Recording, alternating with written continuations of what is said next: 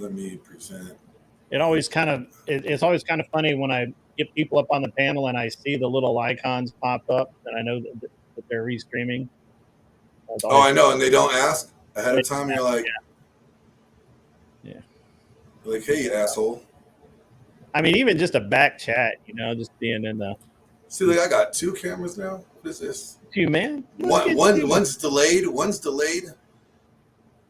You know. Yeah. Man, this delayed I one. dig his wall there. That's slick, man. So me and his brother built this for him, and so you see the torches in the back, man. Those are lighting up. I could turn them off, but yeah, I see that. I see them lighting up. Let me just go ahead and remove that. You don't need this camera. That might be I might do something similar on my next set, except I won't go Valhalla. I'll go a different direction, but maybe I'll get some cool stuff going on. I like it though. It's all right. So, Grit, I kind of want to get a little presidential politic in here. You know what I'm saying? Yeah, like, you know, a lot going on. You know, it seems like there's been a lot of. Hold on, let me just get rid of you. Stop camera. There we go. Cool. There's been a lot of noise about Biden and his state of whether or not he should, you know, run for president, whether or not he's capable of being president. You know, what are your thoughts on all this? Well, I mean, I got a lot of thoughts on the presidential race. I mean, mostly on the Democrat side. I really don't have a whole lot that I can critique Trump on right now. I think that he's doing mostly what he should be doing. I always feel like that, you know, Trump is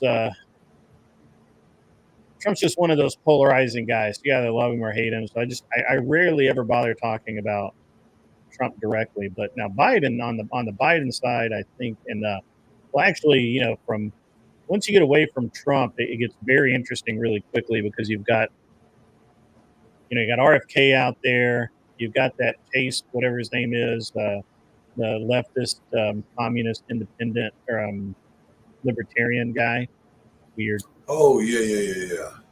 And then Gibbons, is it Chase Gibbons? Whatever. I don't remember what his name is.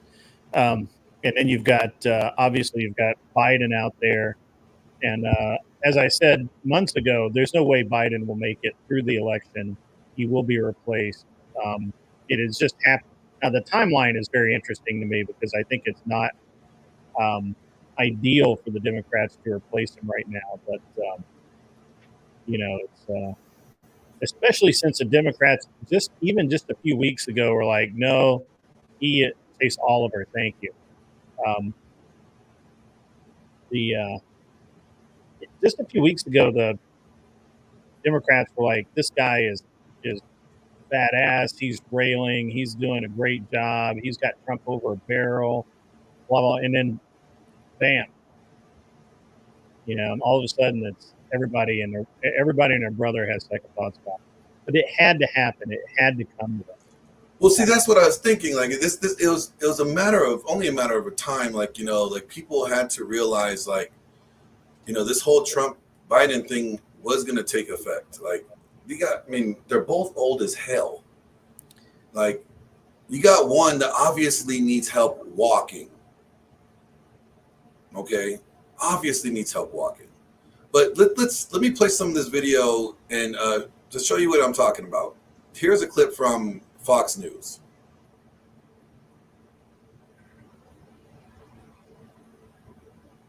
And there's no one better to speak with today than former House Speaker Kevin McCarthy. Speaker McCarthy, I thought of you immediately this morning. You have led a delegation. You have represented Republicans. And I read in Politico Playbook, part of the job when you're in leadership is to make tough decisions and to listen to your members. And I immediately thought about Hakeem Jeffries, someone we haven't heard from. He was on a 2-hour call yesterday. Some of his members said it's time for Joe Biden to step aside. What do you predict Hakeem Jeffries, House Minority Leader, does in this moment? Hakeem hates to make a decision. He'll never make a fast decision. He's doing exactly what he normally does, nothing. There's two types of leaders. You're either a thermometer or a thermostat. A thermostat can tell you the temperature and change it. Hakeem's a thermometer. He sits and lets the caucus decide where to go. And that's why you're seeing it on the House. A lot of members come out against Biden.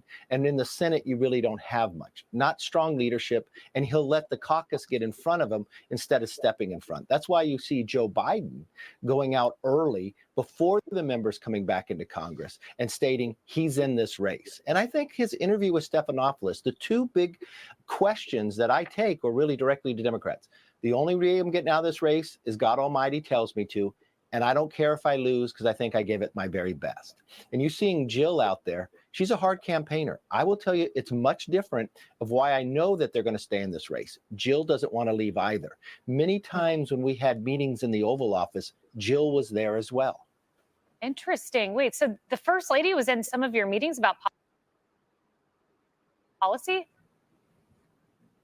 Many times Jill would come in. There was one time when I'd sit there and the president said something in this famous tour down to the pool saying, do you want to go outside?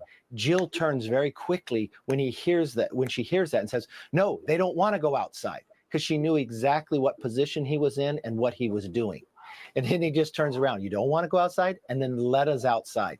Many times, I don't think she's there for policy. I think she's there to give him comfort and direct the meetings. That's stunning. That's stunning. I cannot imagine First Lady Melania Trump on a policy meeting. I never once saw that happen. But what you said echoes reporting from New York Magazine that Jill led him in front of a donor, literally coaching him with what to say, how to speak.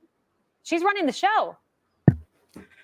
Look, I've been talking about this for more than a year. I've watched his decline. Every meeting I've had with this president has been different, and they would attack me because of it. This is a pattern of behavior you watched with the Hunter Biden laptop. I expect President Biden to call Secretary of State Blinken to go get 51 physicians to sign a letter that says he's cognitively fine and put that out, and then go after the media to say, you can't print about this. I mean, the real question here is this is becoming their Watergate. Who knew it, and when did they know it, and what did they do? I mean, if you think of the vice president, she was one of the most fierce attacks against us whenever we brought this up. So did she not know this was going on? That would disqualify her to become president if she couldn't figure out this was happening. And then it would also disqualify her to be the nominee. Their Watergate? Yeah, I think it really is their Watergate. Now, for those that are not old enough to understand what Watergate was and, whatnot, you care to tell us what, Watergate is?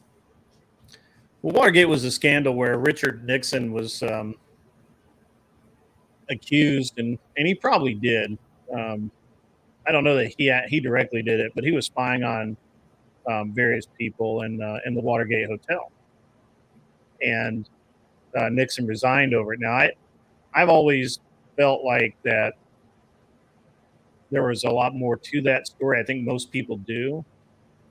But the point is that it basically, Nixon had to step down under a lot of pressure, whether he was innocent or not. And here's where the thing is, though, is I think that the Watergate thing is really just to incite old people that remember it, right?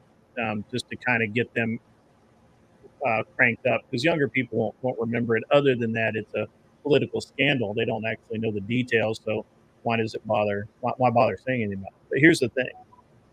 Here's a very important thing. When you go to, when we're talking about Biden and what's happened over the last 4 years, is we've seen someone that was never truly capable of performing in the office. And therefore, the way it can become their Watergate is who's been running the country while this guy has been in office. Okay, and this is one of the things I think that one of the reasons the Democrats are playing such hardball to keep the presidency at least another 4 years. And Goldwater, Anson Knowles is right. I don't know if you can read that, but Barry Goldwater is the one who told Nixon he had lost the support of his party, and this was why Nixon resigned. I don't know that they had enough evidence. G. Gordon Liddy took the fall, So, and G. Gordon Liddy to this day won't talk about anything that he said or did. And you want to talk about a man's man in the modern age? G. Gordon Liddy is lit. By the way, as a felon, G. Gordon Liddy cannot own firearms. However, Mrs. Liddy has quite a collection. And wait a minute, he couldn't own any firearms?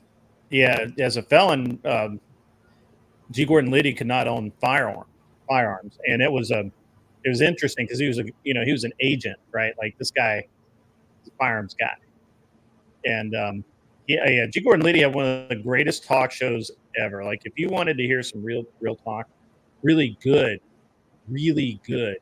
talk show stuff, G. Gordon Liddy is awesome. He is dead.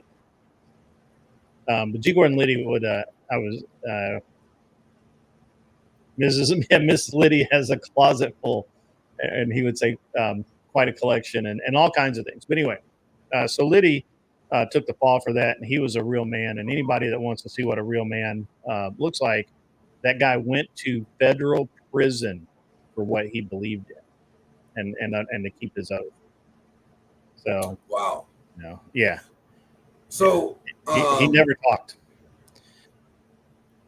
Kind of digressed. Never talked. Yeah, he never talked. He talked, but he never ratted him out. He never ratted out anyone. And interesting. Yeah, he was a G from like real time. So it's their Watergate, as in the fact that they're kind of covering this up. They're covering it up. Yeah. And I think the real question is I think that one of the things that really concerns the Democrat Party right now, if a Republican gets in, and I think it really scared them that somebody other than Trump might run, because if somebody other than Trump ran, then they may not have been able to defeat them, and then there's a very real threat to the Democrat Party that once in office, using executive orders, an investigation can be open, because obviously the executive, all of the investigative branches are under the executive branch. And so an investigation could and probably should be opened up into who exactly was running the government while Biden was in office. Because I think we all clearly know that it's not Biden. Well, yeah, we know it's not Biden. I mean, the guy can barely sign his name, and he's probably not signing his name. He's probably like just writing out his drink order. But who knows? Well, let me play another video. Yeah, go ahead. I don't want to. The Democrats are starting to worry too. It seems like. Well, it was going to go this way. It had to go this way. I called this months ago. They had to do it this way.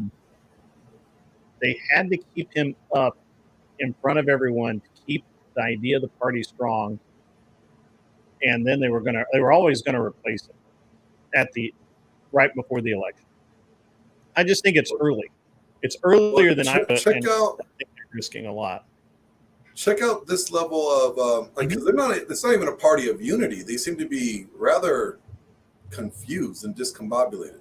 Democrats were all in for Joe Biden until that debate. So we start with this, a Fox News alert. 7 House Democrats are calling on President Biden to end his reelection bid. And now Michael Bennet has become the first Democrat from the Senate to publicly echo that sentiment. Donald Trump is on track, I think, to win this election and maybe win it by a landslide and take with him the Senate and the House. And so for me, this isn't a question about polling. It's not a question about politics. This after House Democrats met behind closed doors yesterday discussing Biden's reelection bid, and it seems they're still divided. Are you all on the same page? No. What do you mean you're not on the same page? They're not even in the same book. We're riding with Biden. Was there conversation about Vice President We're riding with Biden. Was there conversation about Vice President Kamala Harris in there? We're riding with Biden. I think they're riding with Biden. This is Axios reporting that just hours before yesterday's meeting with the House, a smaller group of swing district Democrats held what sources described as a despondent gathering with, quote, actual tears. Well, meanwhile, the New York Times calling out Democrats saying they panic about President Biden, but not doing so would nudge him. So they have two straight editorials telling him to step aside. They say one report says 1/3 of the Democratic caucus wants him gone, 1/3 wants him to stay, and 1/3 to resign that he is the nominee, but thinks he is going to lose. Right. So this happened behind closed doors. I have news for you. He's not leaving. Nope. And yeah, Hakeem Jeffries says, I'm firmly in the corner. That's a big news. Mm-hmm. The Congressional Black Caucus says, I'm firmly in the corner. That's big news. Now Jerry Nadler. Chuck Schumer. He's flipped back. Flips back. AOC, the Congressional Black Caucus. Here's the thing. According to the New York Times, behind the scenes, Democrats, a lot of Democrats, and Brian beautifully breaking it down, a lot of Democrats want Joe Biden to really blow it this week. They're hoping that he blows it at that press conference tomorrow. They hope he has a bad moment in front of the world stage at this NATO thing. Nancy Pelosi was just on another show, and she was asked whether or not he should drop out, and her answer should not necessarily make him feel good, him being Joe Biden. Watch. It's up to the president to decide if he is going to run. We're all encouraging him to make that decision because time is running short. You want him to run. I want him to do whatever he decides to do, and that's the way it is. Whatever he decides, we go with. Let's just hold off. Whatever you're thinking, either tell somebody privately, but you don't have to put that out on the table until we see how we go this week. And see, that is very telling right there at the end. Let's see how it goes this week. Well, Nancy, he already did decide. He already has said, I'm not going anywhere. And she said, Joe Biden, she supports him. She'll stick by his side no matter what. Well, there's no one there. I'll tell you what I think it means. There is no one that is more precise with their words than Nancy Pelosi. She knows exactly what she said. Even when she slurs him. That's exactly. She's a great this is true. negotiator. The translation is, we have encouraged him behind the scenes to step aside. Mm-hmm. But whatever he wants to do, if he's staying in it, then we're with him.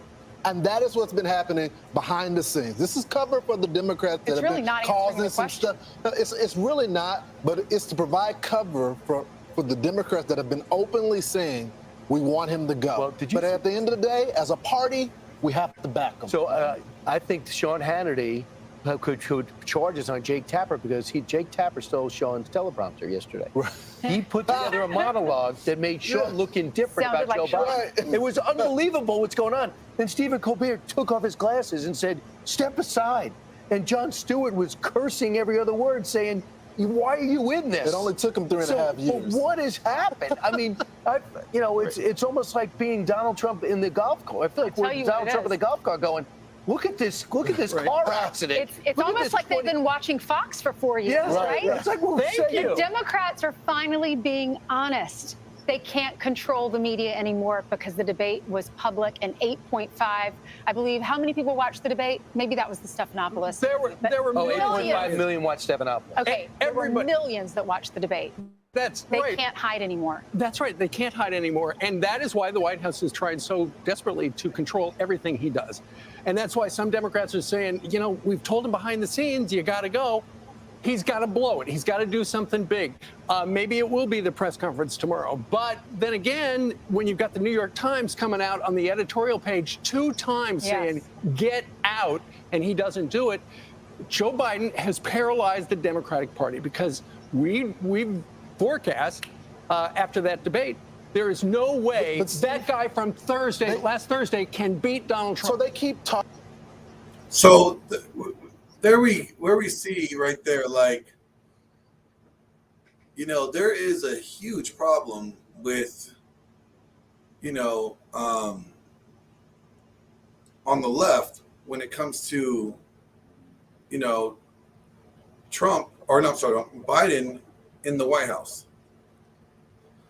Yeah. They have an issue with them. They're not on board. It seems like they're not.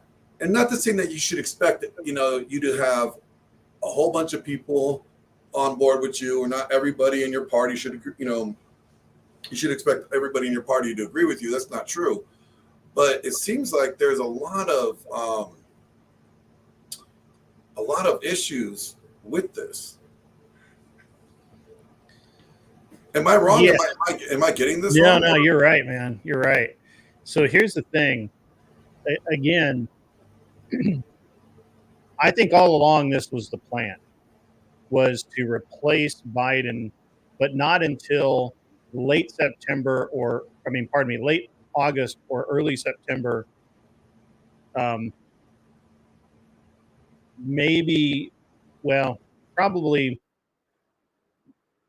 Probably October, probably September into October, because they only wanted to give about 6 weeks of time between when the replacement was announced and the actual election on November 7th. So it just makes sense, right? The longer the right has to take shots at whoever they put up, and right now they don't have anyone that's bulletproof. Like Newsom is the one that I 100% believe that anything else they say is bullshit, that the party wants Gavin Newsom to be the next president.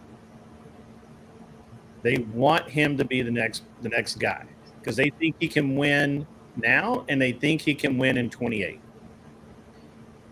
They're looking at having 12 full years. They're basically looking at another Clinton deal of 12 full years going forward. Now, to do that, it's going to be rough. The problem is that if they put, and this is the argument, I guarantee you these are the arguments they're having behind closed doors right now. If they put Newsom in right now today, well, first of all, there's going to be a lot of bullshit going on in the Democratic Party, because all of the guys who were refused the ability to primary are going to be super pissed. And it's going to look like that the leadership is rigging the election, right? And that's going to be even more strife in the party. So that's going to be they got to give it last minute. So everybody, you're either on board, you're in or out, right? Like if they do it. So if next week they come out and say, Biden's medically incapable of continuing, we're replacing him with Gavin Newsom. If they did that, it would be nuclear in their own party. And not only that, I don't know how many super PACs and PACs right now are just armed to the teeth, ready to fire all missiles at Gavin Newsom. He's got a lot of baggage. He's got a railway to nowhere in California that was billions of dollars spent. It was the biggest waste of money, I think, ever. I mean, and that includes like a lot of really interesting stuff. He is so anti-Second Amendment, anti-freedom, you can't even comprehend how bad this guy truly is, because he wants the control. He wants the control, and he'll do whatever it takes to get it. Now, a lot of people think like Jill Biden is the one that's like really pushing Trump or Biden to stay in the race. Do you think you think Trump is pushing? No. Jill Biden is the one is really pushing to keep Joe in the race. Oh, Jill. Oh, yeah. I believe that. Because they say that she doesn't want to give up the power. Yeah, she's probably the one that's calling like 90% of the shots. Right? She's the one that placates Joe, that keeps him from firing everybody. Remember, he's still president. Right? Like all of these leaders around him that are trying to get things done, they're not president. So if he's that wrong nerve, if they trip the wrong nerve, he'll just kick them out. They can't do anything. What is he president of? Like, is he president of what? Like the VFW, or like the Walmart Greeters Association?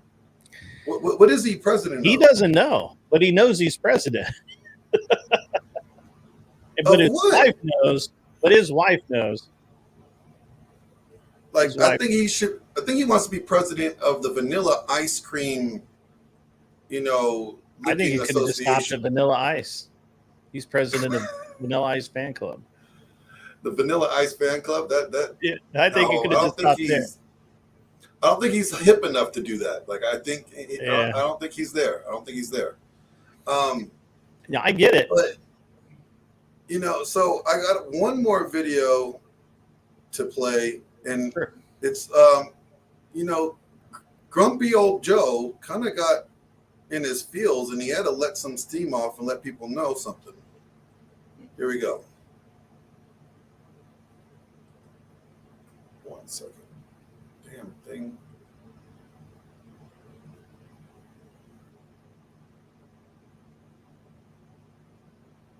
The US President Joe Biden has called in an American news program to tell the public he will not be dropping out of the presidential campaign. Democrats are returning to Washington, D.C. following the 4th of July, worried about the president's recent TV appearances. Joe Biden insists he's not going anywhere. I wanted to make sure I was right, that the average voter out there still wanted Joe Biden. And I'm confident they do. We're not going anywhere.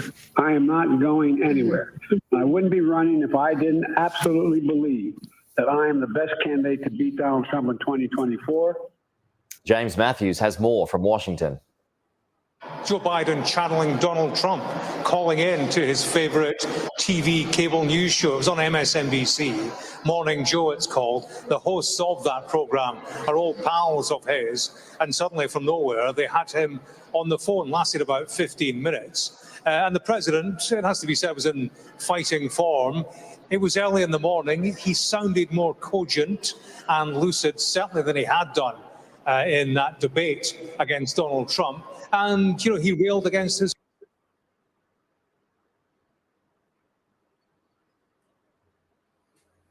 critics. He laid out the case for him versus Donald Trump and made the very clear point that he was going nowhere. So he will be hoping clearly that an interview like that and the fight back in general turns on its axis what is growing opposition to him. Right now, I'm in Capitol Hill, Mark. In this place, there are 9 Democrats and counting who have come out publicly against him. This is day one back after the 4th of July holiday. The fear in Team Biden will be that opposition to him solidifies and amplifies as they get together and discuss their shared concerns. Joe Biden did something else, as well as the interview. He sent a letter today to Democrats, fellow Democrats, he said, and he laid out the case for sticking with him, essentially saying that, look, I'm the guy who is the nominee. I was voted as such by the party at large. For you now to ditch me is to deny the democratic will of the party. Let me read you some of the letter he sent. This is Biden. He said to his party, I want you to know that despite all the speculation in the press and elsewhere, I am firmly committed to staying in this race, to running this race to the end, and to beating Donald Trump. I have heard the concerns, he says, that people have, their good faith fears and worries about what is at stake in this election. I am not blind to them. That's a letter from Joe Biden to Democrats at large, but specifically to Democrat representatives in this place. I've spoken to one of them who wants Biden to stand down in the past hour, and their reaction to the interview and to the letter is that it changes nothing. They remain opposed, saying that they believe in the message. They just don't think that Biden is the message.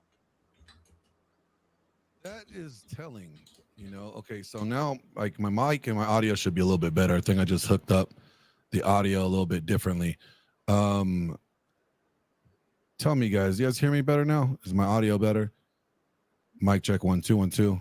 It's a little lower, but it sounds better. Is there there shouldn't be a problem with my mic. Your mic is fine. Your mic seems fine. How about mine? Mine mic check. Okay. Maybe because I'm going through you. That's better. Cool. Yeah, guys. So what does it matter, to us whether or not who is president? I think it matters a lot. You know what I mean? I think it really does. It matters a lot because one, we don't know, really who's running the country. Is it Joe? Is it Jill? Is it who? Who exactly is running the country of the free world? And typically when shit hits the fan, who's to blame? Who's going to be responsible when, shit goes south? Who do we get to hold responsible? Is it Joe? Well, he doesn't know. Who's the president? Who's running? Because that's the thing. Like when somebody is president, this person's in charge. This person's going to be held accountable when shit goes south. But right now, we don't know who that is with him in power.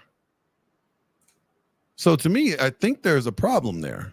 And that's why I think people should be interested in this election. Now, let's just say like you are not a Republican and you don't like Trump and you just hate Trump altogether and you think Trump is the worst person in the world.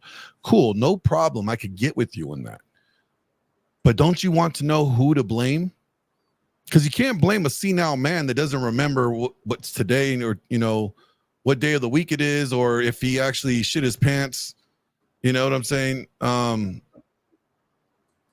You got to figure out who's running shit. What do you say, Grid? Yeah, I mean, I think that's the crux of the issue, really, is that I think I think that the Democrats have an uphill battle, and they have to keep Joe at least placated until they can get rid of him. So, well, can't they get rid? Like they could get rid of him right now. He's still president, man. They can't really. So what's going to have to happen, and this is the other reason I thought they'd have to wait until very late to do it.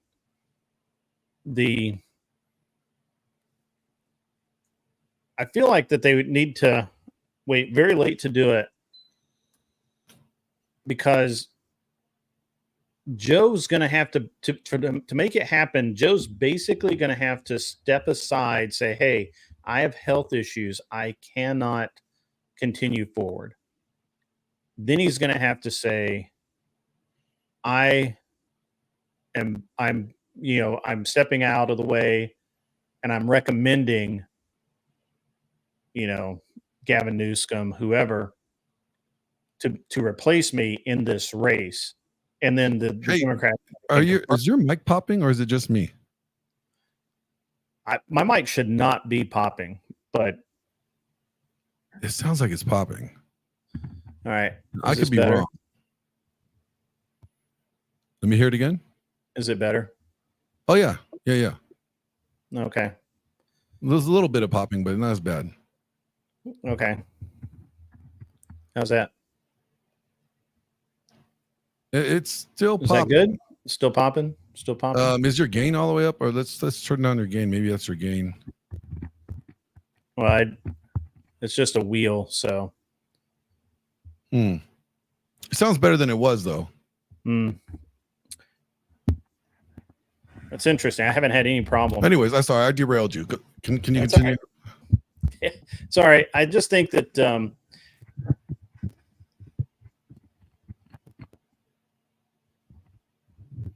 that's all the way down. Can't go any further. They're saying it's better now. Yeah. Okay. Yeah, I'm using a shielded cable and all that, so I don't know. I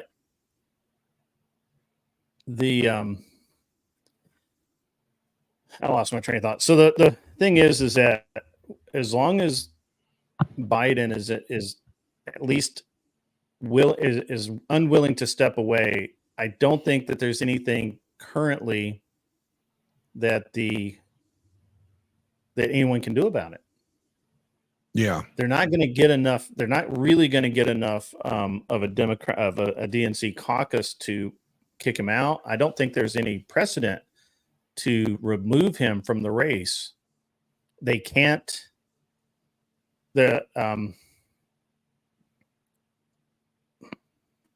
So Anson Knowles had this theory about how at the DNC that they would get rid of him, but there's no precedent for that happening. Well, I now do agree. Isn't there like an article? Is it the 25th Amendment? Right, but the 25th requires a lot of people to agree, and then all that does is remove him. That doesn't establish who's going to take his place. Well, if he's removed, then that puts Kamala in his stead. And yeah, but that would only put her in as president. She couldn't run because she hasn't been primary. Well, at the convention, they could actually, if they take him out now, and they put her in his stead, but they don't want Kamala. Kamala can't win. Kamala can't win, and they know it. That's why Kamala's a red herring that they pulled out of their ass just now to keep everybody's attention off of Gavin Newsom. A couple of people recommended Gavin Newsom, and the very next day, you hear about Kamala again. There hasn't been anything about Kamala in the press for months. Now, why is that? Why do you think that is? Do you think they're hiding her? No, she's an albatross, man.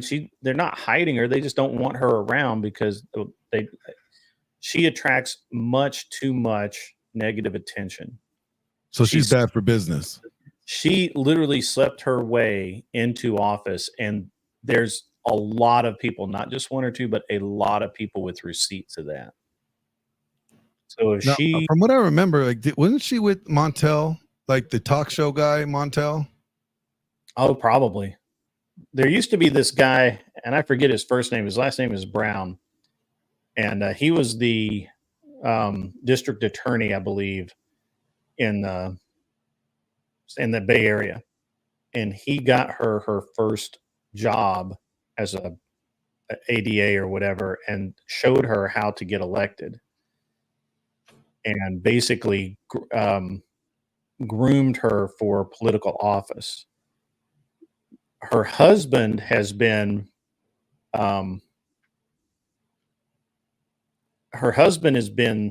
linked multiple times to, it's probably tickling $1 billion now.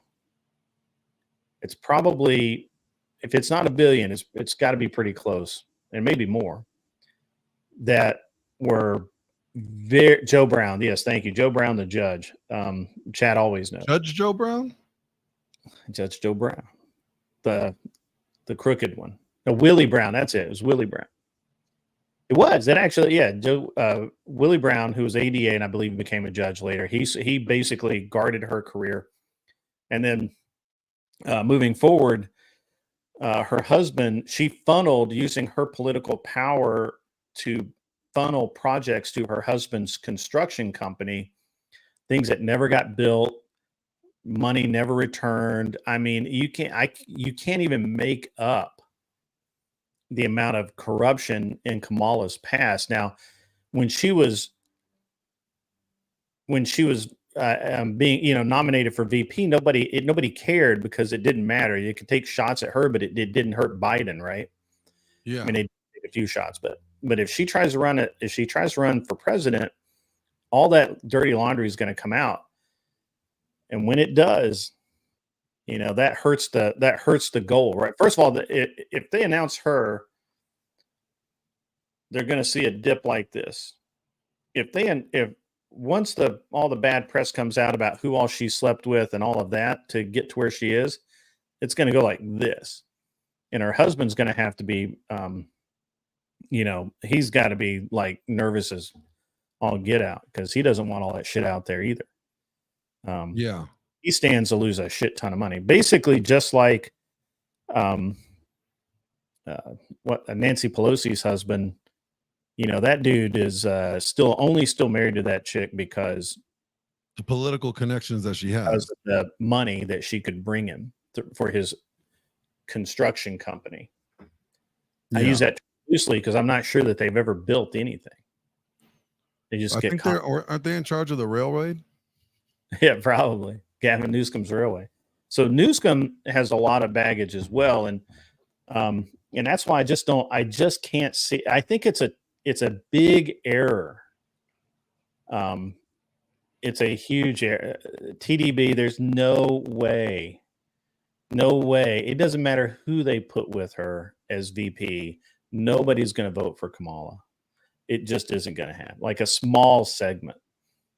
It would literally ruin, especially it would ruin the a lot of the typical Democrat vote.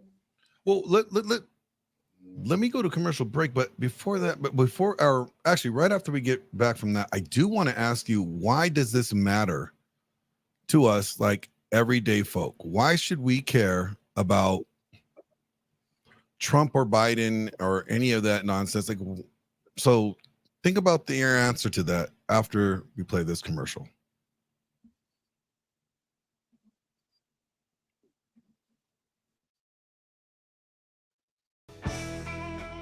If you haven't been to the Glenn Lawrence Presents Production of Men page on Streamlabs, go check it out now. It's the one-stop shop to be able to watch videos, donate, connect with me on socials, and buy swag from our store. That's right, swag from the store. So if you enjoy the content on this channel and you want to support it, go to the Streamlabs page for Glenn Lawrence Presents Production of Men now. Donate, buy some swag, or follow us on the socials. It's a one-stop shop to do all three. Thank you. Masculinity is in crisis. What are we to do? We need to acquire a dominant masculine presence. Now available on Amazon. Masculinity is in crisis. Men's masculine behaviors and traits have been suppressed by popular culture. Why has it become so popular to shame, guilt, insult, masculinity, and masculine behaviors? After 50 to 70 years of this has resulted in a very large subset of men who have become weak, useless, and crisis. Pathetic state for boys and men that leads to depression and violent despair.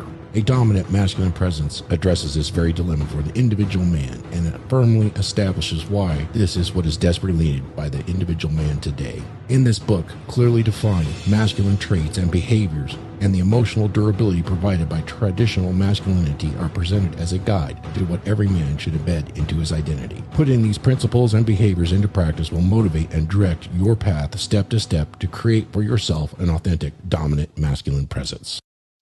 Hey, you. Yeah, I'm talking to you. No, there's no one behind you. Stop looking around. Yeah, you. Quick question. Did you hit the like button on the way in? You didn't?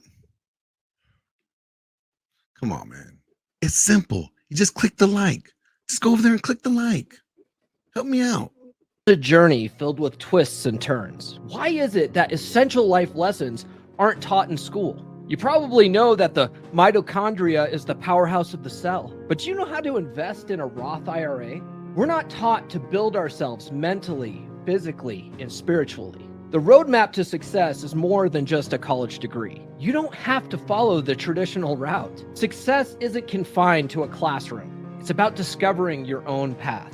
You ever wish that someone handed you a guidebook to life when you were 18? Well, it's never too late to rewrite your story. Everything I wish I knew when I was 18. Advice for young men to create a great life for themselves. This book is your compass, guiding you to pick the right career, how to invest wisely, and how to prepare for a fulfilling future. To take control of your health and your fitness. Learn how to date efficiently and find genuine desire. And master the art of leading healthy relationships. Your path is defined by the choices you make, not by others' expectations. Don't wait until you're 35 to unlock your potential. Order your copy now on Amazon. Rewrite your story. Build the life you deserve.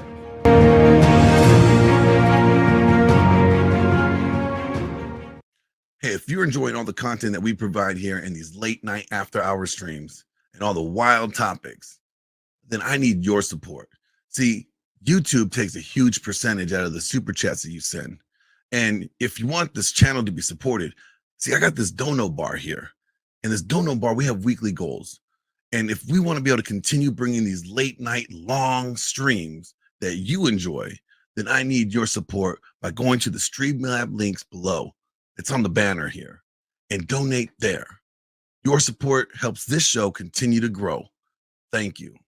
This episode was brought to you by Tactical Soap from Grondike Soap Company, a game changer in men's grooming. Crafted with natural pheromones, it's designed to elevate your alpha status, masculinity, attractiveness, and charisma. Each bar is meticulously formulated to invigorate your sense and leave you feeling confident and irresistible. Unleash your true potential with Tactical Soap and command attention wherever you go. Order now by using the link in the description of this video.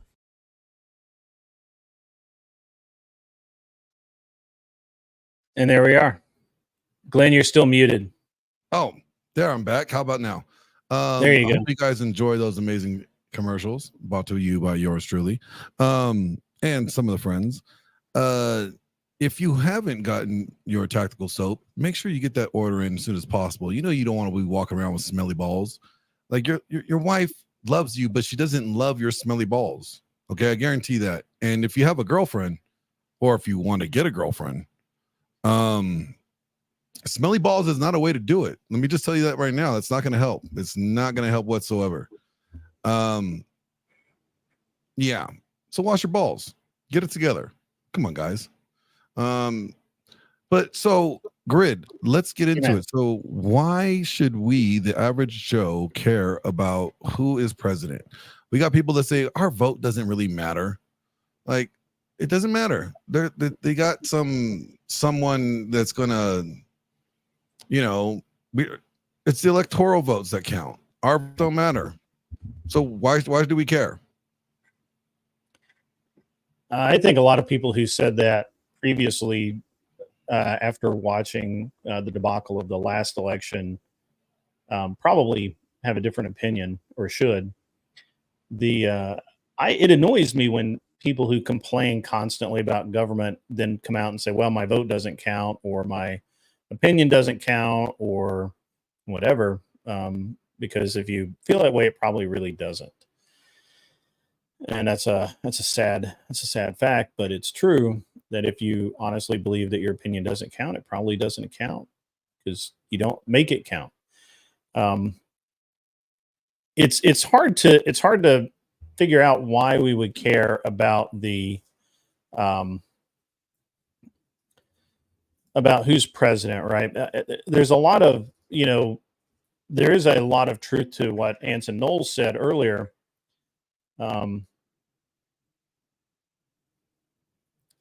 It is largely, the presidential election is to distract the American people from what's truly going on in the country,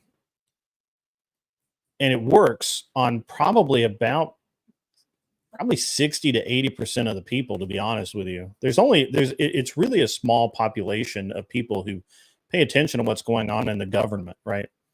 And that was one of the greatest things about Rush Limbaugh. Whether you liked him, or you hated him, or you thought he was a crackpot, or you thought he was a genius, every single day he told you what was going on in the government, the truth, right? Like, actual thing. You could go look it up. And so if you're, and when the effect that had was more people made more informed decisions than ever before. And I feel like that you have right now, we lack that. And that's one of the reasons why a lot of us feel this way, is that we're just not getting the information that we need. And we are getting distracted by the presidential election, because that's all the press will focus on. They're not focusing on, the hearings that are going on currently in the Senate or the House or anywhere else in Congress. Why? Yeah, nobody's really talking about the fact that Biden is going through an impeachment trial. Right, he's in an impeachment trial. Nobody's, nobody's talking about the trial that Jim Jordan's heading up right now, on a lot of the corruption issues. And this truly is the way both sides want it. Well, and I'm not even going to say sides. This is the way that federal government wants it, because when local people in flyover states start turning out in numbers to vote, all of a sudden, it's harder for them to hide what they're doing. Both sides, all sides. It doesn't matter whether you vote Libertarian or you vote Republican or Democrat. I think Libertarian is just a retarded thing to talk about being, but that's okay. You know, there's only really two sides, and that's conservative and communist. And that's it. There's no. Now, Grid, let's say you were going to run for president. Let's say you were going to be president one of these days. Hold on. Hold on. Yeah. I got a perfect idea. This is what we're going to do. This is what we're going to do. Ladies and gentlemen, we are going to talk. If Grid was running for president, this is going to be his candidate speech here. I'm going to set it up for you guys here. Hold on. Wait a minute. Here we go.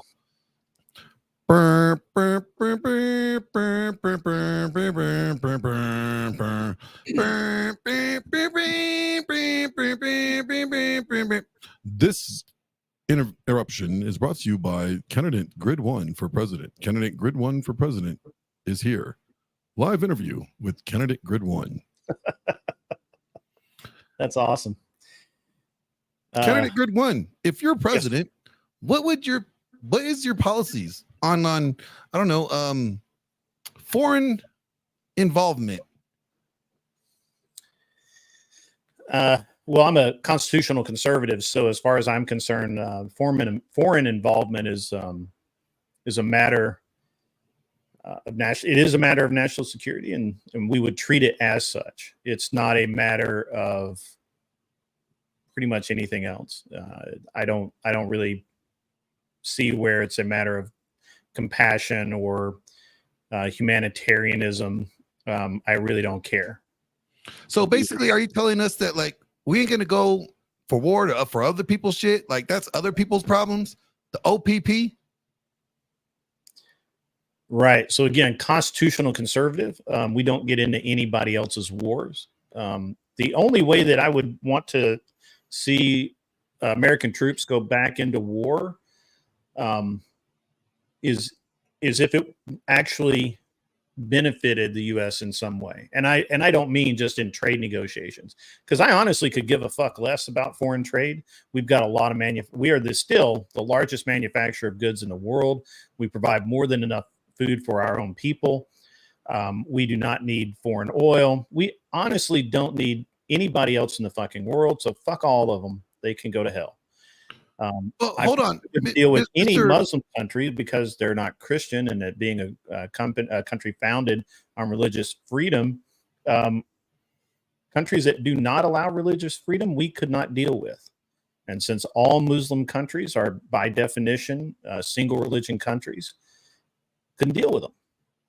Period. But wait a minute, presidential candidate Grid. What about the crime in our country? I mean, our country's riddled with crime. Like, I could go to Walmart right now and rob them of a TV, and as long as it's under $1,000, I ain't going to jail.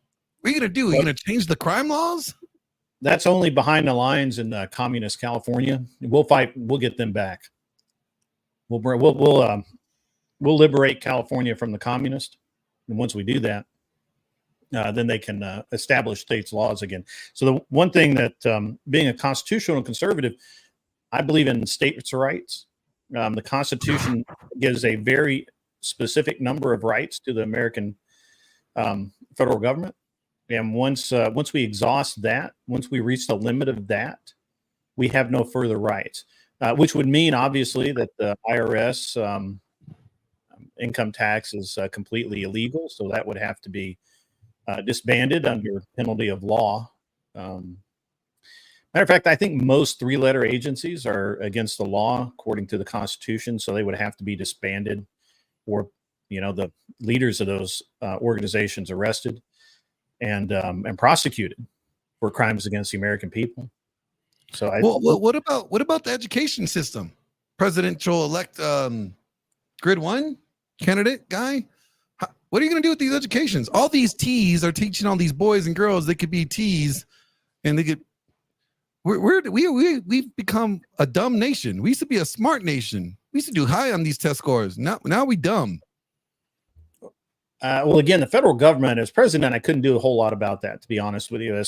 Although we would obviously, the Department of Education would not exist anymore because it's not in the Constitution, and federally we have no authority to enforce such laws. So that would all return back to the states, and the states could then determine how they spend their tax dollars on their state education. And I believe that without the federal iron fist and the leather glove tactic of the Department of Education, or velvet glove, I guess, since the Department of Education couldn't threaten you that if you didn't abide by their policies, you would not receive the money. Since that threat wouldn't exist, I believe our school systems would actually return to being worthwhile. And I honestly, I'm a big proponent of local school boards having complete control over their schooling and homeschooling. So I don't believe that nationally, people in New York have no fucking clue what the people in Tennessee need to for their kids to go to school. So fuck those guys. And states' rights, man. It's all about states' rights. The number one thing that we have to understand is that we've fucked ourselves so badly because we've allowed the federal government to expand to the point that states' rights are basically non-existent. And that's made us poorer for it. We are not a rich nation anymore. We were a rich nation. We are a wealthy nation now because we have a lot of debt and we can just print money, and that's fine. We have a large GDP, so we can back that debt up. However, constitutionally, we shouldn't do that. And so if it's not in the Constitution, can't do it. Question, presidential candidate-elect Grid One. What about these women's rights? You know what I'm saying? Like, I'm sorry. These hoes are these women's rights. These hoes are trying to. I don't understand what you're saying. Everyone has the same rights. There's no special. No, we don't. No, these hoes want to abort babies and shit. Like, what about their rights? They say their body, their choice. Like, if you what can about, show what me about where them? in the Constitution it tells me that I need to acknowledge women's rights, I'll be glad to listen to that. Until then, it's a states' rights issue, and the states can handle it how they see fit. So these hoes don't got rights? Not federally. Why would they? Okay. What about the marriage?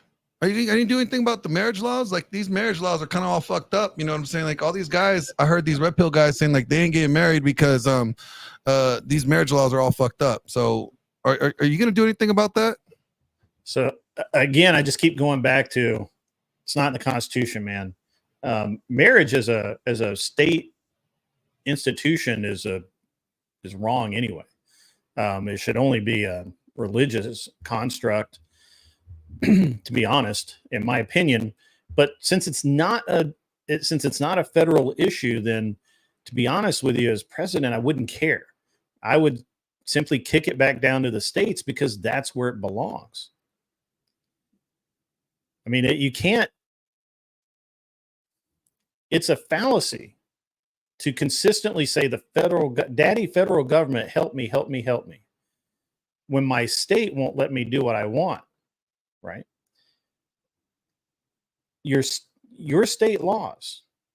That's what's important. And if you don't like those, you're free to leave that state and move to a state where you do like those laws. See, that's the beautiful thing about it. But as far as marriage goes, again, that's I don't know why the state is involved in that, other than taxation and some other things that largely the federal government induced and has no business doing. Again, once the IRS is gone and there's no income tax, there's no reason for a couple to get married because there were no tax breaks. There's no income tax. There's nothing like that. So why, at this point, there's no advantage other than that you are you get married because you want to get married, and you get divorced for reason. I've seen this going around a lot, that people want the federal government to get rid of no fault divorce, which was because the federal government instituted no fault divorce.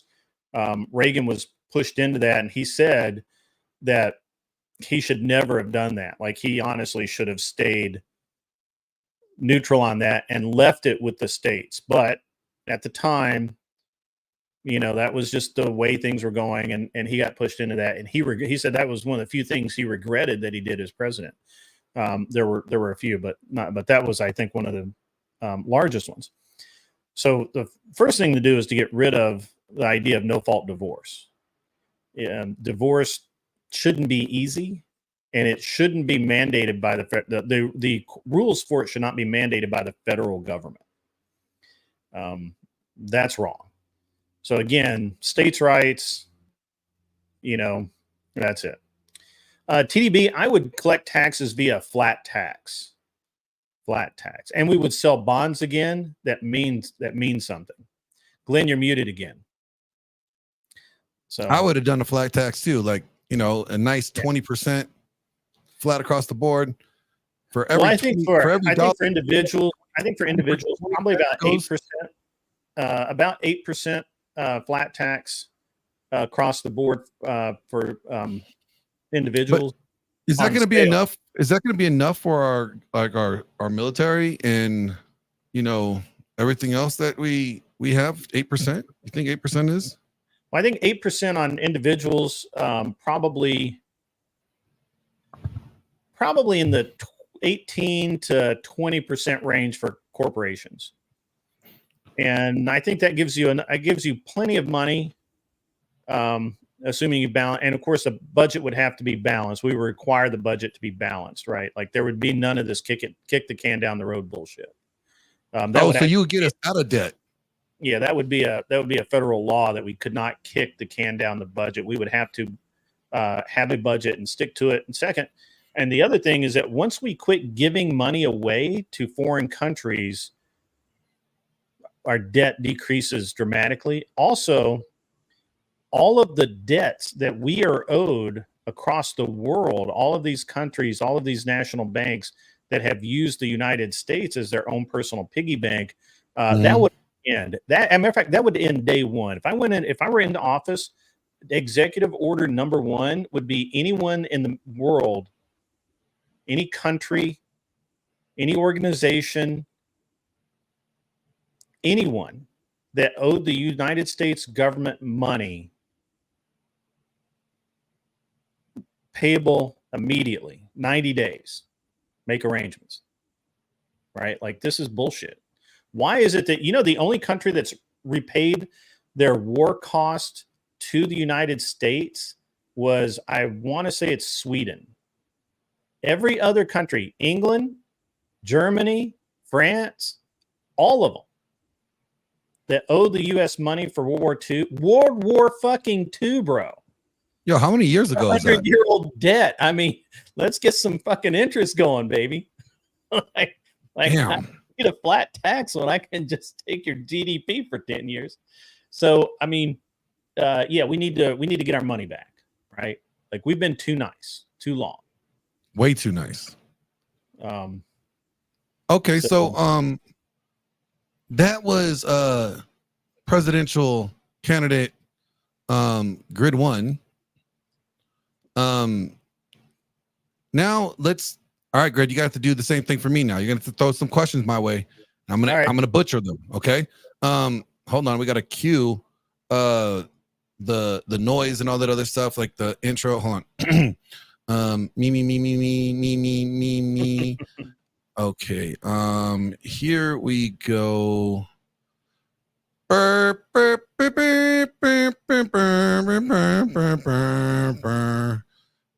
Here's another interview from presidential-elect Glenn Lawrence. Ladies and gentlemen, presidential-elect Glenn Lawrence, the person that you have not voted for yet and that you guys have ignored this whole time, he got a few words to say. All right, here we go. All right, greetings, got Glenn Lawrence here. Yes. How can I help you there, sir? Let's hear the speech. Roll it off the. Listen, we living in a nation that is upside down right now. Okay, we have the whole world upside down. It's all crazy. Okay, we got kids thinking they could tell parents what to do. We got men thinking they could be women, and women think they could be men. Like, it's all fucking ass backwards. We got to change this shit immediately. All right, like we got dudes with dicks thinking that they're chicks. Like, that is illegal. That should be illegal in every country. It will be illegal in this country when I'm president of the United States. That's for damn sure. All right. We got problems with people like, Joe Biden. The guy is like 900 years old. He took a shit yesterday during his presidential speech, and he didn't even know it. He blamed the other guy. Like, we can't be having this. Like, come on now.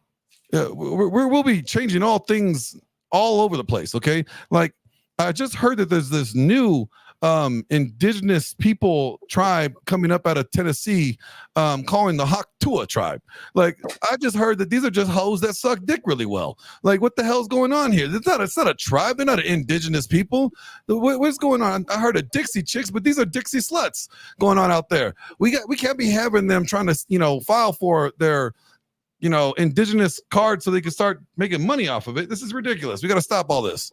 But if you have any questions, I can tell you what presidential-elect Glenn Lawrence will do if you want to know for sure. Give me some questions. I'll tell you what my policies are. How are you going to end the streetwalker crisis? Streetwalker crisis? You talking about these hoes or homeless people? Both. Well, you know what? They're out both on the streets. Listen, we're going to have a strict curfew going on at midnight. Yes, at midnight. If you look homeless and if you look like a hoe, the police are going to pull you over and take you out of the county lines and drop you off in the middle of nowhere, make you have to walk home. That's right. All right.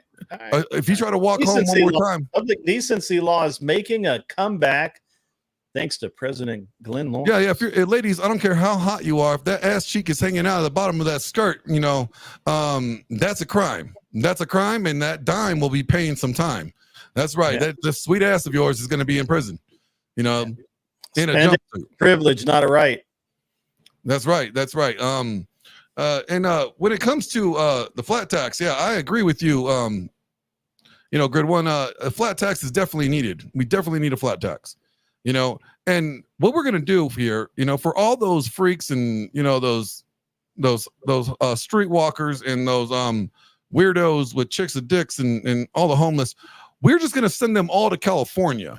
Okay, and we're just gonna make California, what the Brits did to Australia, like where Australia was just that their little jail, the whole jail for California. Yeah, we're gonna make California our prison. We're gonna just send everybody there that's doing dumb shit. Like, if you like sucking dick and you're a dude, you're gonna go to California. If you're a carpet muncher and you like eating carpet, you're going to California. If you are, a communist, you're going to California. If you believe in DEI, you're going to California. If you, are thinking that if you're an egalitarian and you think that men and women are equal, you're going to California. And build that wall, brother. Build that wall. And no, we will build that whole wall along the lines of California, and we ain't got to worry about it. The pimp is going to California. You can't be pimping hoes in the states that there's no hoes in, so you're going to take your ass to California. So that's what I plan on doing. That's what I plan on doing as president, is like, look, if you want to be a D-gen, we're just going to send all the D-gens to California. And eventually just, we hear that California is going to break off into the ocean anyway. So if that is the case, maybe we could expedite that. Maybe throw some charges down that fault line there and kaboom. Oh, yes. And ladies, I need you guys to vote for me this term because I'm taking your rights away when I'm president. Yeah, this whole voting shit. Repeal the 19th. We're repealing that shit, okay? This shit's going away. But you know what? In the meantime, I need you to vote for me now to make sure I become president. That way, when I am president, I can repeal the 19th, all right? We got to make that shit happen. And vote for me and hear me later. The funny thing is what's important is that none of these candidates, especially even I don't even hear Trump saying this, but not one presidential candidate is really talking about how they're going to fix families. What they're pushing for families. Nobody's pushing for families. Nobody's running on a family first type of slogan. And I find it interesting. America first, all this other stuff, but family first, I don't see that. I want to shout out Dano here for his $2 super chat. It says, some pennies for your campaign. Thank you, sir. Keep those shekels coming. Yes, please do. But I know there's a lot of like craziness that, just like I said, a bunch of craziness, but it's kind of true though. I wouldn't have a problem if our nation decided like, hey, you know what? All your degens could live in one state. If you don't want to be degenerate, we're going to incentivize you. We're going to help pay for you to move out of your state into another state that's not degen. You know what I'm saying? Like, I think that's the policy that somebody should, incorporate, at least if we're going to still have all these degens running around.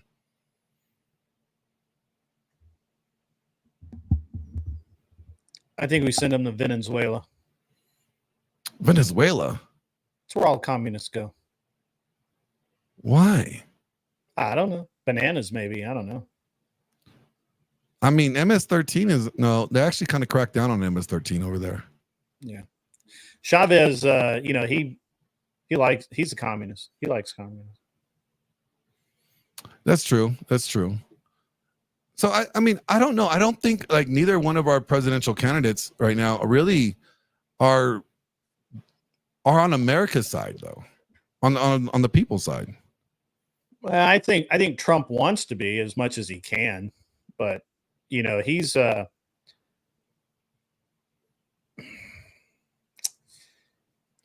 think Trump's more realistic about what he can and cannot get done.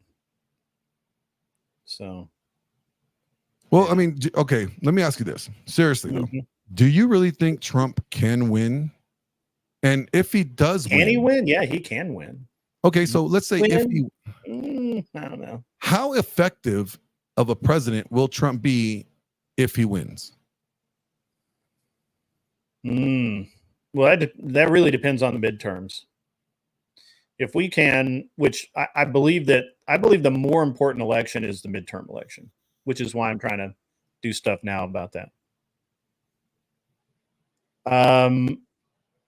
I don't know if MS-13 is from Honduras. That I didn't mention though. That was me. I mentioned that. I'm not up on the gangs, bro. So why would you assume I am? That's racist. It's I just judging by your tattoos, bro. None of them are gang related. I just assume you guys all know each other. None of them are gang related, you asshat.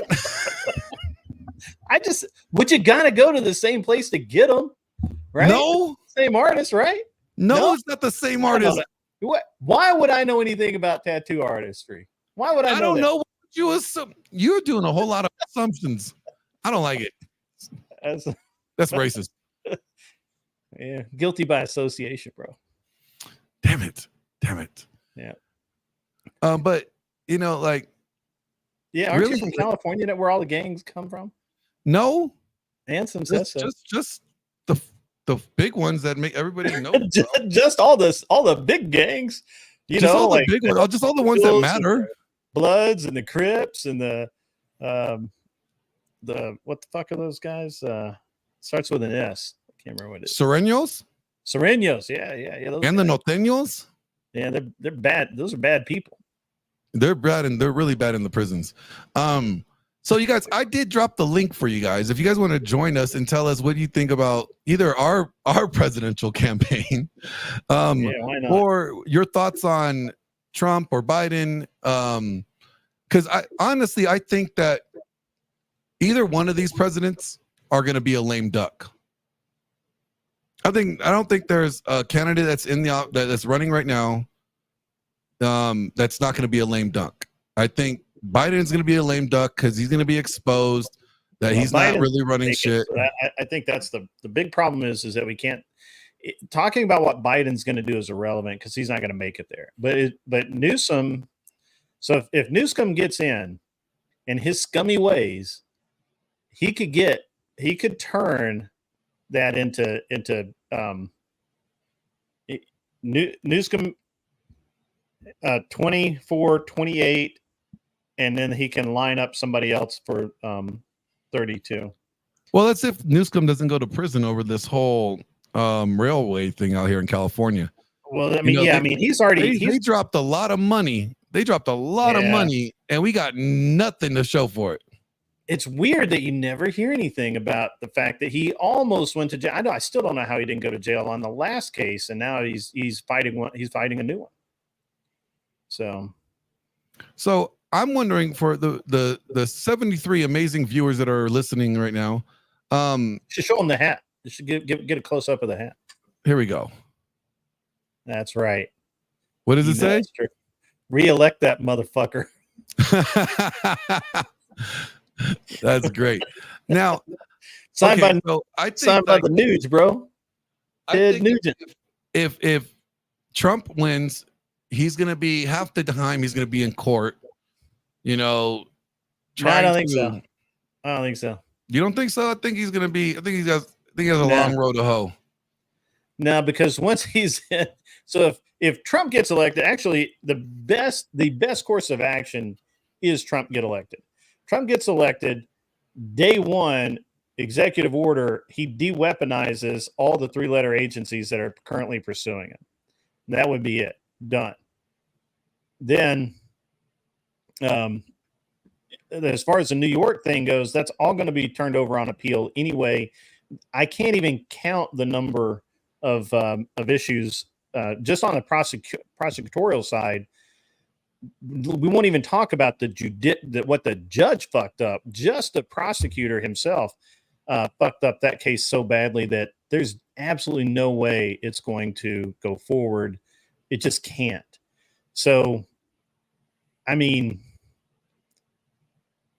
it's so in 2020, there was like a huge. There was a lot of support for Trump, but there were a lot of people who thought that he had it in the bag. And I honestly, thought he had good numbers at the polls. I don't know that realistic. I still think that the numbers are highly suspect that came in, but let's just assume that they're right. Let's just give it to them that there was no cheating involved. It's tough to say, but let's assume it. Right now, I've never seen people more energized about Trump, especially the more they go after him. There are people that in 2020 had Biden signs in their yard that have Trump signs in their yard right now.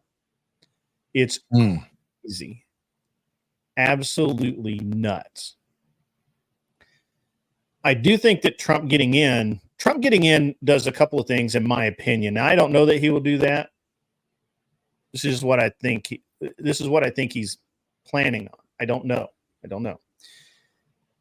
I think the most effective thing he can do is clean house for the incoming president, which will probably, depending on how the momentum Trump can carry while he's in office, which he has proven he can carry a lot of momentum. Yeah. If he can carry that momentum and endorse the next candidate, which I don't know who that should be yet, but I feel like I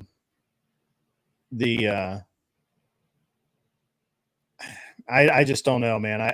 I don't think that we've seen the next presidential candidate yet. An argument could be made for Vivek, but I just don't know. There's something about the guy. I'm just not hip to him. Now, I don't know about you, but I'm kind of wondering like what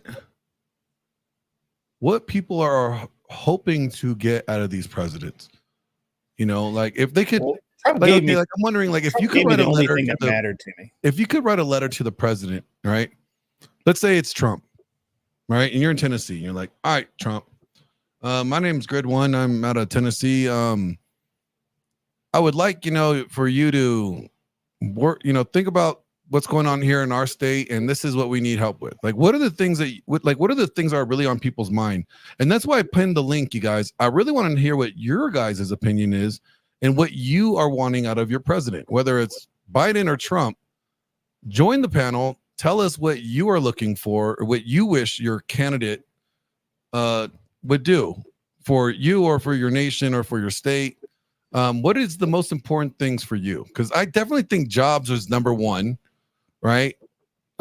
Jobs, immigration, right? I think those are the top two. And I would have to say law and order. I think we're really lax. Our criminal system, our criminal justice system is really lax on crime here. And, you know, I think that they are dropping the ball. So those are the top three things that I could think of. Now, I'm not really sure federally how they could adjust like marriage laws or anything, but well, they could repeal the no-fault divorce law. That's a federal law. Oh, then yeah, I'd repeal that shit. Reagan signed that in. Reagan signed that in. Well, Reagan signed it into state, California state when he was. Yeah, I believe it's a federal law though. But here's the thing: Trump already has done all I ever needed him to do as president, and that was stack the Supreme Court. And we're seeing the benefits of that now. Yeah, it took 5 years, but we're seeing the benefits of that almost every day with these various firearms cases, right? Like the Supreme Court is actually doing its job, and they're building the wall. They're building the framework that's going to prevent all attempts at an assault weapon ban down the road in the future. It just won't be able to happen. Now, and they're going to use Illinois to do it. And once they overturn Illinois, because it'll come back out of the lower court. Yeah. Once it comes back out of the lower court and goes to the Supreme Court, and the Supreme Court strikes down the AWB there, that bit of legislation is going to be used to strike down the AWB in California, in New York, in Vermont, in Virginia. It's literally going to and there can never be another one. And especially concerning the AR-15, they literally have made them define the AR-15. They're making them define it as a non-military weapon because no military on the planet uses the AR-15 in its inventory. It, by definition, is not a military weapon. So Trump has already accomplished everything I ever needed him to accomplish. I needed the Supreme Court to get away from just passing whatever and refusing to hear cases. Now, you have to understand that before Trump passed the Supreme Court, there were firearms cases that sat waiting for the Supreme Court to hear them for decades. Decades, man. Yeah, but there was a reason. There's yes, let's welcome Mr. Clover. There was a reason. I mean, Clover Tax, right? There was a reason. And one of the reasons that they sat is because they couldn't win. No, right? A lot of the reason that most things get kicked back, don't get taken up by the Supreme Court is, and I just know this from whether it's Foreign Policy Coalition or Second Amendment Foundation or GOA or whoever. I mean, I know all of those folks, and you know, if you know all of those folks, then you hear the things. But then, so like one organization will bring that case, and then you'll hear from the next organization that it wasn't written properly, right? And so there's an exponentially increased amount of scrutiny as lawsuits work their way up the chain.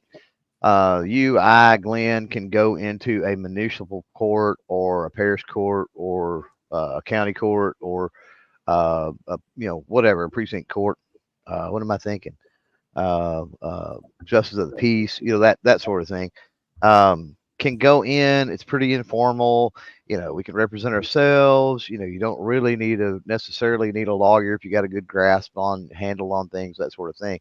But it works the same way with any type of lawsuit. As you work it up the chain, you better mind your P's and Q's, right? Have all the I's crossed and the T's dotted, so to speak.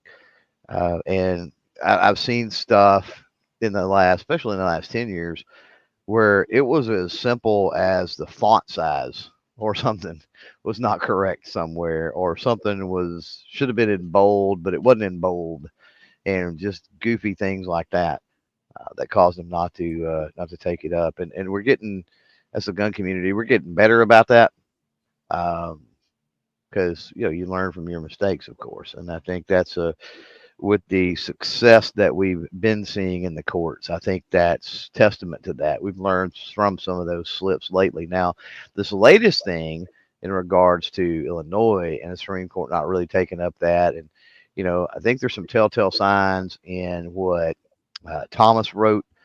There's also some telltale signs, believe it or not. I think it was Sotomayor in the bump stock case. I think it was her dissent. I could be wrong. It may have been Kagan, but I think it was Sotomayor that alluded to the AR platform being.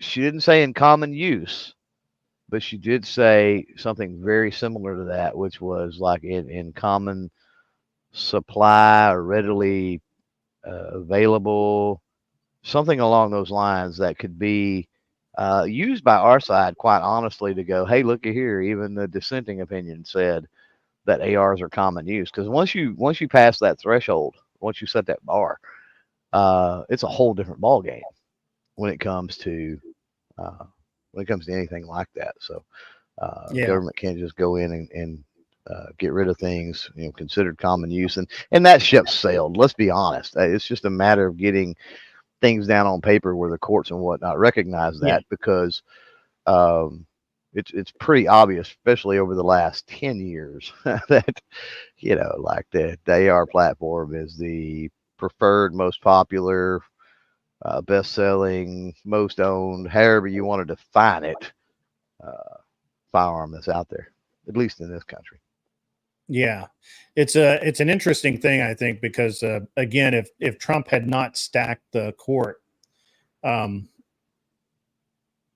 we would be I think we'd be in a very different place right now, and especially because Ginsburg was just so bad. And what was the other? Well, on certain things, and that's another thing that I tend to defend the Supreme other really Court. There was another really anti-gun justice that Stevens. Stevens, thank you. Yeah. So there, man, I say Stevens. Was it Stevens? I think you're right. No, I think it was Stevens. It was Bader Ginsburg and Stevens were always dissenters, and they led the rest of the most of the they led the liberal and moderate judges. And but then you say that, but then at the same time, if you historically look, the vast, overwhelming majority of cases that make it to the Supreme Court are 9-0 decisions. So we're only talking about a select small few, and they're important. Don't get me wrong; they're pivotal and critical, but they're only a select small amount of cases. Are you talking about when Bader Ginsburg and Stevens were there? I'm talking about through history. Period. Oh, okay. Yeah. And it's a crazy number. Somebody have to Google through it or whatever, look it up. I don't know the number off the top of my head, but no, it's okay. It's like 90. I want to say it's like 90-something% of Supreme Court cases are 9-0 decisions, meaning that all justices are in agreement. And so, what that tells me, and paying attention to the Supreme Court, people get really hung up on this right-left idea. And when they get hung up on, or the liberal conservative idea, that's a conservative justice, that's a liberal justice. And I think, man, that's not an accurate enough representation of a justice. Now, a politician, a legislator, sure. But as far as a justice, you have to look at it from a different prism. You've got an originalist, and then you've got a precedentialist, I guess you could say. You've got a justice that relies on original interpretation of the Constitution, and then you've got a justice that would be what most people would be considered conservative, though it's not necessarily. And then you've got justices that work off of previous court precedent more than they look at original interpretation, right? Well, and that tends to be the more liberal. Let me ask you this. Do you think Louisiana and Oklahoma would have been able to pass the laws that they did in regards to the 10 Commandments if the Supreme Court wasn't stacked in favor of with Republicans? It depends on at what point, you know what I mean? Like you're talking pre-Trump, probably not. Right? At some point, I don't know that we needed the 3 that Trump brought in. I don't know that we needed all 3 of those to get it done. Because I guess there's a lot of hoopla going about this. Like they even took it up to the Supreme Court of the states in those states to get these, to try to get this taken out. And here is a video of one of the co-authors of this bill responding to people that were saying, well, what if we're not religious? And I think a lot of it has to do with the fact that, our Supreme Court is stacked in favor of, religion and families these days. So just hear this out. Critics of a new law say that in Louisiana schools, the line between church and state is getting blurred. The Republican governor just signed a law making Louisiana the first state in the country to require the 10 Commandments be posted in every public school classroom, from kindergarten through state-funded universities. Yeah, the Tennessee state governor. Goofing up. Yeah, the Tennessee state governor just signed in a law a couple of weeks ago requiring, or not requiring, but suggesting strongly or designating, however you want to put universities. The law specifies the commandments must be displayed on a poster or framed document that's at least 11 by 14 inches and in, quote, large, easily readable font. Opponents have now vowed to sue, and at least one high school teacher is saying he will defy that law, calling it nonsense. It's just foolish legislation. I mean, what's going to happen? A third grader is going to walk in a classroom and see "Thou shalt not commit adultery" on the wall and say, well, I was really planning on committing adultery today, but since I read that on the wall, now I'm not going to do it. It's just nonsense. We have real issues. And joining me now to discuss is one of the co-authors of House Bill 71, Louisiana State Representative. I don't want to forget what did it strike anybody funny, and granted there was cuts there. This has been edited, but it strike anybody funny that out of the 10 Commandments, the sexual commandment is kind of the one that the dude went through with the third grader. The one the guy went through first, and that's kind of weird. Who would be just perfectly fine with a big sign that says "Condoms available free. See the nurse." That struck me, and I wanted to get it out there before I forgot. No, you're right. Whatever, no, you're like right. that was weird. That was weird. Not "Thou shalt not steal or kill" or any of that, but like go to the adultery with a third grader. Okay. Yeah. Why would you not? Lauren Ventrella. State Representative, thank you so much for being with us to share your perspective. Does the bill specify what kind of penalty teachers like that will face? There's not any penalty under the law. It's just a requirement that the classrooms should post what we know and believe is the moral fabric, the moral fiber of our country that should be on public display, that the school children should have the opportunity to read and be exposed to. So when you talk about the moral fiber of our country, you realize that this country is an amalgamation of cultures, right? And different faiths. And even within Christianity, people don't interpret those commandments the same way. Well, what's important about this bill and what's important to remember about this country is that whether we like it or not, Moses is in the Supreme Court of the United States. The 10 Commandments are in the Supreme Court of the United States. Moses is on the law in Congress. This is part and ingrained in our nation. This is a historical document that's important in Louisiana because in Louisiana, we believe in faith, family, and freedom. And that is why I voted in favor of this bill. Oh, sure, you go, girl. You also recognize that the Constitution of this country, its founding document, doesn't include the word God or Jesus or Christianity. And that's for a reason, because the founding fathers founded this country as a secular one. That's not true. You don't see that? I bet you CNN pays you a lot of money. I bet you got a bunch of dollar bills. What does this have to do with the network that I work for or what I'm getting paid? Don't make this about that. Answer the question. Why did the founding fathers not include God in the Constitution if they wanted this country to be the way that you see it? Let me finish my statement. And Answer your wallet, the question and don't make this about me. In God we trust. Well, make it about me. I got a dollar bill in my wallet. In God we trust is written on that dollar. It is not forcing anybody to believe one viewpoint. It's merely posting a historical reference on the wall for students to read and interpret it if they choose. But fundamentally, you understand that there's a separation between church and state, and that if you're a student at a school, say you're Muslim or Hindu or atheist, having that on the wall, doesn't that endorse a specific set of beliefs?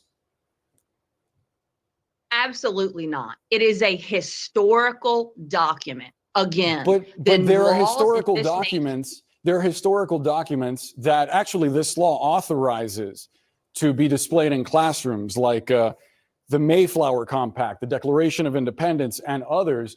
But this one is specifically religious, and there's a difference there.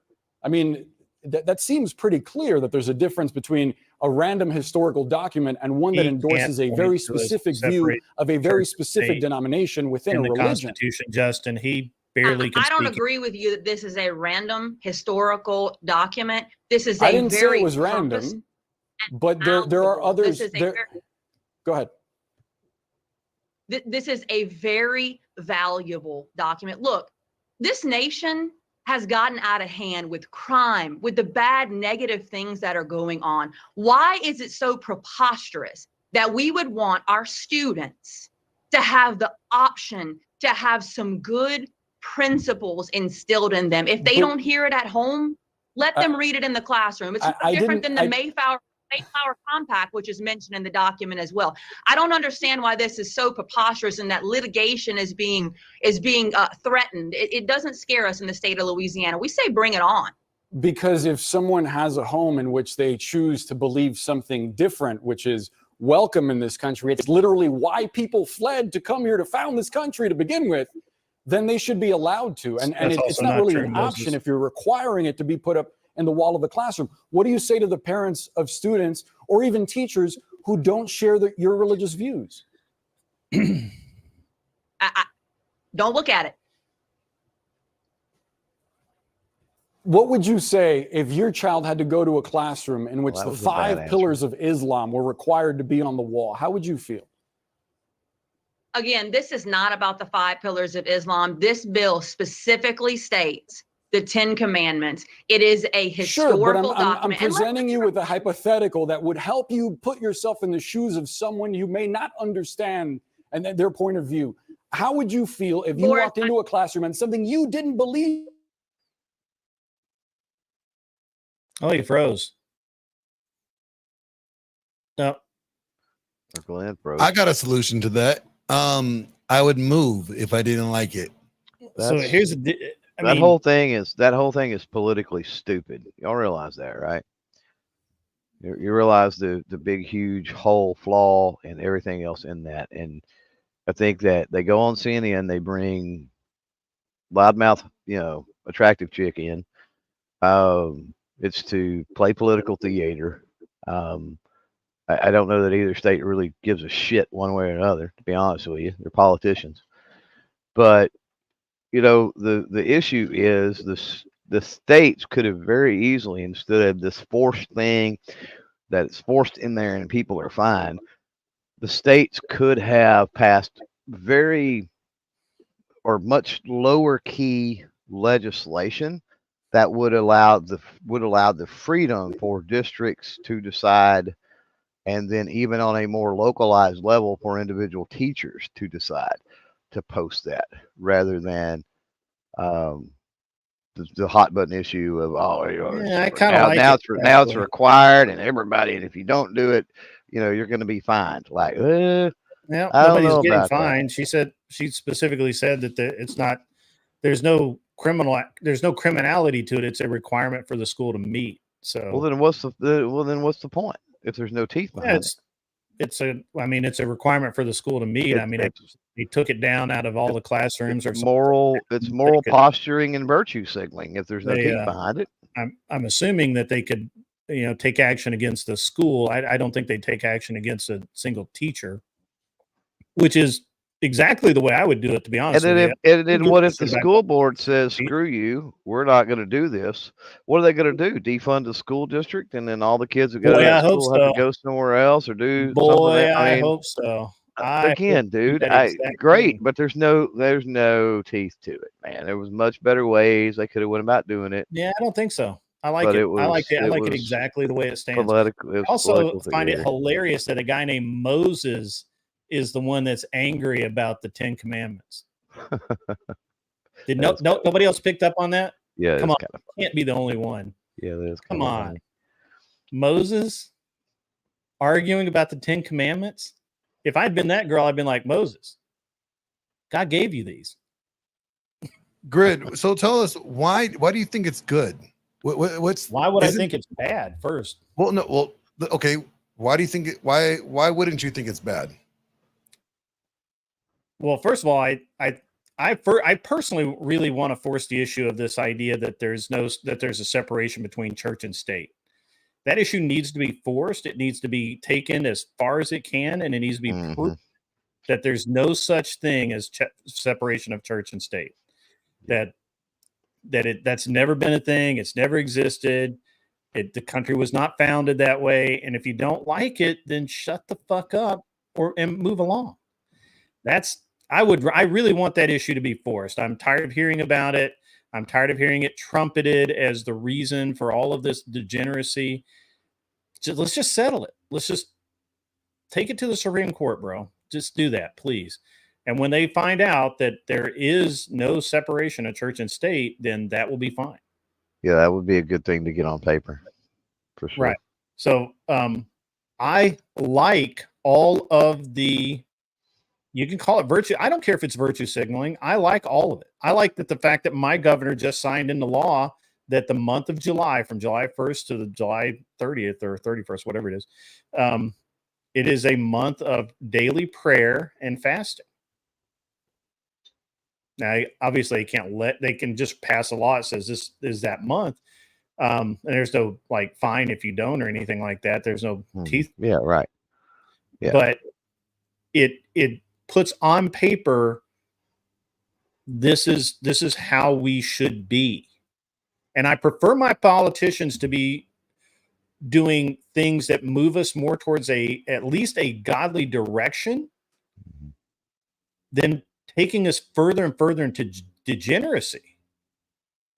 Because if this were a group, and to just turn this around, if this was a sign that said you had to offer condoms, no teacher would have a problem with it, and the school board would be behind it, and everybody would be okay with it. But because it's something positive, they have a problem with it. And this needs to change. And the way we get to change is we force it down their throats, just like they force it down our throats. And when they see that they are going to lose this battle, there is no separation of church and state. The school board the state has a right to require in schools that it funds, they write the check, these things. They have that right. The school boards, fuck those guys. Fire them all. Honestly, if a school board said that If they sent me a letter and I was the governor of Louisiana and the school board said, as a community, we voted against this, we're not going to do it, I'd be okay, cool.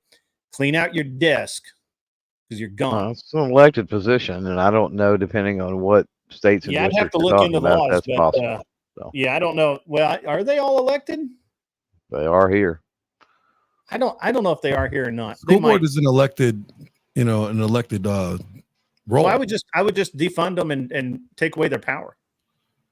Well, my thing is, why do we need a school board to start with? We've got. That's what I was going to say. How about we talk about like what's the purpose of a school board? Yeah, fuck those guys. This is the point that we have. Well, then So- how do you administrate? Well, I guess the superintendent and the staff would. Yeah, be able we to do already. it. I mean, what does the school board So, actually do besides? Here's why. Well, here's why a school board. My dad was a school board member for many years. Here's why a school board exists. The school board exists because that public school is taxpayer funded, and therefore there needs to be representation from the people who pay the damn taxes. That's Okay, why. I agree. But when those people are not doing what they're supposed to be doing, just make What if them- they are? Let's flip that around and say, what if that school board, love the it. I constituents honestly, of in the school Louisiana, board? Let me finish, Grid. Oh, What if sorry. because I'm not going where you think I'm going, I don't think. What if the school board says, no, we're not doing this 10 commandment thing. Screw that. We've held meetings. 99.9% of the parents come in, says no, they don't like it. We're not doing it.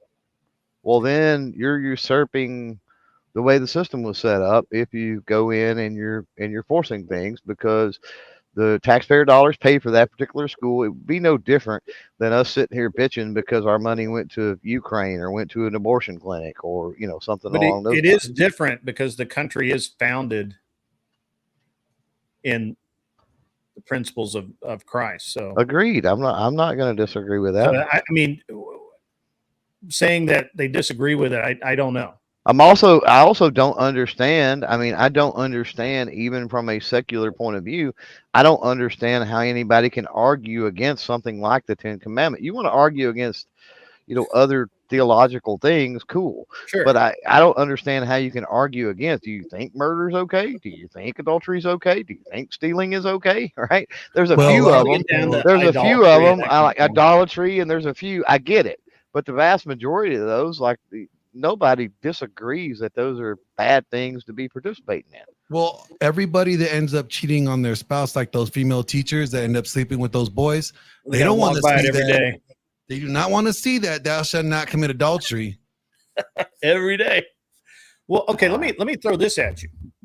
You give them too much credit. School Glenn. boards, have we seen that? As a matter of fact, I was just watching a thing last night on the news where this guy was removed from a school board meeting because the school board basically allowed his son to be bullied to the point that the kid took his own life. Yeah, that's bullshit. And he's holding the school board responsible for it, and he has proof that they allowed all of this stuff. And they've circled the wagons, and they're hiding. They're trying to hide and delete evidence and all of that. And I think he's got him. I think when it goes to court, they're toast. Personally, individually, he's not. Oh, it suing them. needs to go, but it needs to go deeper than that, Grid. It needs to go to the school counselors and the, I think he's taking them to- whatever school administration, like the teachers, even like you Sure. need to bring anybody that had any minute piece of a finger in that pie into that. I agree with you. I think that our public school system is very corrupt, and I think that anything that we can do to well them in the right direction is better than nothing, right? Like I'm not saying, look, I'm not saying and send all and at the lower level, right? When we're talking Mm-hmm. about the public school system, it's the same. It's a very similar situation that we get into when we talk about police and law enforcement and the problem Yeah, in that absolutely. sector in this country. It's a very similar issue. And let me caveat this, because every time I say this, there are teachers out there, or my mom's a teacher, my dad or whoever. Like, I'm not Right. talking about on the micro level, whatever you specifically. I get it. There's good cops, there's good teachers, there's good. I understand that. Sure. Unfortunately, the vast majority, it's a really quick pathway to have a very long-term career and pay the bills and blah, blah, blah. And for the vast majority of teachers out there, it's an easy way to skate through. It's an easy job to have. It's an easy job to keep. And they don't have to, there's not nearly the passion in it. Over the years, I've seen the passion in teaching just as a whole in general dwindle. It's a job for those teachers, right?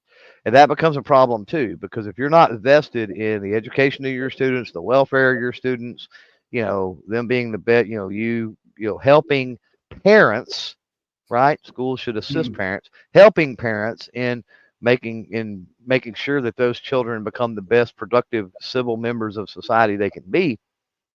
If you don't have a vested interest in all of that, well, obviously you're not going to pay attention to bullying and the minor, nuanced things that are going on that you could have caught early. And even in some cases, if it's just a job, you're like teachers. I can see teachers be knowing full well that crap's going on and going, "Oh, it's not my problem." Oh yeah, I'm sure that happens. I mean. And I don't necessarily know the fix to get the majority of teachers back as good teachers. I don't think this is a fix. It ain't pay. People want to say that they'll pay them more. No, that ain't it. Yeah, that definitely is not it. It seems like the more we pay them, the worse it gets. I'll tell you right now, you couldn't pay me to be a teacher these days. Like teachers only make shit. Dude. They make shit money. That's why most of the teachers are like moms. They're like moms that their kids are out of the house. I'm pretty sure that I spoke to a teacher in California that made. I will pull it up right now. Yeah, pull it up. I think he made, and I think he was a high school teacher. I think he made like right at 100, 115, which in the Bay Area technically is the poverty level. But I think his wife worked too. So I don't know that he was making horrible pay. And I mean, the hours weren't that bad. He got, most of the summer he was off, right? He still got paid. It's a salary position. And I think he had a summer gig. So yeah. I'm gonna step down. Y'all have fun. My lunch is here. Yeah. I'm actually gonna have to go here in just like 10 minutes as well. I got to go pick up my... What the hell? You guys are trying to abandon me? I'm not tolerating this nonsense. Yeah, you shouldn't. So here is the average teacher salary and expenditures of California. So you were right. They're close to 100,000. Yeah. It shows that right here. Where is it at? Is it my beginning estimation? Teacher's salary, right? Mm-hmm. Yeah. 51,000. So that's pretty small. It's pretty low. 58, like not even at 60,000. That's still pretty low. But I mean, do you see this? Yeah. Like school site principal salary, like I mean, come on, though. Them principals are making some money. They didn't even got to teach no classes. Making somewhere between 50 and 60 grand a year out of school? Are you kidding me right now? Yeah. Come on. That's not bad. That's not bad. No, it's not. It's really good. It's really good money. The problem is one, that's California, and that think about the cost of living. I can tell you right now, the cost of living. Yeah. No, I didn't say that. I didn't say it sucked in California, but I think it's pretty close to here. So let me just and this is a stupid yardstick, but I just don't see any teachers driving old beat up ass cars. You know what I'm saying? Well, you know what? Actually, I knew a couple of gym teachers that always drove around this broken down pickup truck. Well, yeah, because they're gym teachers. They got to carry shit. But I'm just saying. So, plus, I don't know. I don't know, man. So this is where like the 10 Commandments thing, like this is where like everybody says that they wouldn't pay you couldn't pay them enough to be a teacher, yet homeschooling is literally growing leaps and bounds, which means that parents are choosing to be teachers rather than send their kids to school for free. Well, I think they're starting to realize, they're starting to see like the consequence of it, right? They're starting to see like the negative impact their kid having like education system that's like shitty education. I mean, they're not teaching their kids about the numbers and the alphabet and, you know, how to solve for X. No, they're teaching your kids that, you know what, just cut off your dick and you'll be a chick. Like, it's okay. Yeah, that's the kind of thing they're learning. That's right. You're right there. Yeah. And like, who cares if they're all DEI or, you know, whatever LGBT friendly if they can't even fucking read and write or even do basic arithmetic? Well, so this is my other problem with teachers right now. And look, I know this makes me unpopular, but I had great teachers, both in public school and in private school. But so here's my problem with most teachers these days. They have won the war to dumb down education to the point that most graduates of high school read at like a 3rd grade level. Yeah. And they do math at like a 2nd or 3rd grade level. And this is stupid, especially when they're getting paid by the American taxpayer to provide that. Yeah. Yeah. So this is a real problem. This is really wrong. No, it's a huge problem. It's more than just a little problem. It's a ginormous problem here. Yeah. I'm going to have to cut out, my friend. I've got to go. I actually have to go pick my kid up from school, which we actually just changed schools because we didn't like the preschool that he was at was a little too woke, and they did not respond very well to my recommendations that they should not be celebrating Pride Month for 4-year-olds or 3-year-olds. They're not teaching them the Haktua, right? Man, I don't think so. But I mean, they're teaching. I mean, that originated in your state. Flags. So it did originated, you know, just that way, not very far. Well, I don't think it originated here, but it was made famous here. I mean, it's a whole new tribe. I heard what is that senator? What's her name? She claimed to be an Indian before. Elizabeth Warren. Yeah, Elizabeth Warren. I heard she's going around saying she's part of the Haktua tribe now. She should be. She probably is. You know what? I bet you she's Haktua Joe Biden. Ew. You took it there. Yeah. Grid. Come on, man. That's I mean, I gotta take it there, bro. That's a nasty. Why you got to take it all the way there? Like I gotta do it.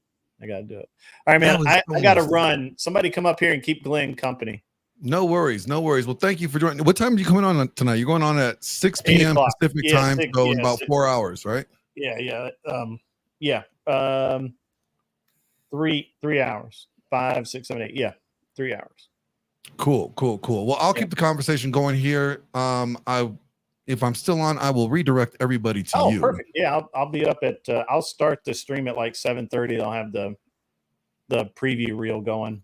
So. Perfect. I'm actually running my show from the computer from my simulator right now. I don't have a lot of my stuff because it's all on my laptop. Oh, nice. Yeah. I mean, so now I'm test running everything tonight. So we'll see. But all right, everybody, you guys have a great time. It was great chatting with everybody today. And remember, vote for Grid 1 for president of the United States. Yeah. Ladies, he did not say he was going to repeal the 19th. I did. So yeah, I did not. You know, I don't need to repeal the 19th. I think we can just once we make it a mandatory requirement for women to vote that they have to register with Selective Service, I think that'll take it out of those sales. So, you know, they tried to do that in Tennessee, and also we tried to make it automatic, so you didn't even have to. It just when you get your driver's license or state ID. It has your name and it has all your information on it. When you turn 18, you're registered, baby. Can't forget. Damn. Yeah. We're getting brutal over here in the South. We're tired of messing around. I see that. All right, man. Well, you enjoy the rest of your day before you got to do your stream. I'm gonna go ahead and change the topic here after these messages. from our amazing channel sponsors. Here we go. Hold on, wrong button. I'm pushing all the wrong buttons. Here we go.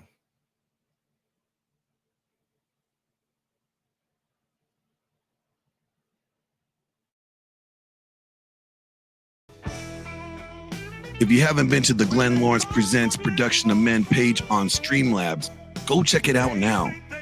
It's the one-stop shop to be able to watch videos, donate, connect with me on socials, and buy swag from our store. That's right, swag from the store.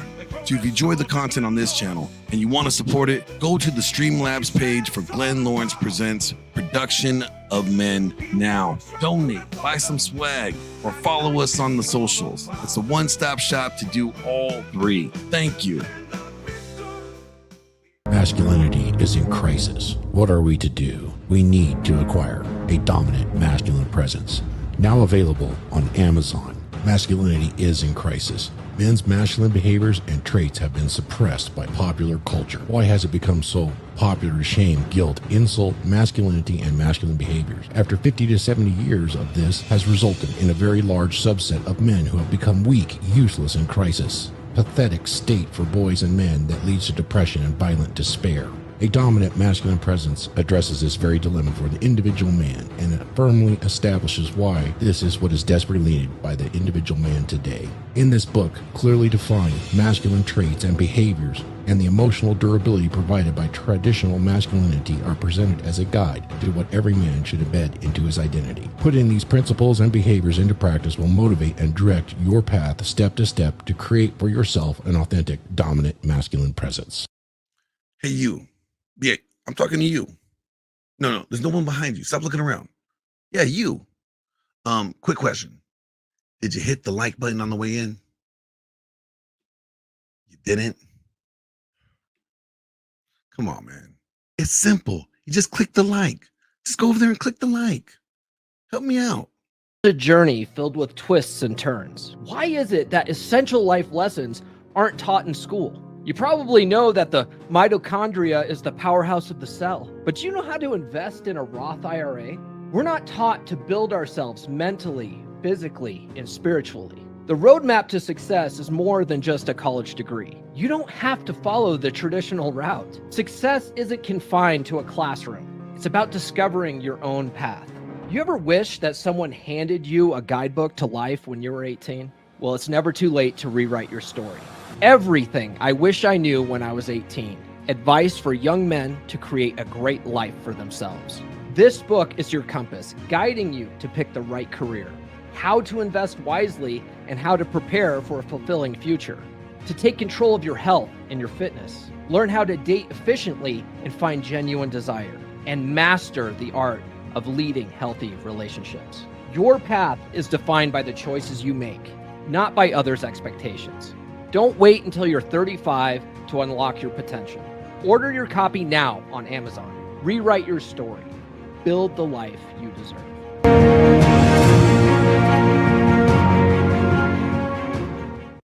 Hey, if you're enjoying all the content that we provide here in these late night after hour streams and all the wild topics, then I need your support. See, YouTube takes a huge percentage out of the super chats that you send.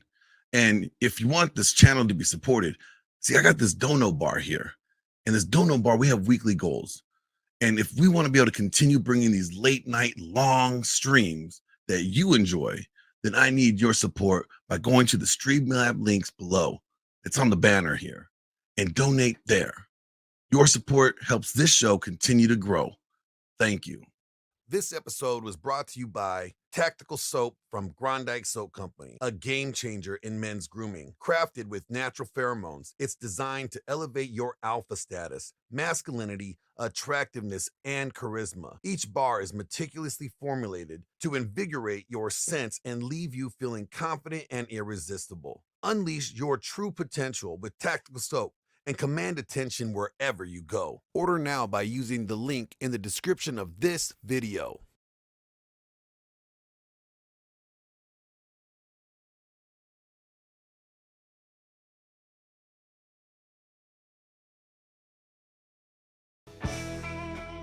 If you haven't been to the Glenn Lawrence Presents Production of Men page on Streamlabs, go check it out now.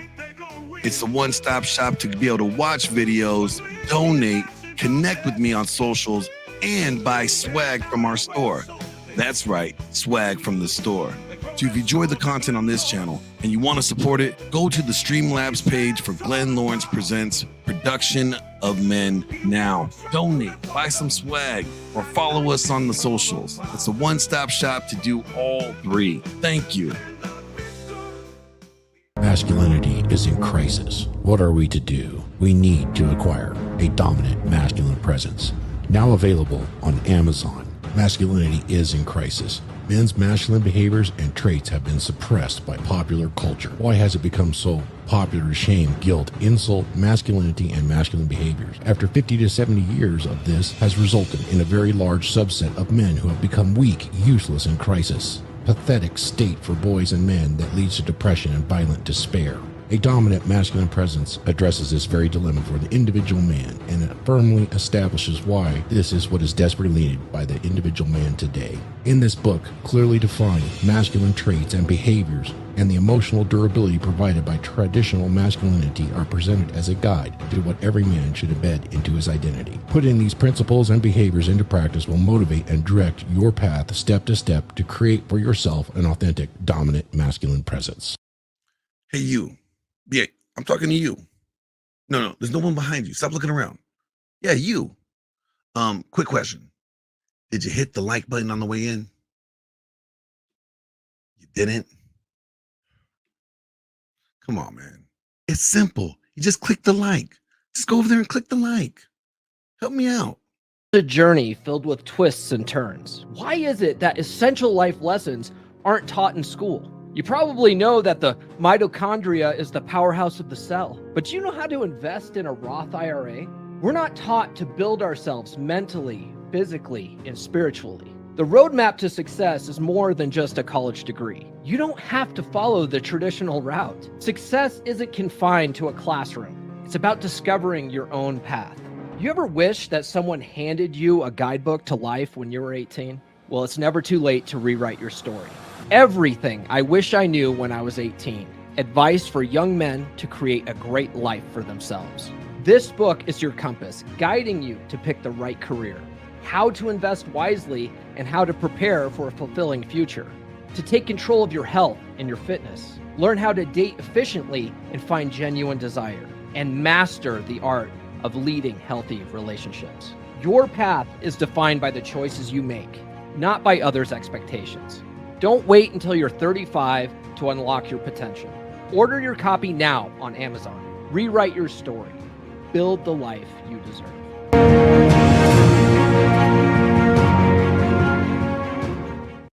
Hey, if you're enjoying all the content that we provide here in these late night after hour streams and all the wild topics, then I need your support. See, YouTube takes a huge percentage out of the super chats that you send. And if you want this channel to be supported, see, I got this dono bar here. In this dono bar, we have weekly goals. And if we want to be able to continue bringing these late night long streams that you enjoy, then I need your support by going to the Streamlab links below. It's on the banner here, and donate there. Your support helps this show continue to grow. Thank you. This episode was brought to you by Tactical Soap from Grondike Soap Company, a game changer in men's grooming. Crafted with natural pheromones, it's designed to elevate your alpha status, masculinity, attractiveness, and charisma. Each bar is meticulously formulated to invigorate your sense and leave you feeling confident and irresistible. Unleash your true potential with Tactical Soap and command attention wherever you go. Order now by using the link in the description of this video.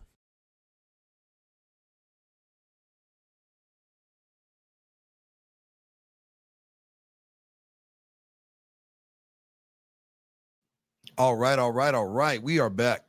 Thank you guys. I had to use the restroom and do some other things real quick on this computer before I could come back. So that was our political talk. Did you guys watch Whatever last night? Did you guys watch Whatever last night? Did you guys see Mrs. Doolittle? Did you guys hear Mr. Doolittle?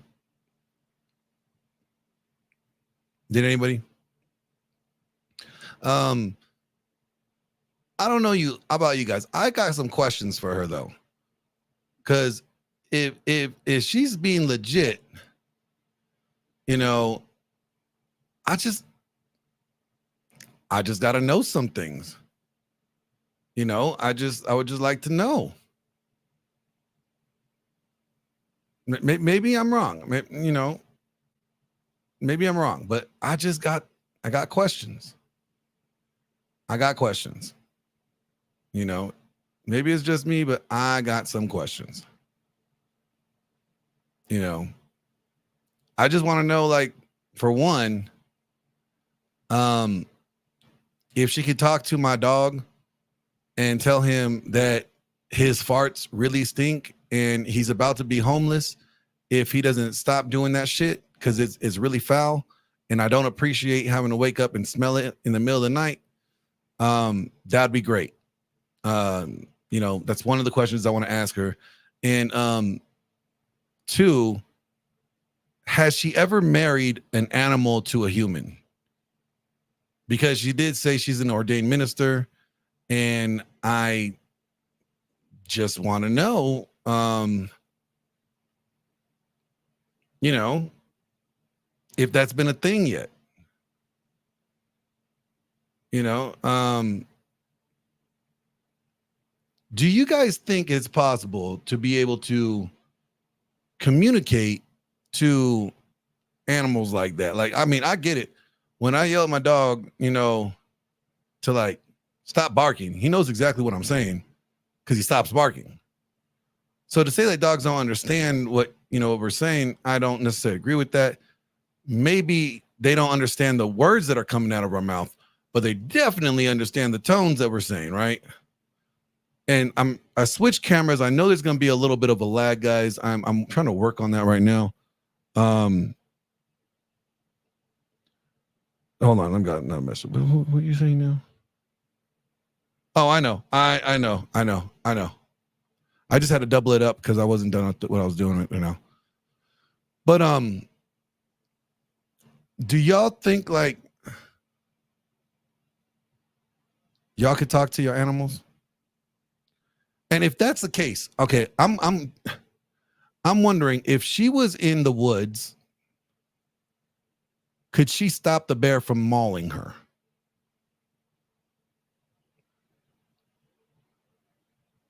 Anybody? I mean, and who's paying her? Like, really, who's paying this woman to talk to these animals and be like, can you talk to my pet, cat, and tell the cat to what's wrong, or see what's wrong with the cat? The cat seems to be depressed. Like, what do you think that this lady is going to tell you that you don't already know? Really? Like, what do you think they're going to tell you? Because I'm confused. I'm thoroughly confused on all this. I don't know what she could tell you. Yeah, I'm confused. But I do going to change this. I'm going to change it to another topic here. So bear with me 1 second, because I'm trying to find the video that I had queued up, but it's not queued up. See, this is not you guys, if you guys don't know, I am at Thor's studio, Valhalla studio here. And I am trying to navigate his setup here. And unfortunately, he's not here at the moment. He's actually at the hospital. That's why I'm up here to begin with. But he did bless me with the privilege of utilizing the studio while I'm here. And for those that don't know, I'll be here for several days. It's not a quick trip. I'll be here until Saturday at least, it seems like. And that's because, they moved Thor from the hospital out here where he lives. and sent him. They shuttled him down to Cedars-Sinai, where he had the surgery to remove the brain cancer or the tumor out originally. And so they have him there, and they're doing observations, seeing if there's anything they could do for him. And so his wife, who is also in a horrible accident, and she's a paraplegic, she needs some help, and luckily I'm able to help her do like all the stuff that Thor would do, like the heavy lifting shit, and to kind of help her out. Like, luckily for me, like, my wife is out of town, so I get to just chill up here, help him out, do some editing. Well, I've been trying to do some editing, but his system's not like my system. I need my system to do my editing, but luckily I have the freedom to do this. But I will be back at my studio on Saturday, because she's going to be going down. Her daughter's picking her up tonight or tomorrow, and then they're going to be driving down to the hospital, and she's going to stay with Thor until Saturday, and then she'll come back up, and then I will go ahead and head home, and then I'll be with Thor probably Monday. Yeah.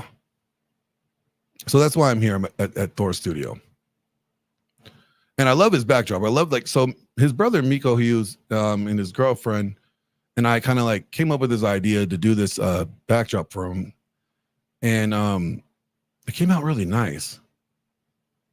It's just his computers that's the issue for me. And it might not even be an issue. It may just be me not knowing what I'm doing. But yeah, any Hoosers. But I did wanted to play a couple clips from whatever. So I thought they were interesting. So let me pull it up here. Is that it? No.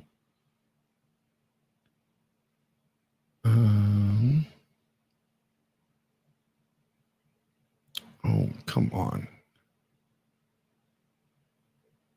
And I did want you guys to participate. So I'm going to play some of these clips, and we're going to talk about some of these topics. And for those that want to chime in, please feel free to come up and share your opinion. I do want to encourage Discord. I don't even want you to agree with me. If you don't agree with me, that's even better. I just love hearing from people from different walks of life. So if you agree with me, great. If you disagree with me, even better. Let's talk about it. Let's dive into it. It doesn't have to be that serious, but if we want to make it serious, we can make it serious. But I really wish I was on my computer. Let's see here. Let me go here. Oh. Is that it? Nope.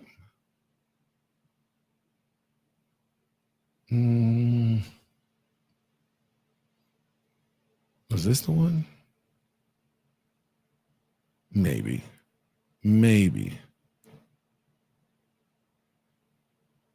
No, this is the one with the army chick rage quits. Dang it. Oh, I didn't even finish that one with you guys. I didn't even get to the rage quit part. But anyways, here we go. Oh, here we go. Got it now.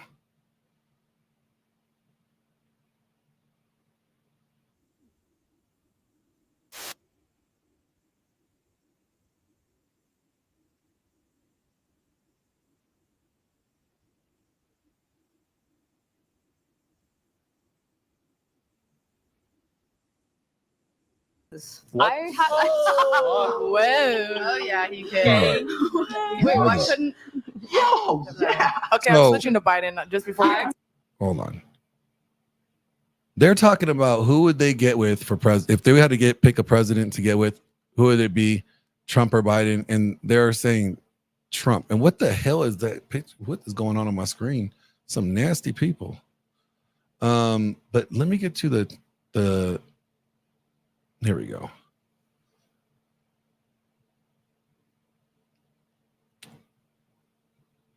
Yes. God and the ocean. So there's a lot there. You said your study, or like it's a field of study. Yeah, the cognitive sciences of dolphin communication is like telepathic, holographic. It's picture talking. It's what we all do every day. Wait. Who's huh? That's So you're not studying the communication between dolphins. You're studying between humans and dolphins and it's all animals. It's telepathic. Well, we have pictures in our head. Like if I say dolphin, does anyone have a picture of a dolphin in your head? Yeah. I think a flipper. What up, Teriak?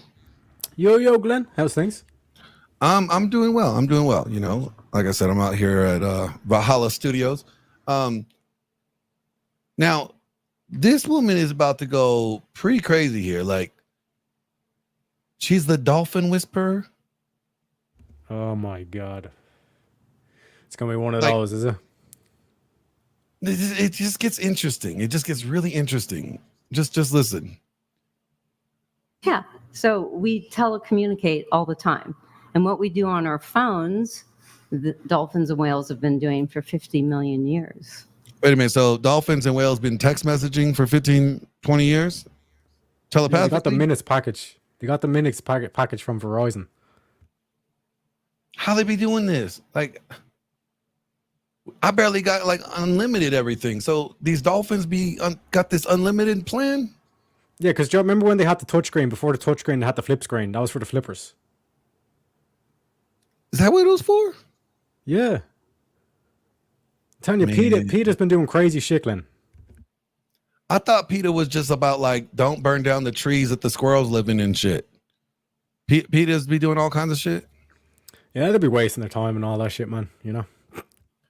So this bitch right here could speak to the animals, but then she says she can, but then none of her story makes sense though. Just listen to what they say. Do you speak dolphin? Like you could talk to them? Yeah, of course. Can you give us that? Are there different dialects of dolphin? Well, the orca, which is the biggest dolphin, they have different cultures and they have different dialects, and they also have different diets depending on where the orcas live all over the planet. Wait a minute. Do they understand English or? Well, all animals picture talk, including us. Like when we think of someone that we really like, we're visualizing that person, a guy or a girl, and then all of a sudden the phone rings, right? That's picture talking. Hold on. That's Let telecommunicating. we just don't do it consciously. I'm going to try so this right now. dolphins and whales. Hold on. Let me tempt this out. Okay, hold on. Picture somebody in my head, right? And then my phone is going to ring and it's going to be them. Is that what she said, Teriak? Yep. Okay. Here's my phone. I'm picturing someone in my head right now.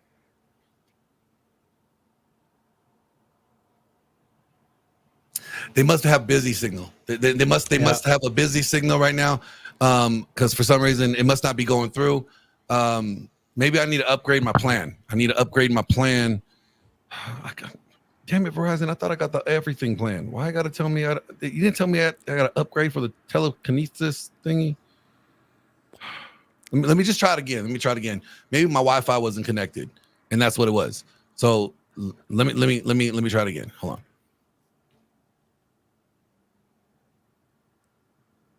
on. Make sure you're thinking hard now. I'm trying. It's not working. It's not working, folks. I think this bitch is crazy. I think she is crazy. I think she's making this shit up. Ghost says he's thinking of the tattoo girl calling me, and he hasn't got a phone call either. So I maybe it's just broken for us guys. Maybe it's a sex thing. Like, as a male, we don't have the telekinesis power, and it's like women intuition. Like we don't have it because we don't. Oh, I've been told I'm doing it wrong. Are we not men telling me we're doing it wrong? I'm doing it wrong. Apparently, I mean, you sound like a woman though, because only women tell me I'm doing it wrong. Anyways, hold on. Let's just hear her cook a little bit more. Are kind of the kings and queens of conscious communication. But like if I were to speak English, they wouldn't. understand. They would get your pictures.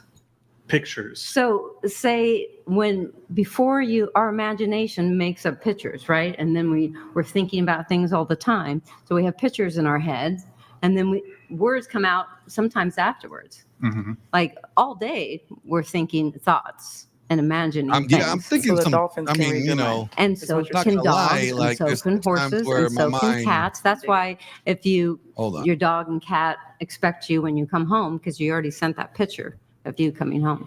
Well, I'll definitely have to admit to this. Here's my confession. There have been times where I've been thinking of some thoughts, or my wife dressed up as a thought. But that doesn't make the same thing, though. It's not the same thing. My phone don't ring. True. Maybe she has the Dr. Doolittle thing. You know what I mean? Well, it gets better. It gets better. Where are they at? Oh, yes. Love that. Sometimes the only thing more difficult than running a business is. So I mentioned that in there to just like throw it in. The example of it would just be being able to. It sounds so crazy. Because the drugs, man. She did DMT. Now she could fucking see in her brains. I believe. But no, she don't DMT, and that fucked her personally, brain. yes, we've had telepathic experiences, like being able to wake each other up through telepathy. Wait a minute. And What is DMT? I'm not cool like the rest of you kids and all your drugs. Dimethyltryptamine. What the fuck It's is that? basically, it's like kind of like it's kind of similar to ayahuasca in a way, where it's like you smoke it and then you got to have like this brief like 10-minute, 15-minute high where you basically like go into another universe kind of high kind of thing. Joe Rogan talks about it a lot. It's like sometimes it gets secreted during sleep as well, but like in very small doses, all that kind of thing. So it's like apparently it's like a gateway to the dream world. It's a gateway to. Basically, this bitch smoked her brains out. That's what we're trying to say. Okay, that just makes that's a lot easier. That makes sense to me. She smoked her brains out. Cool. So this chick could telepathic with her partner. This bitch is telepathic with animals. What the hell is wrong with these hoes? This is the satanic With shit. just though. him or other? There's something this extra. Yeah, like this whole thing of like we have superpowers, we are gods on earth, all this kind of bollocks. I mean, This is trust just me, don't slowly get me rolling wrong. out. Like, I wish it was true. I wish I had superpowers. I really do. Like, man, imagine like if you could pick any superpower, what would it be? What would your superpower be? Immortality. That's dumb. How's that dumb? Think about it. Dumb. You could rob a bank and they're all like, you're doing the bullet dance, and then they all think you're dead. And then they all, okay, right, we'll just fuck off. And then you It's get dumb back because up to grab the money. like if you can never die, right? That sucks. Because if you can never die, well then you wouldn't. Then love for you would suck. Because then every time you fall in love with somebody, you got to be with them until they die, and you still alive. Like Possibly, but think about the amount of children you'd be able to raise. Do you know what I mean?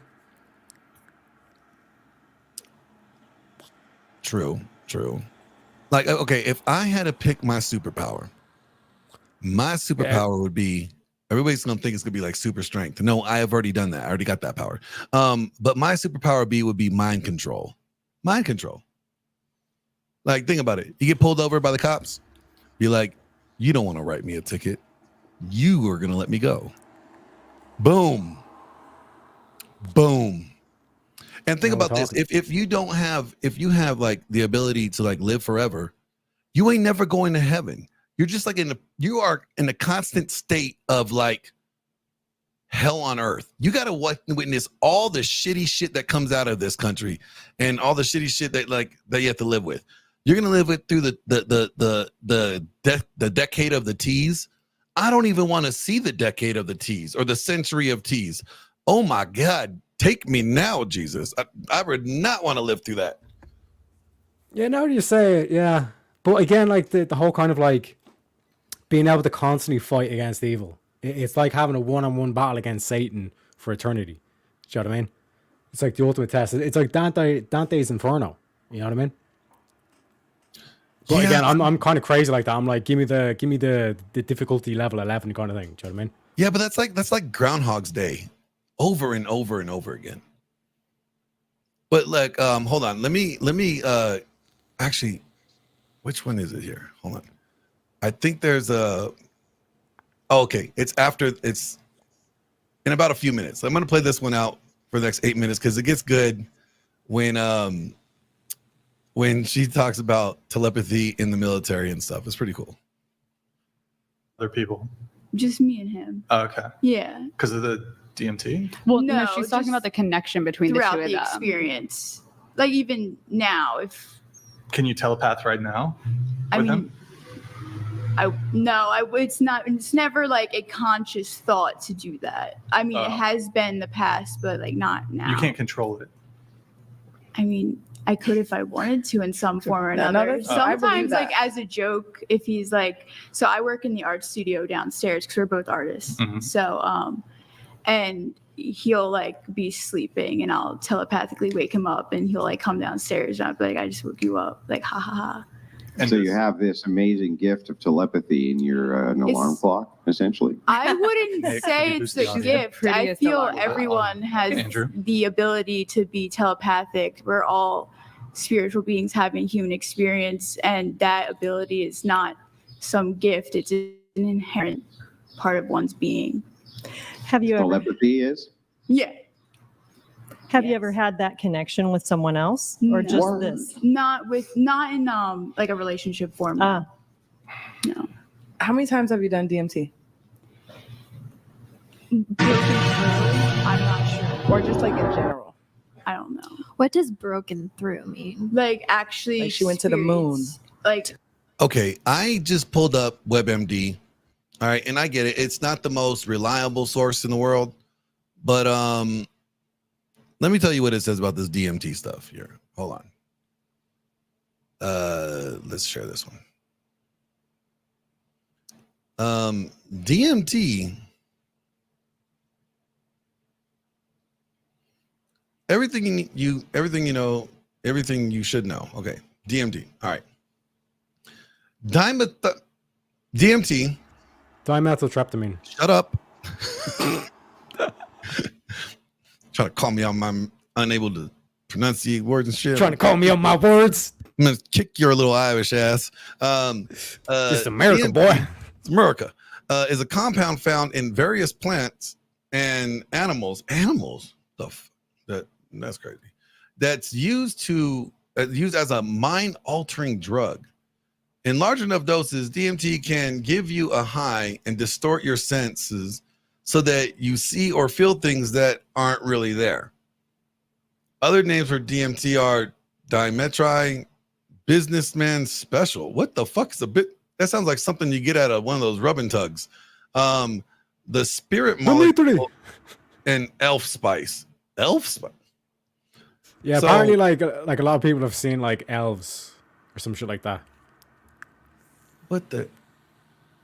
It's some people people use the drug recreationally for short, powerful trip. Sometimes DMT breakthrough. Some research shows it may have benefits for mental and physical health. How does it help you mentally? It sounds like it fucks you up mentally. Like, I'm assuming what it means like by health benefits is like people who have like PTSD from like war and shit like that, like proper shell shock. Yeah. Like, but in that scenario, any other mind state is better than the mind state they're in. Whereas, as you're seeing with these bitches, they basically smoke their brains out. I mean, it's like LSD. Is it like LSD? Hold on. DMT and LSD. So yeah, they're psychedelics. Oh fuck no. These hoes are dumb. What the fuck are they doing?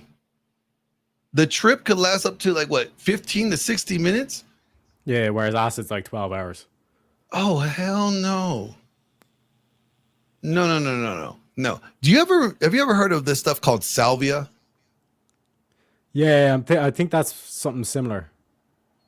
No, salvia was like this, like it was like this really like it was like a plant, like it looked like weed or whatever back in the day. And I remember I tried it one time, right?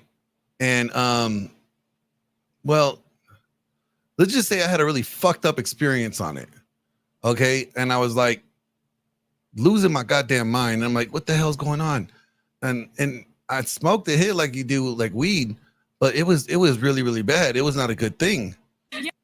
And most people have no clue that in 2023 it was a horrible experience. Horrible experience. I'm fucking yelling, I'm coughing, I'm dying. Like, this is why I don't even smoke weed. Like, it was just all bad. All bad.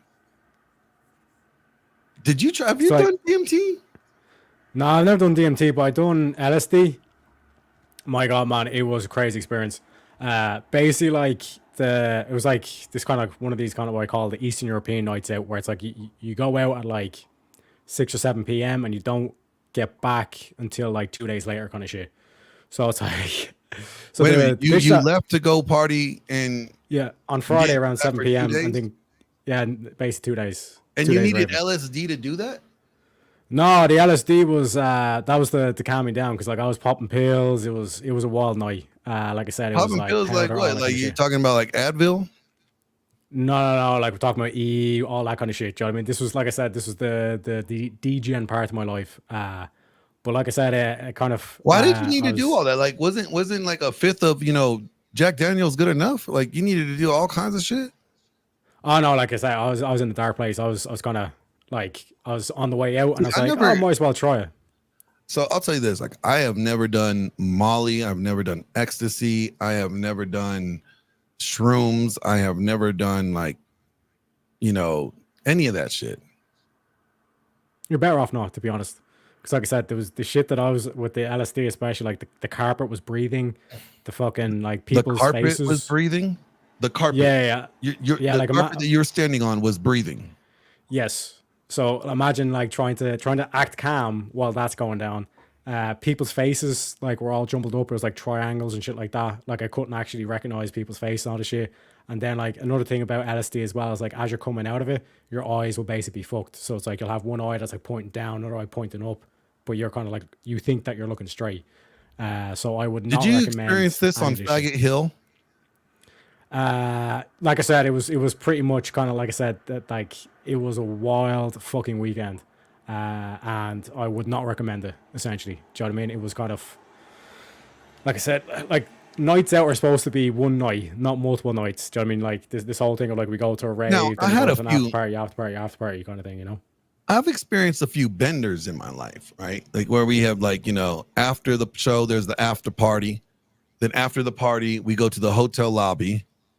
And then after, we take it up to the penthouse. And then, a day or two later, but we didn't like need drugs to do that. Like it was just like hot women and alcohol. But this is like Eastern Europeans, Glenn. Like these fuckers go hard. You know what I mean? Like it's literally plates of powder getting passed around. You think you're doing one thing, and they say, "Oh no, this is something else." It's like I said, it was a crazy weekend, but that's where you end up in these dark places. Do you know what I mean? But it's thank God I'm out of that now. Do you know what I mean? Yeah. Actually, funny story. Like since I've been on carnivore, I've even given up weed. Like I don't drink. I don't think do you weed, would be don't do able to anything do weed with carnivore. No, man, like, and it fucks your sleeping up as well. Like, I literally was able to record it and shit like that, and I was getting, I think my max score when I was smoking was like 55, and then my scores are like 90s. Do you know what I mean? So like, like deep sleep and all that kind of stuff. It like weed basically ruins that. Yeah. Hold on, let's continue this. You got the pick. You have to. I did it. Oh, wait a minute. Biden, Hold on. then. Even Okay. though I support that. Because he could suck my toes. I had. Whoa. Here we go. Women that made the vibrators. Hello. Damn it. Communicate in English easily. Use Grammarly and For the elderly community. Oh, I have no idea what that is. Oh, so funny.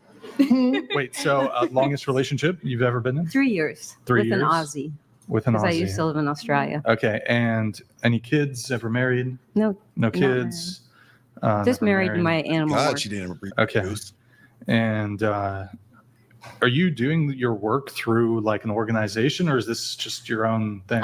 Independent research. I am a member of the Explorer Club, so you get nominated into it, like Okay. Jane Goodall or Sylvia Earle, or. But it's been independent, and I've been doing it since I was 14. So So you're not a scientist? I study marine biology and art, so I combine the arts with science because that's the only way you can figure scientific equations out. Like there's a science behind telepathy. have a That's why degree? military does undercover stuff. Because Yeah, I mean, that's true, but the military itself, after it declassified its documentation on its telepathic programs, said that it was bunk, that it didn't work. Well, CIA they're declassified lying. thousands of programs on this, especially during the Cold War. It didn't work. and they're lying Well, because yeah. that's how. And your evidence that they're located. lying is what? That you made it up? I mean, what's your actual evidence that they're lying? Yeah, I want to know. Because there's a lot of evidence about how they actually did locating through. There's lots of programs that haven't been talked about. Like there's a mammal program that is top secret, and I've been friends They made a movie about it. It's with called Men people Who who Stare at worked Goats. on different. Wait, is there a government dolphin program? It's called mammals. Is it top secret or? Um, Well, not. I mean, you're not talking about it, really, so probably because I'm not. talking about it, but there's people who have worked on black op crews and in the military because I've lived a long time. Well, I mean, that's true. Dolphins have been used in warfare for a long time. And in the idea of using animals in warfare is one of the oldest methods of warfare. So there's no doubt that animals are going to be included in research and warfare. There's no doubt that that's true. Okay, so did you see the movie Staring at Goats? The men who Oh stare at God! goats? So she quoted Yeah. the same movie you Yeah, just where mentioned. they were clearly making fun of these guys who had absolutely no psychic abilities whatsoever, but were gaslit by the military into believing that they did. Well, I've experienced situations that I guess I know that it's true. So I don't need to prove myself. I haven't. Have been- you ever heard of a man named the Amazing Randy? No. The Amazing Randy was a magician, very, very skilled magician. And what he did was he went around and he disproved psychic frauds. That's what his entire mission in life was. Because he was such a skilled magician, he was able to see when people were making things up when they weren't. So he issued the $1 million foundation, or the $1 million prize from his foundation for anybody who could actually demonstrate any sort of psychic ability whatsoever. Can you guess how many have been able to successfully do that? Ooh, Probably one. Zero, not What? one. Not all the applicants has anybody ever been able Hey, to? somebody need to get a hold of the Amazing Randy and tell him that we got a bitch out here that knows how to like allegedly speak to the dolphins and shit. And we want to test this out. We got questions. We want the answers. Because like for real though, like she needs to talk to the dogs over here and see like why they fart so bad. And we're giving them all like the good healthy food, but apparently like the good healthy food is making them fart, and I don't like the farts. It's bad. It's really bad. You know, but hold on. What is this? Joe Rogan Experience? I just got sent another video. I guess it's going to talk about this, so bear with me, folks. You guys gonna have to watch this. Go back. I can still hear though. What's that? Go back just go back. What I can still hear. You can still hear what? What'd you say? Why do I see double of me? Teriak, what did you put in my drink? Damn it, Teriak. Okay, hold on. Here's a video that was sent to me by one of my amazing mods. I don't know what it's about, but here we go. Joe Rogan Podcast, check it out. The Joe Rogan Experience. Train by day, Joe Rogan Podcast by night, all day.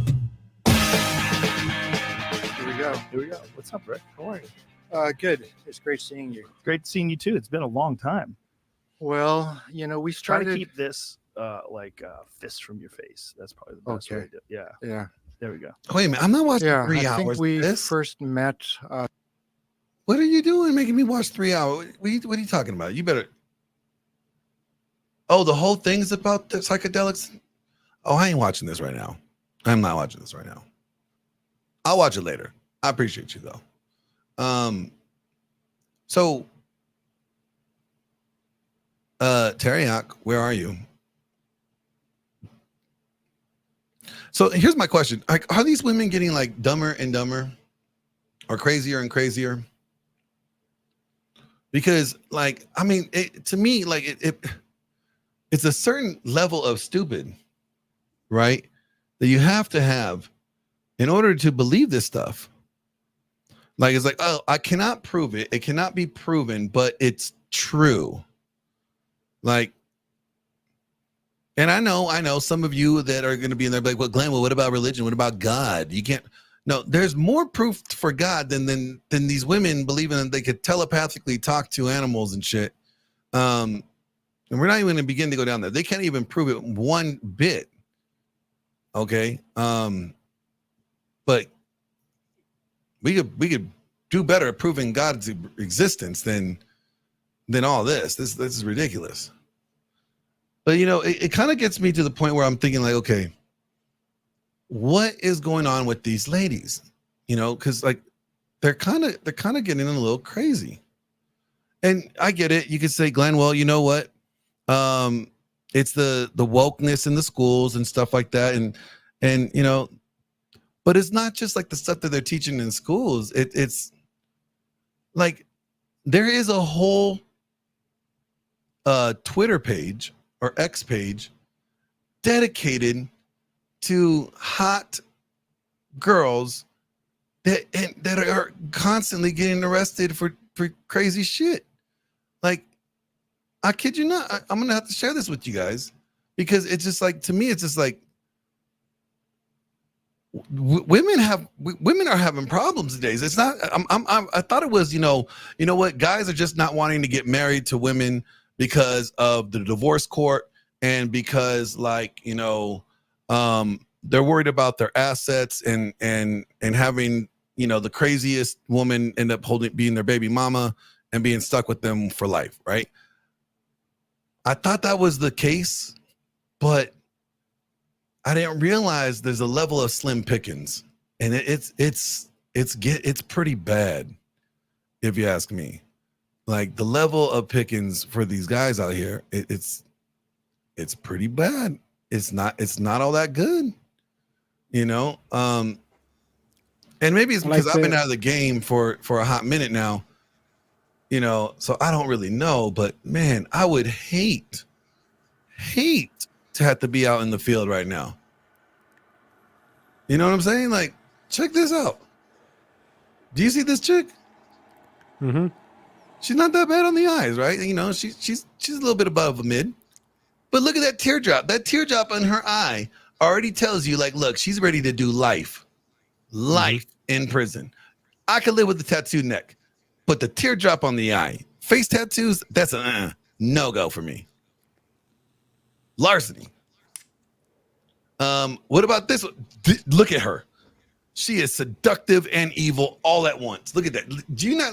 What are those eyes telling you besides fuck me eyes? Those eyes are like, look, as soon as you get me out of here and you get these cuffs off me, I'm going to fucking stab you while we have sex. That's right. Like, look at her. Doesn't that look? She got arrested for the possession of narcotics for sale, possession of marijuana for sale, and for manufacturing. This bitch is manufacturing drugs and shit. She just looks. You know, she cracks open a smile, and you know there's not a single tooth in that fucking mouth. You know for a fact. I mean, she does look like the lady from the Munsters. Yo, that was a good one. Josie says she said 2,000 times 2020 eyebrows. Yeah, for real though. Like, I mean, they look like they're that thick Sharpie. Thick Sharpie. But it's crazy. Let's continue here. Like, guys, because I'm trying to find you guys a new something. I'm trying to hook up Teriak here, but this is not the page. Oh, she looks, innocent, right? Oh no. She got arrested for endangering the welfare of children. Her 2 younger children were found along the roadside. This bitch just kicked her kids out of the car. Mm-hmm. Down the highway. What the hell? Okay, hold on. Felony drug possession and failure to appear.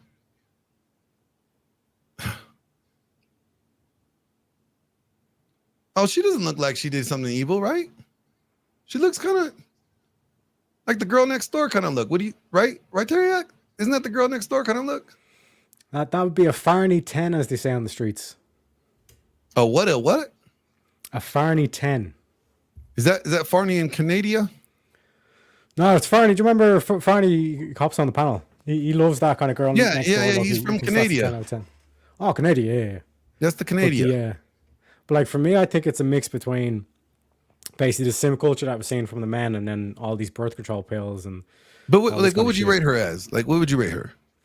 I don't know. She looks like what's her name? Robin Scherbatsky from How I Met Your Mother. That kind of look. So she's kind of like, for me, kind of a 7. You know Yeah, she kind of had like that homie, like that the girl next door kind of look, right? But like, this is the thing. The more innocent they look, it's like the more fucking damage they'll do. You know what I mean? Yeah, you got to watch out because this bitch got criminal mischief and damage to property costing over $1,000. You tell her it's over, you break up with her, there's your car damaged. In flames. Okay. She was part of Mean Girls, the re-up, right? And what did she get arrested for? Loitering. Like, bitch, you don't know not to be at someone's house that you're not supposed to be there? Get the fuck out. Go home. Okay. Well, that's solicitation if I've ever seen it. I'm wondering if she's like, you know what? This is the closest thing to a professional photo shoot I'm going to get. So let me get my good pose in. Let me just go ahead and look off away from camera. Go ahead. Take your best picture. Because it's like, okay, she breach of peace, third degree assault, assault of a public safety officer, criminal trespassing, interfering with an officer, vomited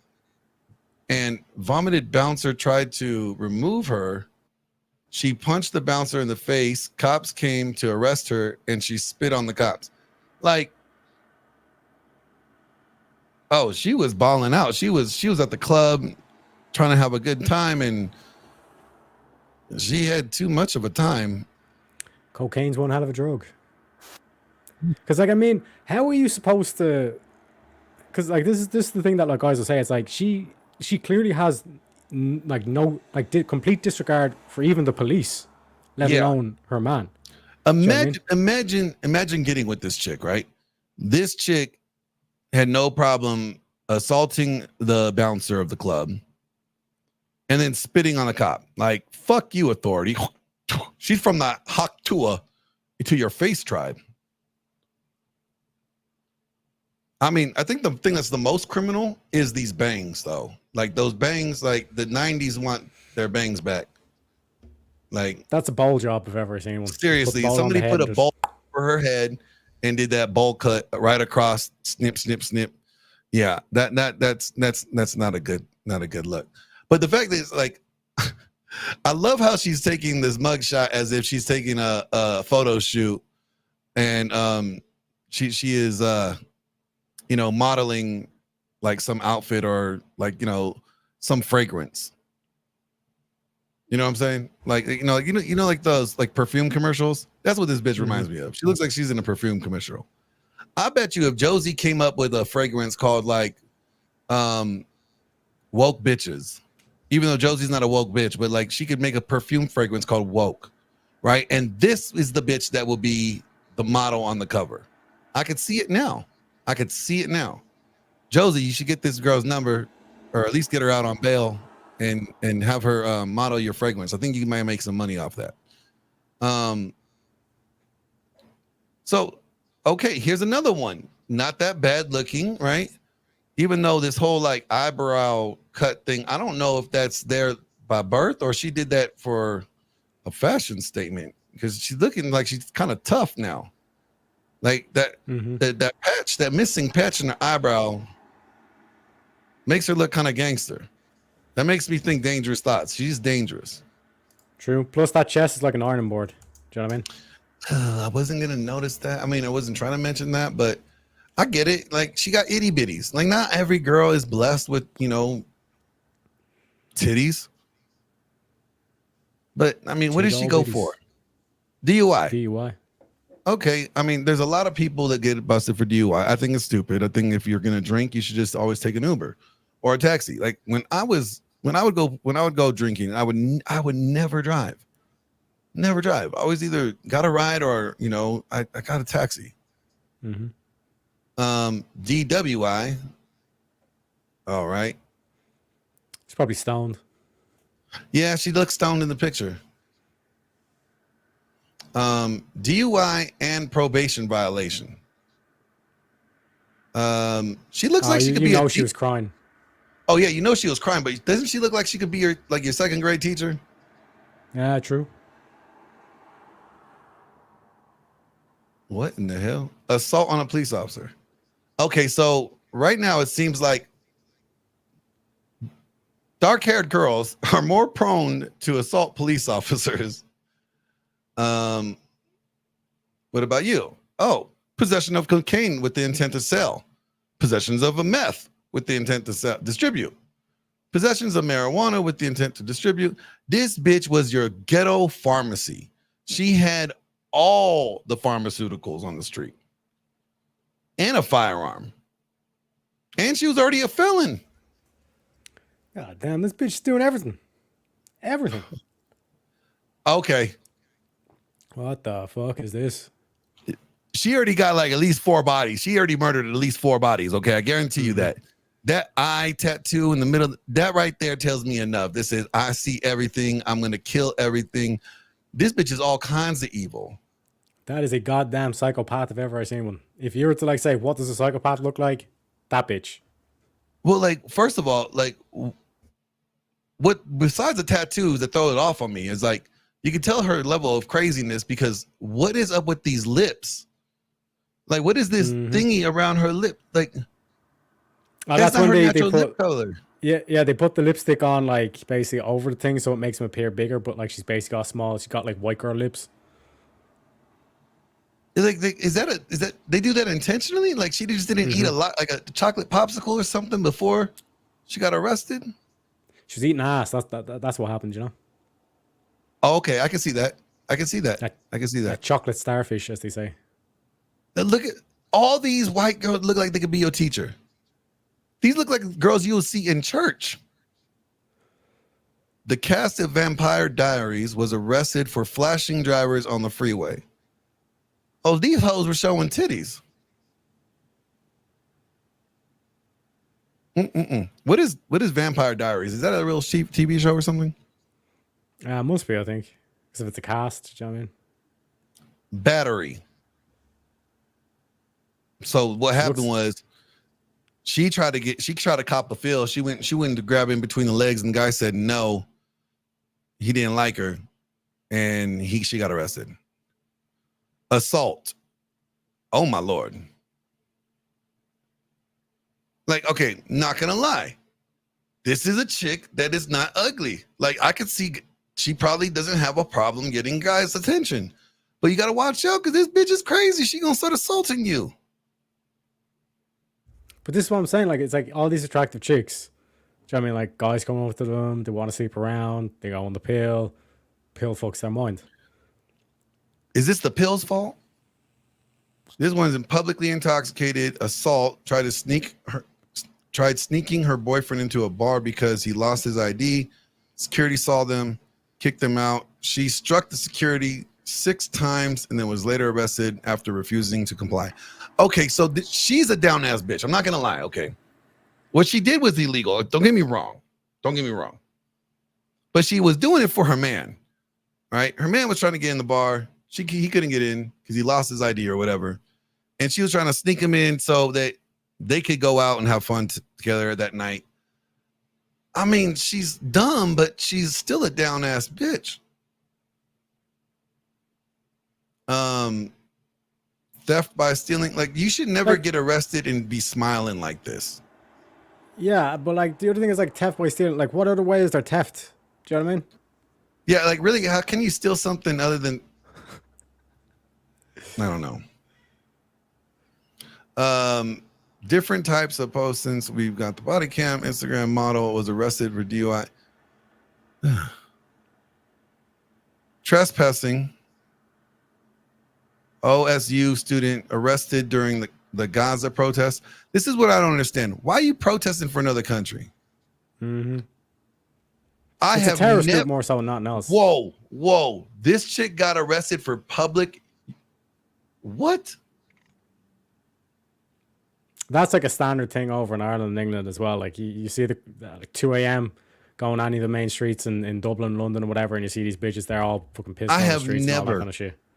Never in my life seen a woman get arrested for urinating in public. I've never seen a woman get arrested for like public indecency. This is crazy. And this was June 17th. I wonder where.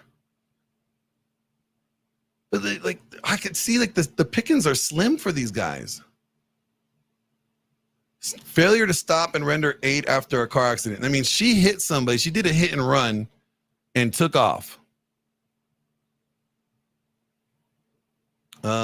Assaulting a public officer, disorderly conduct, interfering with a peace officer, resisting arrest. You know she got thrown around with that fucking mark on her Yo, forehead. look at that knock on her forehead. Like, It's a Harry Potter scar right there. mm-mm-mm. I'm the chosen one. Yeah, and you're fuck, bitch. Get the fuck on the ground. But like a lot of these girls look prostitution. I was Yeah, not gonna there we even go. think of prostitution. There What? it is, boys. Like you could see her in church with you on Sunday. Reckless driving into the waffle. What the fuck? How do you fucking hit a Waffle House? I mean, I see this with. Okay, you know she had all. That's understandable. That's understandable. Yeah, that looks like she. What did you go for? Reckless driving. Well, women. This is why women shouldn't drive. Domestic assault and battery by strangulate. She tried to. She tried to choke a motherfucker out. Mm-hmm. She got the crazy eyes though. She do got them eyes. Yeah. And she look all innocent and shit. DUI. We already know you can't drink and drive. This bitch got arrested for grand larceny. What? Drug felony. Like there's what? Oh my God. Harassment, assaulting, bodily harm, injury, mental illness, interfering with official acts, disorderly conduct, public intoxication. Like these, I'm telling you, oh, she cried a whole lot. Don't take me to jail. I'll suck your dick. Yeah, but that was the crocodile tears. Oh, you know she Bruce Lee the fuck out of somebody. Some of these charges are hilarious though. Simple, like theft by stealing, simple assault. Oh, I know, right? But like these are the same bitches that are gonna say that like where are all the good men at? No, they're gonna be the ones that like, yo, I could talk to dolphins. True. Like, okay, so I'll be straight up. Like red hair like this, that's always like, my wife has red hair like that. Or she did have red hair like that. That's always my weak point. I don't know what it is, but give me that flaming crazy red hair. Yes. I'm It's like the same thing like with a rose. Do you know what I mean? Like that red is like the passion or whatever kind of thing behind it, you know? Yeah. So why is it that it's something is it something in the water? Is it the birth control pill that you're saying that we're giving all these women? Like, what is the problem here? Because these women are crazy. What is it? What is the major malfunction here? It's like, this is what I'm saying in terms of like the sleeping around. And again, like Smoking Spaceman said in my chat, like to take my accountability. I'm not taking my accountability. Like, they chose to sleep around and take these mind altering drugs. And this is what it does. It makes you like, because again, like when you put most of these, it's like assaulting or resisting arrest, all this kind of shit. So if they don't even have respect for the authorities, how will they have respect for their man?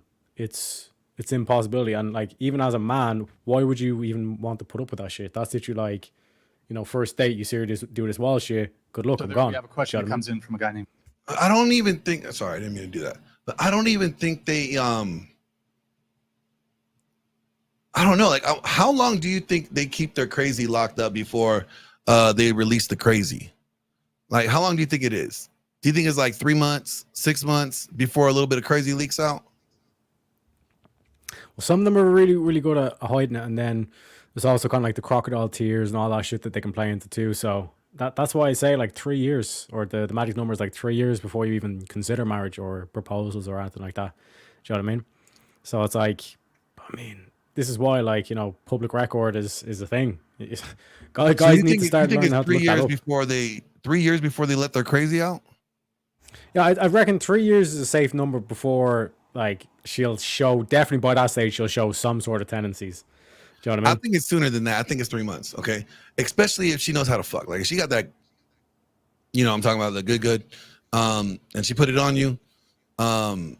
Yeah, by month 3, you're gonna see something crazy, and by then, like, you're already kind of hooked because you're like, man, it's not that bad. It only happened that one time, right? You know, this good. It's so good that you know what I'm saying? Like, it was just one time. It was just one time. Okay, you know what we did? I shouldn't have let her mix alcohols. Like, she was, you know, drinking vodka, and then she decided she wanted some whiskey, and then next thing you know, liquor before beer, you're in the clear. Don't mix the liquors. You only get sicker, right? Like, that's what it was, right? Like, these guys will rationalize this shit, right? Because of some good booty. Mm-hmm. This is why, like, you know, you shouldn't be fucking. You shouldn't be. This is why you're supposed to be like stopping doing all the sexy stuff. Like, you know, don't be doing that before you get married, because then you get all clouded. Your dick done fucked up your logical thinking. But I mean, that's the greatest problem for men. We're given a brain and a penis, but only enough blood for one to function at a time. Ain't that a bitch? Ain't that a bitch? All right, so now we saw like those girls on Mugshot Shorties. I would say like the majority of them were above they were like 7 and above, right? Would you agree with me? They're about 7 and above. Yeah. There was some that yeah, like, I mean, in my younger years, and if I wasn't married, I'd probably date most of them, or at least fuck most of them. Oh yeah, like you probably fuck every single one of them. Like, not a single one. Not every single one of them. There's like a few of them that just wouldn't even give it to him. You know, wouldn't even give it to him. I said a 7, like the best. Like they were definitely not a 5. And if you were judging them objectively just on looks alone, like they were about, you know, 7. They weren't above, you know. They weren't below, you know, a 5 or a 6. Maybe a few of them you could throw as a 6. I'm just saying collectively, we'll just say they're like about a 7. Right? Let's see what these broads on whatever said they were. But go ahead, finish what you were saying. You're about to say something. Yeah, because like even seeing there, like good few of them were, a handful of them at least were Instagram models, which we all know is. Yeah, if you're an Instagram model, like you got to be an 8 or an above kind of thing. Yeah, you gotta look good. You got to be above. And again, this is only judging based off of their looks, right? You know, you're not judging based off personality or anything else other than that, just off of looks. Mm-hmm. I'm sorry, but like Wolf, like being thin alone for a woman, that takes you from average to above average. I mean, the average American girl is 170 these days. So, you know, if you're thin, that already makes you, if average is 5 as a mid, right? You just being thin makes you a 7 or a 6 at least. So, wait, how many pounds are they? The average American is 5. Like the average American woman is 5'5", 170. I'm 135. That is crazy. Yeah, these bitches out here, they'll crush you. They'll crush you. Man, Like- I was with a fat bitch once. We fell off the bed. She landed on my chest. She almost, I swear to God, she almost broke my fucking rib. I swear to God, man, never again. That Wait a was minute, when I was what like, okay, were no you- more What were whales. you doing with the fat bitch? Glenn, I dove on a grenade for a friend. Never again. Never again. That's not a grenade. That's a fucking nuke, bruh. Yeah. Yeah. That's a man. nuke. That's She looked like she went to SeaWorld, and she Have wasn't. you seen the pictures of Hiroshima? You saw what happened in Japan. You saw that mushroom cloud. That is what you dove on. Mushroom Cloud is actually an apt description. Oh my Lord. She was top heavy. Does this one you not have standards? It's like when did you develop standards? Glenn, I was in a dark place. I was in a very, very dark place. Okay. Yeah, you're talking pills popping and Molly and shit. I could see. Yikes, man. Ew. But let's think. Drugs, not drugs, fellas. Yeah, do not do drugs. End up fucking fat women, I guess. Let's hear what these women rate themselves at.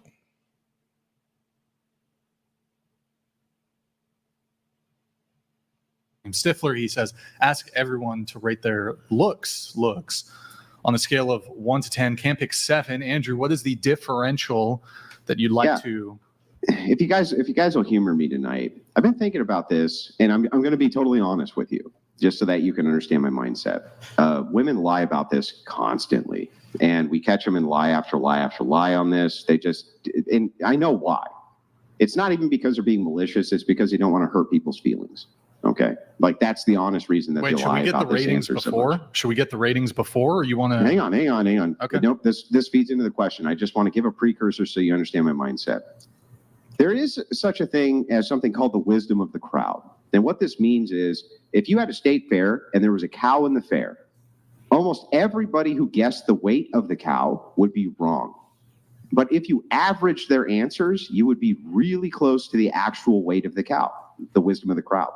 So what I'd like to do is ask you, if 1,000 men were rating you, what do you think they would average you at? Going around the table. But you said you can't say 7? Was that what you said? You can't say 7. Why? If it's 1,000 men are rating you and we're taking the average of all of their answers, what do you think that it would end up, the number would be? Well, why can't you say 7 though? That's I'm just curious about that. This bitch is a 4 at best. Because by the it's a way. safe number. Okay. Well Rest in then, peace. 8. 8. You think that 1,000 men who rated you would consider you to be at the top tier of the most beautiful women in the world? That's what I would. Wait, hope let's for. get. Why don't we? Andrew, right. we ought to Yeah, get yeah. the whole. I'm sorry, go we ahead. ought to get everybody first. My answer. Damn it. 10. 9. 10. I respectfully decline answering this question because I do not want to focus my point of consciousness into the sphere. So with peace and love. What the fuck? With Wait, peace what? and love. Respect. With peace and love, I decline. Why? Because I do not want to focus my point of consciousness into this sphere. Into this Into this sphere, sphere, or into this- the sphere? Into this sphere. What into is this sphere? This sphere, this point of conversation. What do you mean? And What the does that energetic mean? essence it lies within. I What- don't feel like it. What does? I'm sorry. You're gonna have to The translate. DMT is wearing off. Just let her just Brian, say what you. I say this with peace and love and all due respect, but I don't answer stupid questions. Well, actually, this I could say this rating. Perhaps you could make an argument it's a stupid question, but it seems like if you were to ask, what if 1,000 people were giving their subjective metric on how you looked, But she can how talk they to thought dolphins. your beauty standard was? No, she could That actually telepathically- doesn't seem like a stupid Oh, question. yeah, she could That talk seems to her like a boyfriend wise telepathically. question, Can I? because we're looking at the wisdom of the crowd. This is the point of the mental exercise. Well, I God. believe everything in existence has a purpose, but I feel this lacks a lot of value. And Teleology, purpose. I love purpose. I love teleology. I love the idea of a telos. What is your purpose on a dating podcast, do you think? To bring in a new perspective. And could this perspective also be to answer the questions which you're asked? And here's the thing. I'll be totally fair and I'll answer the same question I ask you.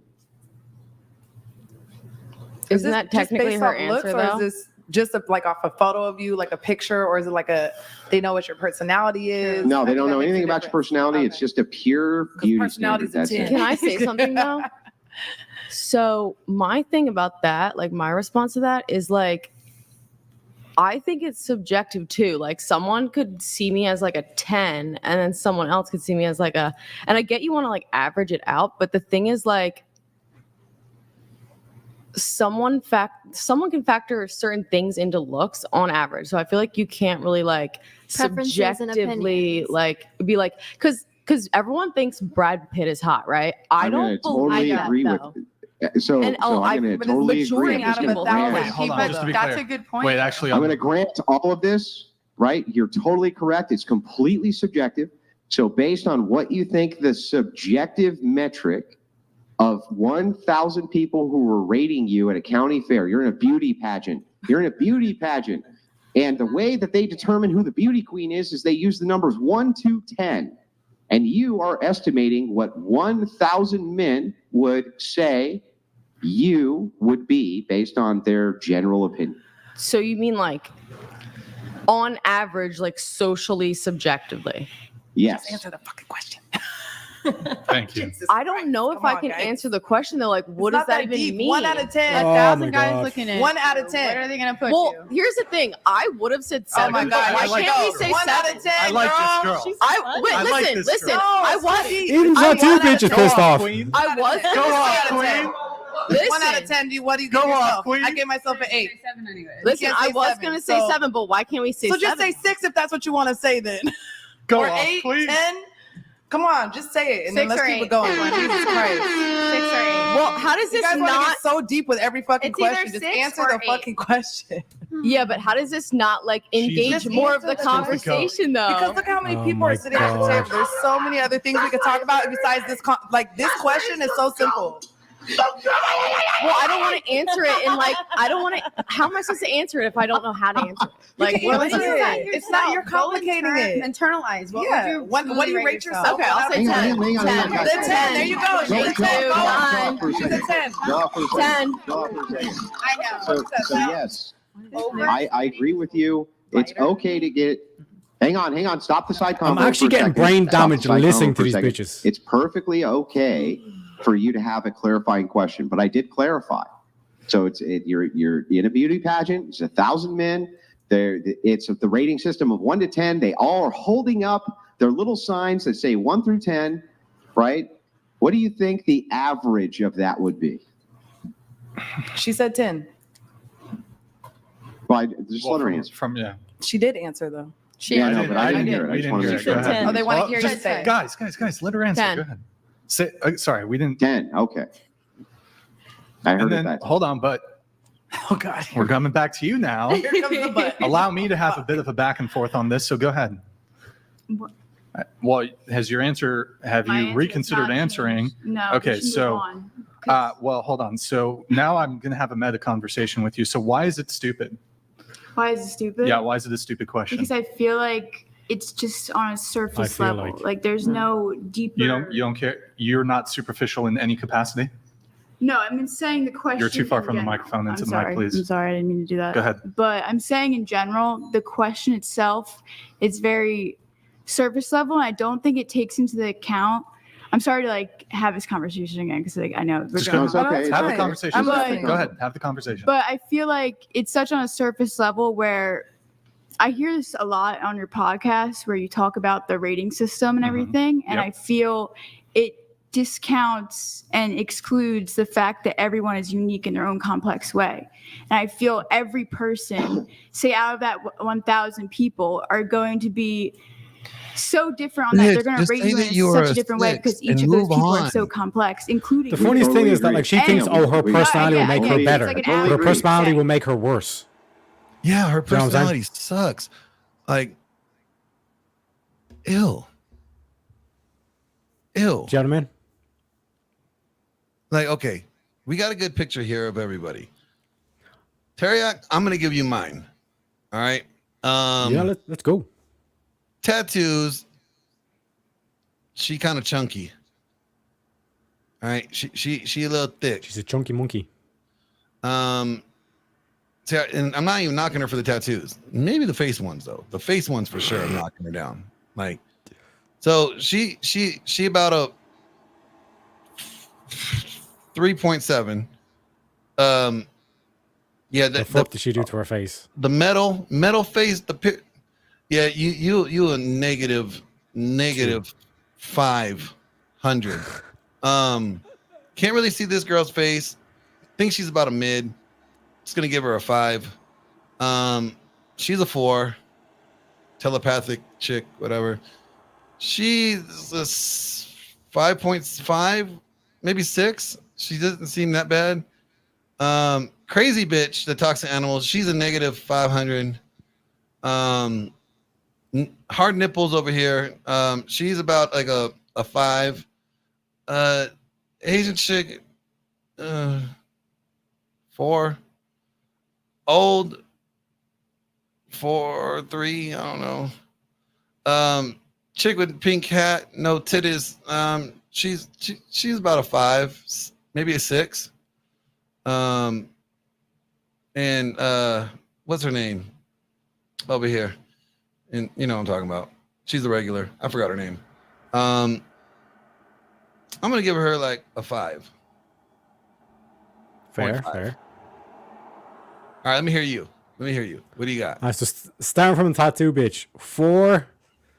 Metal face, -2. The other bitch, like I said, kind of seems like a mid, but I don't know about those hands or those arms, if those are tattoos or not. If the tattoos a 4, if not a 5. Bitch that won't answer the question, somewhere between a 4 and a 5. The ginger bitch, again a 4. The crazy bitch that talks to dolphins, 0.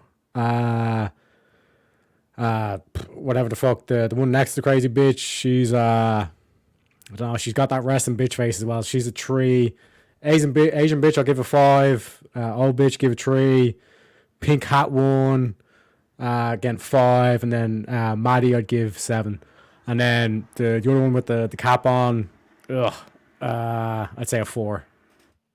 All right, so let's. I'm gonna speed this up to hear what the rest of they said. So far we got one of these hoes calling themselves a 10.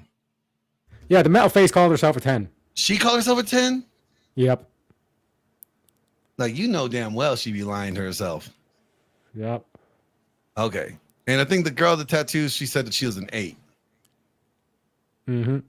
I think that she meant 4x4, but since she ate a 4x4 from she must have went to In-N-Out Burger and she had a 4x4, and then she's like, ooh, I had 2 of these, so I'm an 8.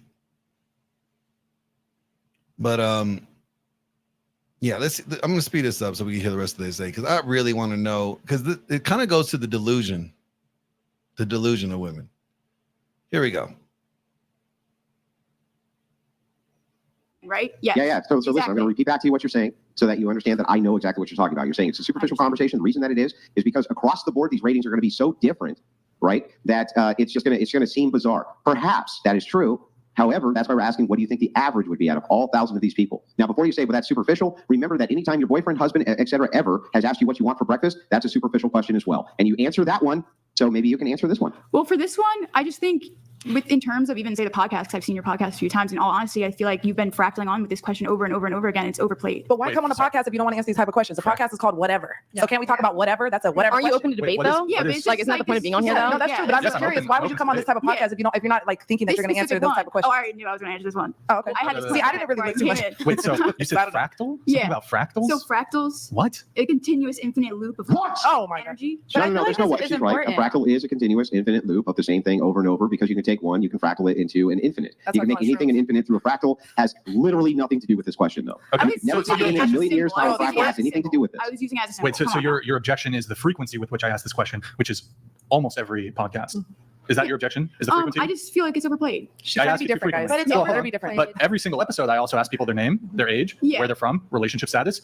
That's just like a basic getting to know the person. It's But Oh, this also, is very basic too. Everyone's going to have a different opinion. Well, Like you mentioned- that same question isn't going to feel the same for every single person sitting here every single time they do the podcast. Yeah, I get Everyone's that. always going to have a different Yeah, response to that. definitely. And that's what makes the question unique. Not the question itself, but the person answering. I get that. Yeah. So let me ask you a couple questions then. you guys aren't getting her answer. She's not Well, going to say that's it. Yeah, I know. It's, Well, that's okay. So it's fine. okay. So when it comes to physical I'm trying to make it attractiveness, you don't care at all about that. I think And the it's partner? more. So sometimes if I'm just kind of like, I will be attracted to someone after I get to know them, where I won't feel attracted. You're not at all. answering my question. Are you talking about I need you to answer my actual question. So yes, are you attracted to people because of their personality? Wonderful. Can you answer the actual question though? Repeat it one more time. Do you Yes, make I any do. assessments when it comes to somebody's physical attractiveness when it comes to determining whether you would date them or not?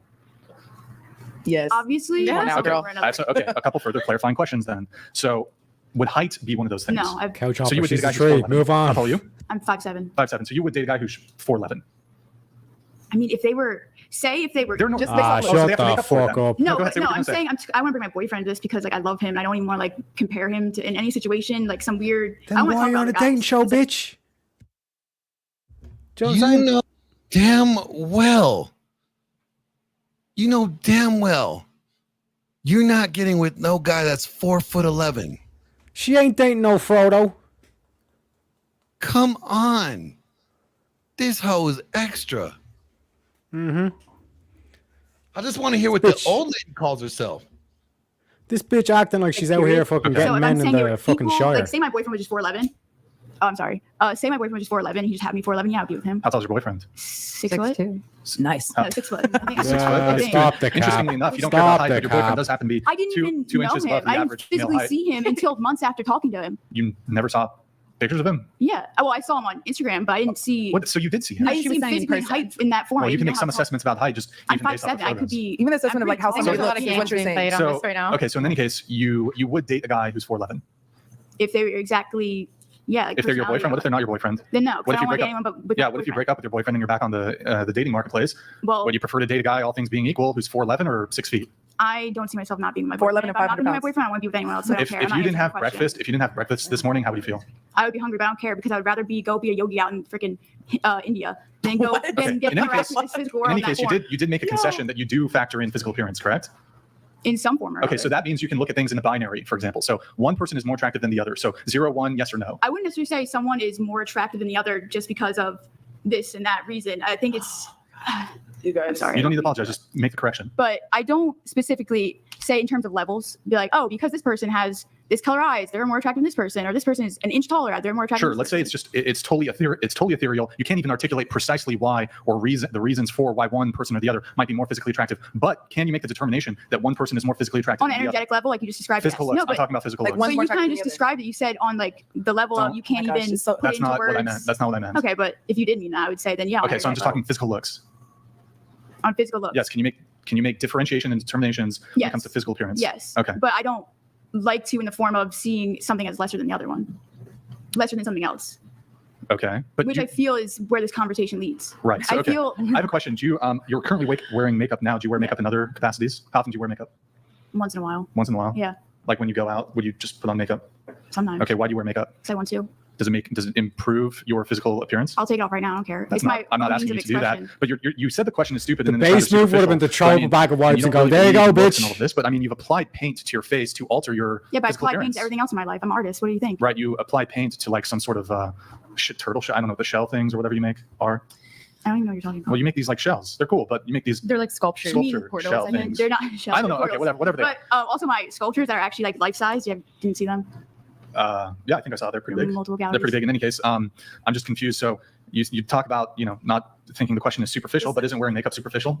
If you were operating on this like higher frequency, Because what if I Can't just you have feel this conversation with her after we go around the table? why can't you just feel like Can answering we the get question? to Dolphin? Hold on. Yes, hold on, guys. hold on. I'm with Can't her. make it.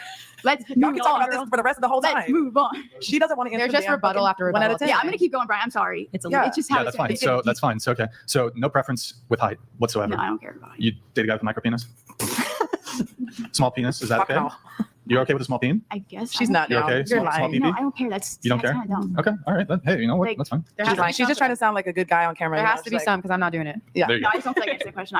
I know. I'm just giving you a hard time. I ain't doing it. I just I'm want to. saying I want it's everyone to be able to answer the So do question. you I'm think? curious. Do you think, for example, like you don't want to answer? Do you not want to answer the question because you think you're 10, but you don't want to say it? Yes. No, I would not say that. I just think she's not. I think you're You would not say you're 10. No, why? Like I don't. Oh, I would say. She's like a million. I mean, I've just I checked thought you. in some This is weird checkmate. way, it sounded You- like you were trying to like say that I thought I was better than someone else. I wouldn't say that. I feel I am equal to everyone. So we're all in terms of 10s. physical appearance. Okay, yeah, I would say yeah, we're all 10s. Every single person Okay, there we go. Everybody's a 10. Okay, Especially we're the gonna girl get in there. pink Yes, hat. I'll move to that point. So okay, everybody's a 10 in Yeah. terms of looks. There's no absolutely zero different. In their okay, own unique way. Morgan, is that your name? Morgan's definitely like a 20 at least. Okay. And so is Helmet over there. She's there you go. fuck yeah.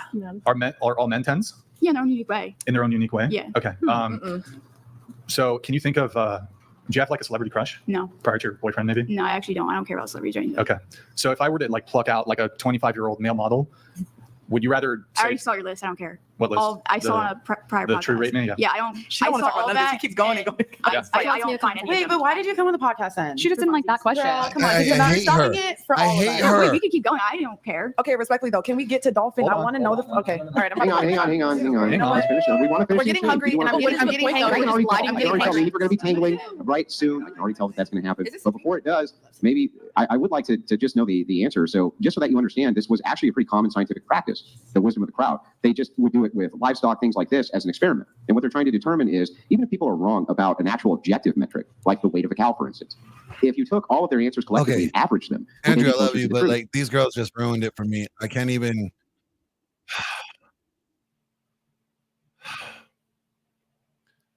Why can't women just answer the question? Why can they just not answer the question? How much? What do you rate yourself out of 1 to 10? Me? I'd say I'll probably No, a 4. just but- understand how women like can't rate themselves. Like it's simple. Bitch, you think you hot. You think you a baddie. There's not a woman that I know that have not rated themselves over, like, I say the average. I hear women like they don't rate themselves lower than a 6.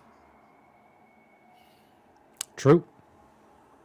They don't rate themselves lower than a 6. So just say this. So just say you think you're a 6. You're a 6 on a bad day, and you're an 8 on a good day. Like just say that.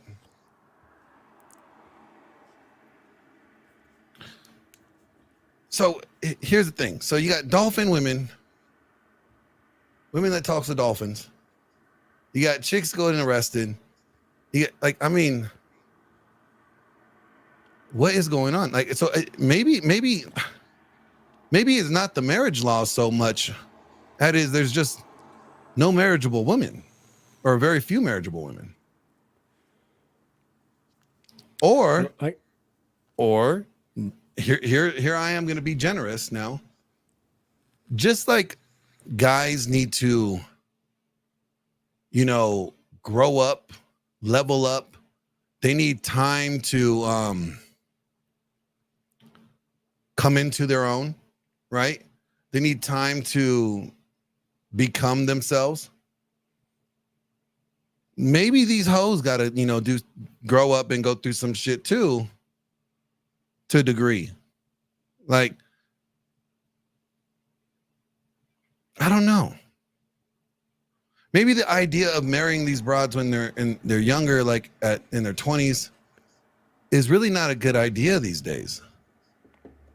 Maybe there's a reason why people are getting married at 30. I mean, I know, like statistically, lower bodies, younger marriages seem to have less divorce. But maybe in our culture, the way that it is now, we can't really hope for that. Maybe you gotta wait for some of these bitches to get to at least the wall before you even start considering them for, I don't know.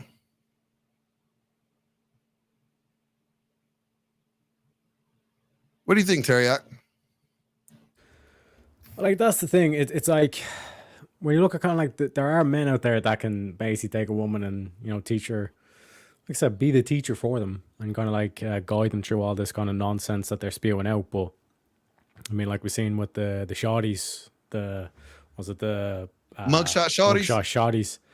Like, if they're not even willing to respect the law, how are they supposed to respect a man? And then you flip this on its head, even with the women there, they're talking to dolphins, all this kind of shit. It's like, if you're to seriously address this, do you know what I mean? She breaks down in tears, all that kind of shit. Like, why would like a high value man or a good man put up with that shit? Do you know what I mean? So it's like, at the end of the day, there is a whole thing of like, yeah, maybe like, you know, they need more time to focus on themselves and all this shit. But with each year, it's a ticking time. Like, because with women, it's like, what, mid-30s and they're done kind of thing. Well, okay, let's be honest. Maybe there's not enough good high value guys. And I'm not saying high value in the sense of like, you know, the money, all that, you know, bling, and that's not the way that everybody else says them. But the level of high value in the sense of like, there's not enough guys telling these women no, or get away from me, ho, or like, ugh, I'm sorry, your behavior is unacceptable. You know? Now, don't get me wrong. There's plenty of guys that are going to sign off in the chat and be like, yeah, I'll tell that girl she's no. I'm not talking about you. I'm talking about guys that these women actually find attractive or interesting in, you know, that would want to get with them. You know what I'm saying? Like, I'm talking about those guys. I'm talking about the guys that actually give them dick. Like, if all the guys that gave them dick was like, you know what? This hoe, you ain't worth dick. You are not dick worthy. You do not deserve any dick. No dick for you. Like, I don't think there's enough guys that do that. Like, guys are like, you know what? I want to get my dick wet, you know? And they just don't want to tell them no. I think even like the high value guys have like a scarcity mentality where like they're just not going to tell these girls no. They still want pussy. They're fuck boys. Yeah. Do you know what I mean? And like, what fuck up, boys are Josie? simps too. Josie came up here. And she ain't She even has the talking. helmet on to protect herself from the brain damage these bitches been spewing. I think we need Kat up here because I think these hoes, you know. Can you guys hear me? Yeah. Yeah. All right, sorry, because I was just switching from my car to, the Wi-Fi to cell phone data. Y'all getting annoyed with that whole whatever episode, eh? I mean, the bitches can't answer the question. She's like, I don't want to answer the questions because I think we're all, you know, spiritually equal and, you know, objectively, we're all 10s in our own way. And Yeah, that's just annoying, but, however, to their defense, I will say, for women,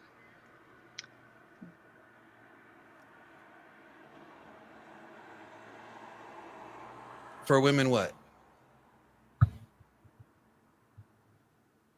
Josie left us on a Hey, what's cliffhanger. up? What's up, Noodles? How are you? Doing well.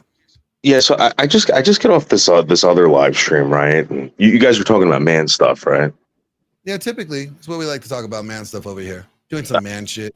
All right, so check this out. There's this live stream. I don't want to give out the name, but it's a husband and wife. The husband was born female. They're raising a child, right? And the husband is asking men how to be a man. Oh, link me. Dude, oh my they just ended it. They just fucking ended it. They have a live call-in show. You want me to come back? I'll give you the name of it. It's fucking awesome. It blew my mind. Put it in the chat and the mods will grab it and they'll send it to me on Discord. All right, I want to know when they're going live next because I want to talk to this female that thinks she's a dude asking people how to be a man. Oh, this will be hilarious. They will be live. There's an upcoming live stream on the 14th. So Damn it, it's doing enough in my life. I gotta wait 4 days. I know, dude. I was so pissed, man. The phone didn't work. It was like, and this person's like afraid to talk to men, and this person's jacked, like. But it's a chick, though. You said, right? Yeah. Okay, I'll be like, look, there's nothing you could ever do to be a man. I don't know. In my opinion, I wake up every day thinking I'm going to get my ass kicked. I'm going to get in a fight just because I'm a man. I drive into Manhattan all the time. I get into like 5 fights on the road. Women don't realize that. Women don't realize women are like living in this bubble, and they're protected by men, and men kind of give them a pass at whatever they do. Yeah. Right. We give them a pass because we like pussy. Let's just be honest. Like, the only reason why you tolerate the shit that women do, right, is because you like pussy. Yeah, absolutely. And plus, you probably love your mother. You probably love your sister. Your nieces. Even then, ultimately, it comes down to pussy. Right. The enjoyment you get from vagina. Right. Mm-hmm. And by the way, I don't care. Like, you can be gay, right? You can be gay and think women are disgusting and everything, but this was meant for vagina. It was specifically meant for that. And all you gay guys out there, I love you and everything, but I'm telling you, try it. I've banged a chick in the butt, right? I put it in the butt, blah blah blah. Vagina is a lot better. Trust me. I mean, like you just can't. I don't know what kind of like pep talk or conversation they have with themselves where they go, you know what? I like dick. It's just like I don't know how Destiny just like, you know what? Dick sounds good today, folks. It just, to me, it doesn't make sense. He doesn't do that. Dude, I come home from work. I don't know what you do for a living. I come home from work sometimes. I jump in the shower. Dude, I smell what's coming out of there. And like these women that put that, like it blows my mind. I mean, I love that you women are down for this, but I don't think you understand what you're putting in your mouths, you're letting me put inside of you. It's just so disgusting. And then these guys know what's going on down there, and they still want it too. It's fucking weird. Like maybe it's because these girls haven't done enough Kegels, and they're kind of not very snug down there. But Jordan Peterson says this as well. There's a lot of fucking snakes out there, do you know what I mean? That like encourage all this behavior because they think, oh, if I just be nice to her, then she'll sleep with me and all this kind of shit as well. So it's like you have these simps that are kind of waiting there, kind of encouraging the bad decisions. It's just like the friends as well that encourage them to break up their fella, all that kind of shit. So there's a lot of snaky guys out there too that are let me tell you, condoning and all that kind of shit, Let me tell you how much guys like vagina, right? And it's biological, and it's just it's okay. We have to live with it. But so LA has like a huge like gay community, right? And all these like really gay business people, like these wealthy gay people, they're like buying up like just blocks and blocks of like ghetto, right? And they're like making them all nice and like gay friendly, and they're booming business. You want to know why? Straight people, we don't care about that shit. We're like, no, we want pussy. We want our girl. You know what I'm saying? We are not going to invest in money and buying businesses and shit. No, we need to have money to ball out so we could show these hoes that we got money so we could smash them later. Like, I don't know. Well, we got to figure something out here. Well, first of all, the reason why a gay bar probably makes more money on average than a straight bar, right? Believe it or not. Gay guys always have pretty good jobs, right? Yeah. And they love spending money on fucking having fun, man. I have not met a broke gay person yet. Right. Yeah, exactly. You know why? Because they're not spending money trying to woo a girl. No. They're fucking smart. They're smart, yeah. But like, okay, so it's like if we had like if the average guy had the fortitude and the discipline not to blow money on chicks, he might be doing pretty well with himself financially and get himself in a situation where okay, guys, this is why I tell you guys all the time, like when you're growing up and when you're in your 20s and you're, that's not the time. Focus on the dollar, make that money, get that shit right. All right. Get yourself financially secure. All right. Cause then when you hit your 30s and you are more financially secure and you own your own home, right? Now you can focus on women because you already got your shit situated, right? Now you got a little bit of fuck it money saved up, where you can take these risks and go on these dates, and then but when you're coming up, think about all the money you spend on dates with women that you or never got with, or never married, or never even hooked up with, right? Or remember all the money you spent at the bar, right? All that shit. Like, you could have put all that to like perfect use, like getting your schooling in order, your house situated, like all that shit. But then you got to remember, some of these guys do that, right? They get all set up. These women fall in love with them. They get divorced, and then they take like 3/4 of it. You know what I'm saying? You could mitigate that. Like, okay, you could put all your stuff in a trust. You could do it like behind an LLC and a trust, like to where like you pay yourself as like a third party. You can put your house in like your dad's name or something. Like, there is ways to get around that, to where it's like, okay, yeah, you divorced me, but guess what? The house is not in my name; it's my dad's name. Oh yeah. Oh, I only pay myself $1 a paycheck. Yeah. So you want half of $1? Okay, I'll give you 50 cents a week, a month, whatever.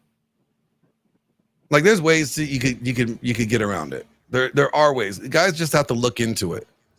Well, I mean, okay. If you say, I've never been through it, so I don't know, but it just seems like everyone who has kids, they end up having kids. They spend. By the way, I noticed this.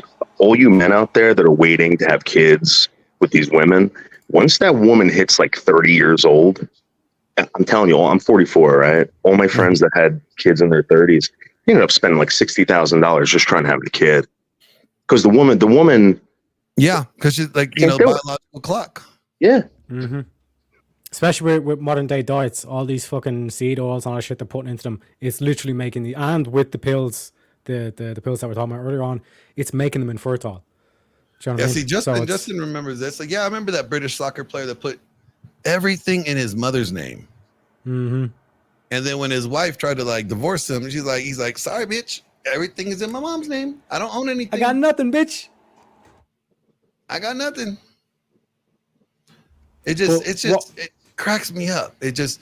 But see, like, we're telling guys that they need to worry about being the high value guy that like all the girls like and all the girls are chasing after. And no, you want to build yourself up to be that guy, so that when you are in the position to get married, you're not just stuck with the lot lizard. You got variety of options. You have multiple women that want to date you. And then you date them non-exclusively, invent them out. Like, okay, you know what? This one is cool, but you know what? She's not what I'm looking for. She'd be a good time, but not the rest of my time. This one, oh, well, we share the same views, but oh no, never mind. She a little thick. She likes to eat too much and not like going to the gym. Gotta let this one go because she's gonna blow up. And then oh, here we go. Here's the one that I like. I mean, then you're in that position, to do that. But you gotta be in that position first. But like that's what I'm saying. Like a lot of guys are kind of going out there as if the goal is to get the woman, whereas that's not the goal. You're supposed to build your empire. You're supposed to be the king. So if a king's there worrying about his queen and all that kind of shit, he's a shit king. Do you know what I mean? You have to focus on what are you building, what are you creating, this empire that you want to set down, this legacy. Do you know what I mean? The women will come. The women will chase you, and then once you have the women chasing you, you know that you're in the A side. Do you know what I mean? This whole idea that women want to build an empire with you, that shit sounds nice, but that shit is bullshit. Women don't want to build a kingdom with you. They're not going to go out there and lay brick with you to build your castle. They're just not going to. Cinderella didn't even do that shit. Okay, she wanted to go in there and become the princess. Okay, she put on a glass slipper. That, you know what I'm saying. Women don't want to just build this shit with you. They want you to come already built, and they just do the redecorating. That's what they want to do. I find it hilarious when these, and I've seen it before. It's not funny, but it kind of is. These women that end up divorcing their husbands, they have kids with them, right? Then they realize they can't exist without their husband for some strange reason financially. They blame the fact that men make more money doing the same job. If that was true, by the way, being a business owner, I would hire women exclusively. If women did the same work for cheaper, I would definitely hire all women. But they end up leaving these relationships and they realize, oh shit, I got to get a job. And it costs a lot of money. I can't do it. Then they start asking for alimony, whatever it is, right? And that's how they survive. I mean, if you can't take care of your kid, you shouldn't have your kid. Exactly. I don't get it. That's the other thing, right? Like, okay, so you got with this chick, she's pregnant. Now you have a kid. And you're barely making it. You just complicated your life.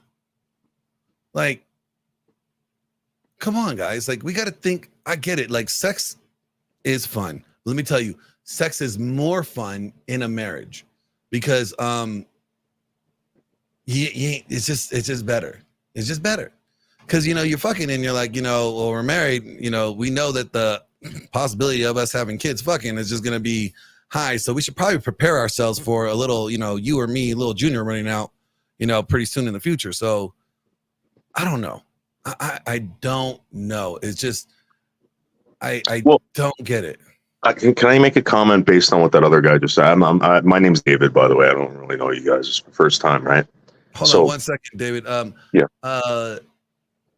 Floor Chris 13 in the back chat. I need you to turn your camera so I can see your face. Make sure you're not going to show any dicks or anything. This is the dick-free website, stream. We all got penises. We don't need to see any more penises. So can you show your face real quick? Make sure that you're not going to show anything crazy. If not, you're going to have to go ahead and then bounce. I don't have a camera right now. I'm just... Oh, you're Jay. Oh, that's right. I know who you is. Never mind. I know who you is. That's right. My bad. You good. I'll bring you up. Here you go. Hey, Hey. I'm sorry. I don't have a penis. I promise. No, I know. Well, you don't have a penis. I know your husband. She's married? I am. I'm married to JS Urban Adventures. I think he was with you last week? Yeah. He was been on a few times. Oh, there. What's up, Easy? What up, bro? Not much, man. We're talking about what's wrong with these hoes today. What? Well, I was just listening right now, Glenn. I like to jump in when it's woman topic. When it's politics, not jumping in. That's not my job. Okay. But I just kind of have to disagree with you on something, right? What are you disagreeing with me on? I'm sorry. I have to disagree with you as a woman, okay? You were saying that women, they don't want to build anything with their husbands, right? No. I'm what I mean is it sounds good, but they really don't want to put in the work to build things with their husbands. They kind of want things already built. They want the benefits. The idea sounds good. The idea sounds like, yeah, me and my husband, we're gonna build our empire together. But really, when it comes down to it, it's like, listen, we got a budget, and you can't get your hair done again and your nails and stuff like that. That shit gotta be every 2 months. You gotta save for that shit. And she's like, what? What are you talking about?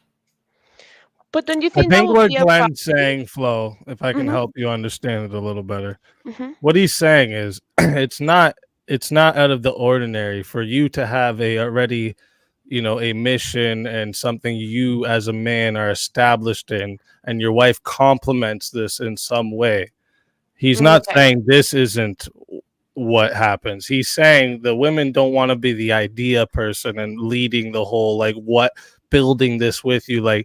For an example, I don't think a woman's gonna get with me and want to run how my channel, for instance, because this is a part of my business. They're not going to be like, oh, you should do this, you should do that, you should do this. They're not going to build all that up with me, but maybe they'll want to help me in other ways, right? So Glenn's not saying women aren't going to help, but they're not they're not going to do the building and leading the whole thing with the man. Like, women don't want this, right? Women don't want losers, and that's they want to sit back and watch it happen. Yeah, they as I think Rich Cooper says, women want winners. They're not going to help you run your race, but they wait at the finish line to pick the winners. Yeah. Right. Right. Well, I see it in in this way, okay? Like, if this woman is already spending that much amount of time on doing her hair, her nails, that should be a red flags for you guys already. Because we women should embrace our natural, like our natural beauty that we have, right? Like, there is nothing wrong with a little bit of makeup, but not putting a layer on your face. Like, matter of fact, I have never worn foundation in my life. The most that I do is a little bit of mascara and eyeliner, and that's it. But for me, just how I see it, if a woman goes ahead and she's already spending that much time on how she looks like, that should be a red flag for you guys, because that means that woman is way more into herself than she is ever going to be into her husband. If a woman if she feels offended by the fact that her hair can be done while she's getting married, that woman then she never got into the marriage with a priority of her husband, right? Like, I think that's the biggest mistake that modern era has these days, that they. Well, what question for you is, what women today get married with the mentality of putting their husband first?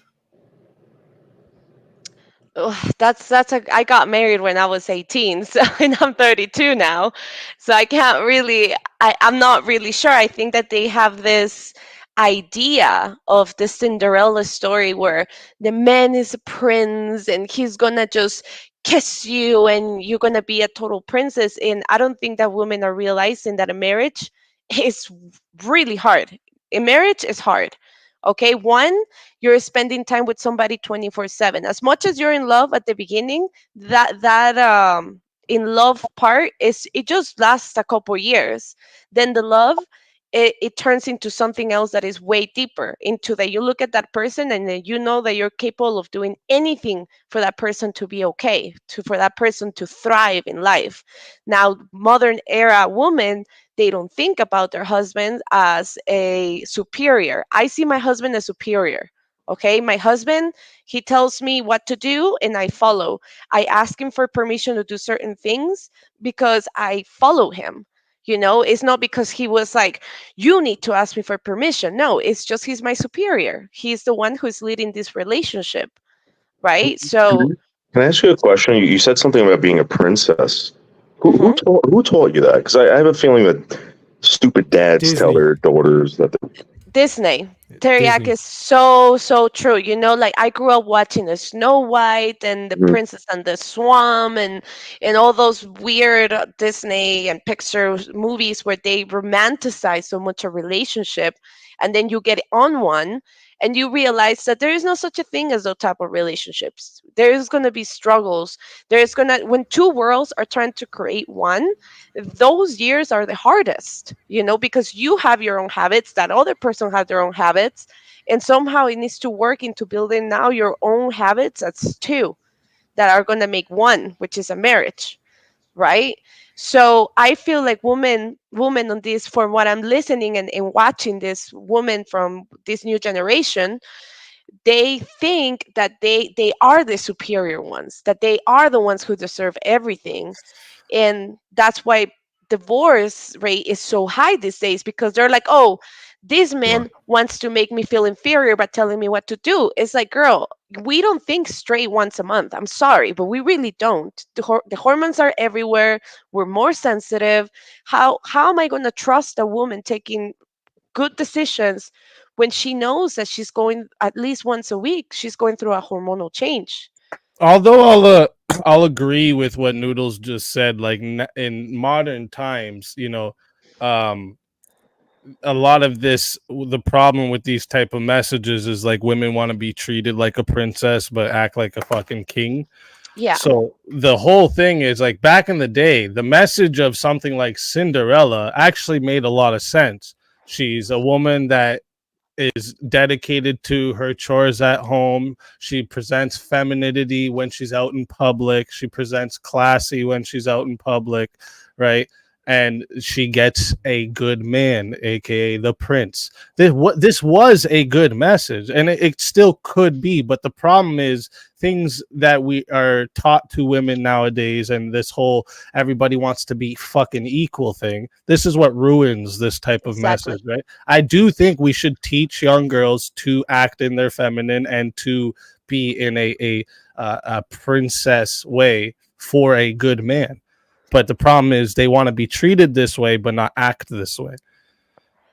And another thing as well, just to echo off that, it's almost like they've replaced, well, this is a part and parcel of replacing God and Christianity. People aren't grateful anymore. You know, Bishop Marie loses his eye from an attack, and he's still saying, thank the Lord that I'm still here. I'm still breathing. I'm still alive. I can still preach the message. Do you know what I mean? Whereas most people nowadays, if they lose an eye in an attack, it's pure blood, vengeance, revenge. I need to get back, all this kind of shit. Do you know what I mean? So it's like a lot of women now will be in a house over their head, roof over their head, children, everything, and they're still like, oh, but I want more. He's not treating me right. Do you know what I mean? He's not treating me like the Disney princess I need to be like. And even when you look at like stories like Frozen and all that stuff, do you know what I mean? It's all about sisterhood and like yeah and all that kind of shit about the feminism, whereas and focusing on, oh, we're all, we can be the heroes. We don't need a man. All this, we can be an independent woman. And then people are wondering why the birth rates are plummeting. Well, I mean, can you blame them though? They grow up with like sweet 16s, the prom. Like every guy that I knew, right, at the prom was like thinking they were going to get laid. All these chicks that were like going to these proms, they were getting all dolled up like they were some kind of fucking princess or something. And yeah. I will have to disagree on you on that one. Oh, I come in here today hot, disagreeing with everybody. Well, Noodles, I'll have to disagree with you on that one because, like, in my culture, we have the Sweet 15, and then when I was in the States, I also did the Sweet 16. I did my I grew up as like a very feminine girl in a way, right? Like, on the idea, but at the same time, I was also raised in a way that my dad is my superior by him being a man, you know, and I kind of see my husband in the same way. He's my superior being a man. I'm not exaggerated feminine, you know, but I do believe in like getting ready, for example, like looking good, you know, like you have your dress on, modest. You don't have to be showing anything, you know, but you have to be modest as well.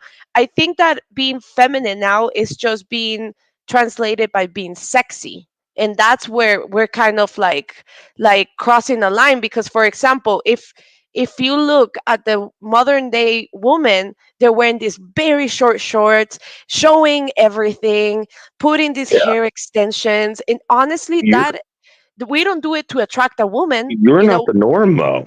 You're not the norm, and no offense to anyone, but like the American woman is the only woman that matters.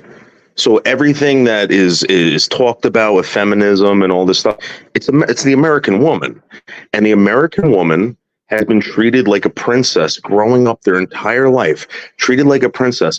Then they're thrown out of this bubble, out of their house, where their daddy is no longer taking care of them, and they're like, "What is this?" It's like that movie, that Brendan Fraser movie when he's like trapped in that bunker for 20 years, and he finally comes out and he's like, what is this? It's the real world. And yeah, I think you're right about that, because I'm from a third world country, you know, and when I was basically raised in the States, that's how I met my husband. But when I mean, there are certain things, you know, like for example, having AC, you know, having a heater, right, for me as a person, that's like a luxury, right? And I see like in the States, like it has come down to a point that they're like demanding it, you know, like I should have it as a right. It's like, to us, that's a luxury. There's many things that I see it and I'm like, hey, that's a luxury, you know, like you should appreciate that. But it comes down also to this woman that they have so much, because they really do. When you go from a third world country to a first world country, these women have so much. There's a lot of entitlement. But what I'm going to push back a little bit on you, you know, and say that you said that women, they will be feminine and everything for the right guy. Women don't know how to pick the right guy. And I'm sorry, ladies, but I agree. You're this thing called women intuition that you guys brag about so much. That shit doesn't work. If that's the case, you should have knew that guy was a piece of shit and he was going to cheat on you when you met him, right? But what was it like back in the day? You had to get the father's blessing. It was the father that chose for the woman. Yep.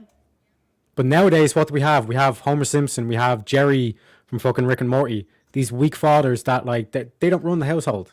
Do you know what I mean? So my number one thing for a woman is that if she's got a strong father, that to me is like that's what you got to go for. That's the best, probably one of the best signs you can go for as a guy is what is the relationship between her and her father. Do you know what I mean? Like we kind of mentioned there, if he has her spoiled and yes, princess, all that kind of shit, get the fuck out with that relationship as soon as possible, fellas. Exactly. And I think most fathers would just be happy that their kids don't turn out to be drug addicts, alcoholics, etc. So if they're just a spoiled brat, I think most American fathers will be happy with that. That's sad, Yeah. It is very sad because it seems like the standards of what you should become as adult is so low, just to hope your kid won't become a drug addict. You should be hoping, my gosh, I hope that my kid is a doctor, my kid has a career. That should be like what you're thriving for. But nowadays, in America culture, it's like, oh, I hope my kid doesn't turn into a drug addict. Yeah, and then when they find out that they're gay, they're like, "Oh my God, I'm so proud of you." Yes. Sorry. But also, Glenn, going to the point that you're saying, women don't know how to pick men. And I think that as a woman, I kind of have an answer on that. These days, women are more interested on how a guy looks like than how a guy is as a person, right? So if a man is like super hot and thriving, they don't care. They're like, oh my gosh, I'm so in love. But then as the years go by, men change, we age, we're human beings, we're gonna age.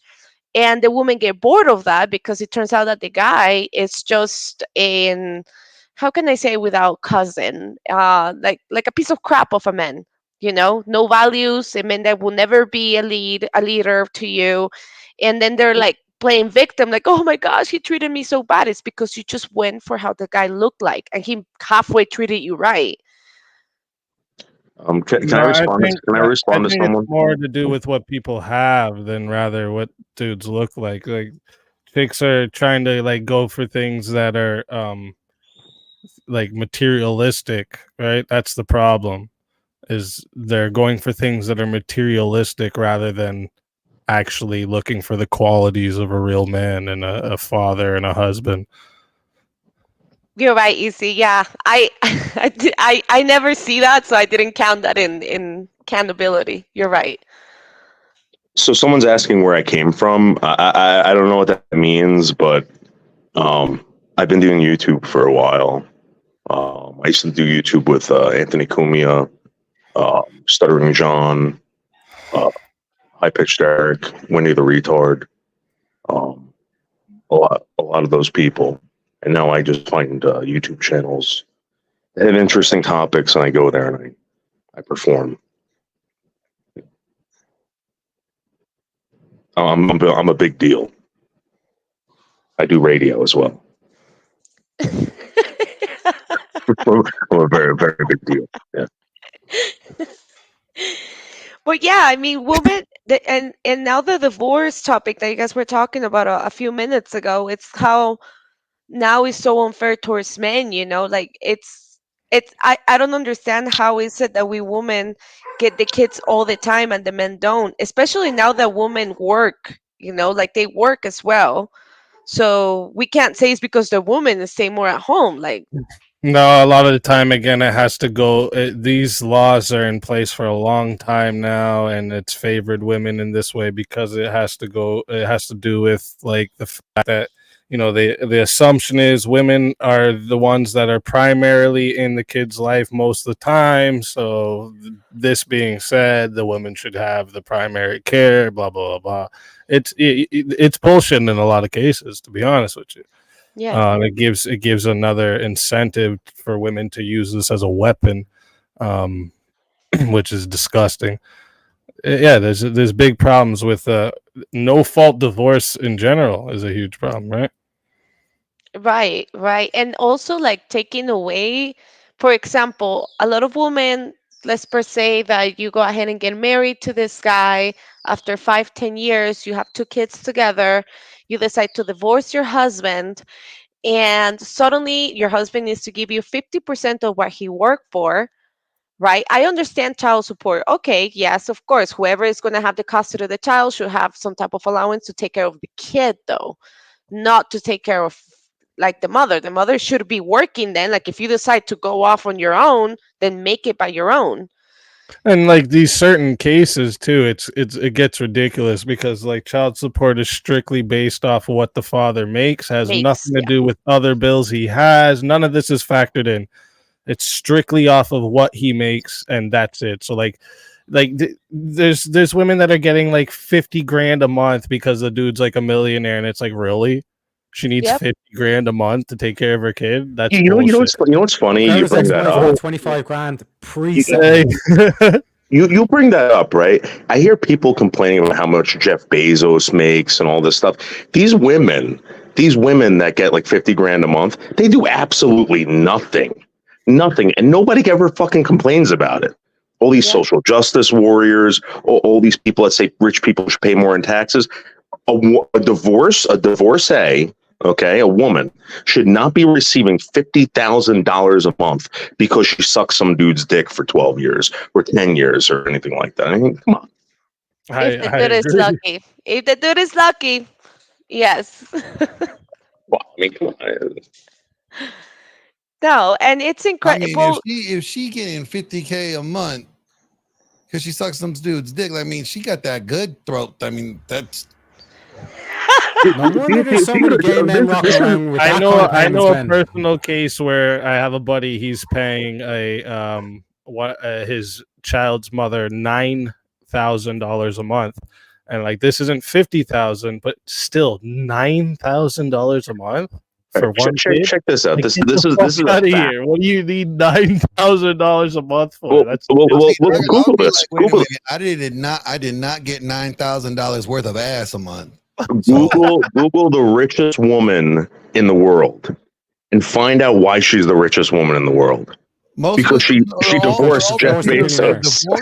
But all the richest women in the world are rich because either it's divorced. Fact. It's 100% fact. No, yeah, that is a fact. What you just said, yeah, that is true. Richest woman in the world, the divorcee. It's Jeff Bezos. True.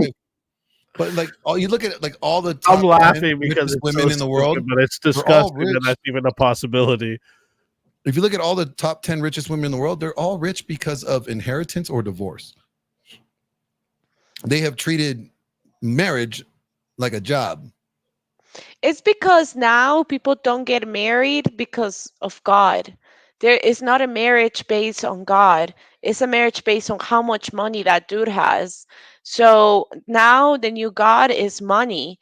And as far as we can see, their God is not working right because they end up miserable. Yes, you can have billions and billions of dollars, but do you know how sad is the fact that you as a woman, like I could see it, you know, like a woman sitting by herself with $99 billion and thinking, I had to basically prostitute myself and have 2 children to get to this. No money in the world is going to get that dignity back to you. No money in the world. Can I ask you a question? Were you raised a witness? I'm sorry? Really think women were you raised Jehovah's Witness? No. No, because you say the same. I study with the witnesses sometimes, and they're fascinating people. They're awesome people, and you speak exactly like a witness woman. Oh my goodness! Yeah. No. You're a good witness. I was raised with like 4 different religions, really. Wow. So, but one of them wasn't Jehovah's Witness. That's the one that I run away all the time. They would love you. Oh, I bet they would. No. But you said something about dignity. My question is, do you really think women have dignity? Like, do you see how many chicks are on OnlyFans? I mean, there was a teacher. This woman was working at a Catholic school, right? She was a Catholic school teacher, for like the mentally ill, or like the the kids that are in, ride the short bus, right? And she has making good money. She wasn't like rich or anything. And she says that, God told her to go do OnlyFans. Yeah, I bet he did. I kid you not. She went and did OnlyFans, and now she's a millionaire. And like, the point that I'm getting at is like, she has no decency. She doesn't care about decency. Well, she just doesn't have values, which is different. But dignity, we all were born with one. We all know that we have it. But these women don't have values for their own, for who they are, what God created. They have no value over it. Or maybe, well, their value may be in cash, right? But you do have to give up your dignity for you to be able to do that. That's a must. I mean, we all grew up with I'd dignity. say a lot of this modern, these younger generations have given up dignity for, again, materialism, things that make them feel good for, a few moments. Right. And then they realize, like, again, it's a lot of the people in their later life that realized that shit was not fucking worth it. Now I have no friends, no memories with my family, no wife or no husband, whatever, sex it is. Like, this is where they end up after. They're learning, like, the demographic of the people who report being the unhappiest is women in their 40s, single with no kids. These are the people who report being the unhappiest, right? Most on and there's a reason for that. I mean, you also got to remember that women, their value is youthfulness. When you become an older woman, if you think you're going to get around being the sexy young thing, clothes don't fit you the same way, right? I'm 44 years old. Clothes don't fit me the same way, and I think women start realizing that, and it depresses them. Men really don't care. They'll get the dad bod, puppy bod, whatever the hell you want to call it, right? And they'll go out there, fucking get on a jet ski. They'll go hunting. They'll go do whatever they want. These women, I'm telling you, their life revolved around their body. And I'm sorry, I don't want to call you she, but you brought up a very important point about makeup and all this stuff. You can put tons of makeup on and still look like crap. They're getting plastic surgery. They look like fucking like mannequins. They plump up their lips. They look ridiculous. They know it. Yeah, I agreed with what she said about the makeup in most cases, but there's probably dudes that like their chick with makeup on. So like if that chick's putting on makeup for her man when he comes home or whatever, yeah, that's a good thing. Like she's doing something to please her man. That's a good thing. And now that I crossed my 30s, like as a woman, you're totally right, Noodles. Like, to me, that was kind of shocking. I was like, man, I'm a 30-year-old woman. Like, I'm no longer in my 20s. I'm no longer in the prime of my beauty, if you want to put it that way. But something has happened, though. Since I have a lot of American girlfriends, right? Like, they're awesome, but especially in the era that I grew up, which it was like the emo era, and girls would put all these tons of makeup on their face and stuff, which I never did. And what happens is that if you put me next to my friends, I look like I'm 25. But that's because I have never put anything extra into my face. I have never done like a skincare. So no, never. But people look at me and they're like, oh, so what? Are you in your 20s and 25, 26? But it's the fact that I just embrace my natural femininity, like I think that we all are so beautiful naturally.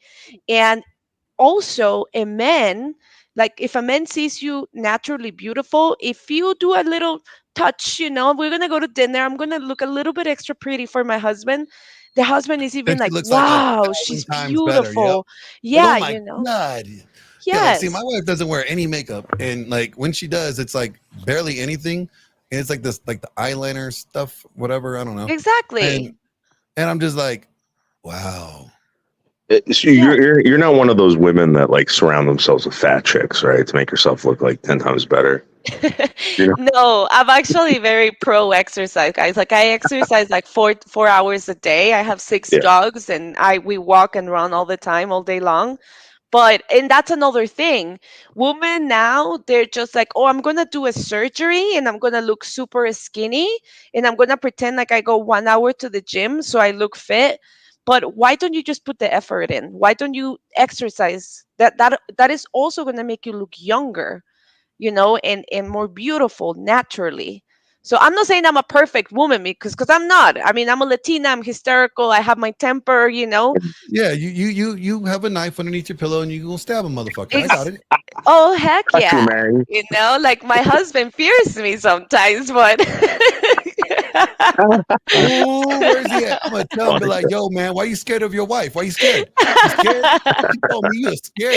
He's really funny when he like a little bitch. Like I'm scared when of he's her. about to say something that he knows that I would disagree with, he goes like, like he tries to really smooth it down. But at the same time, when my husband tells me no, I know it's a no.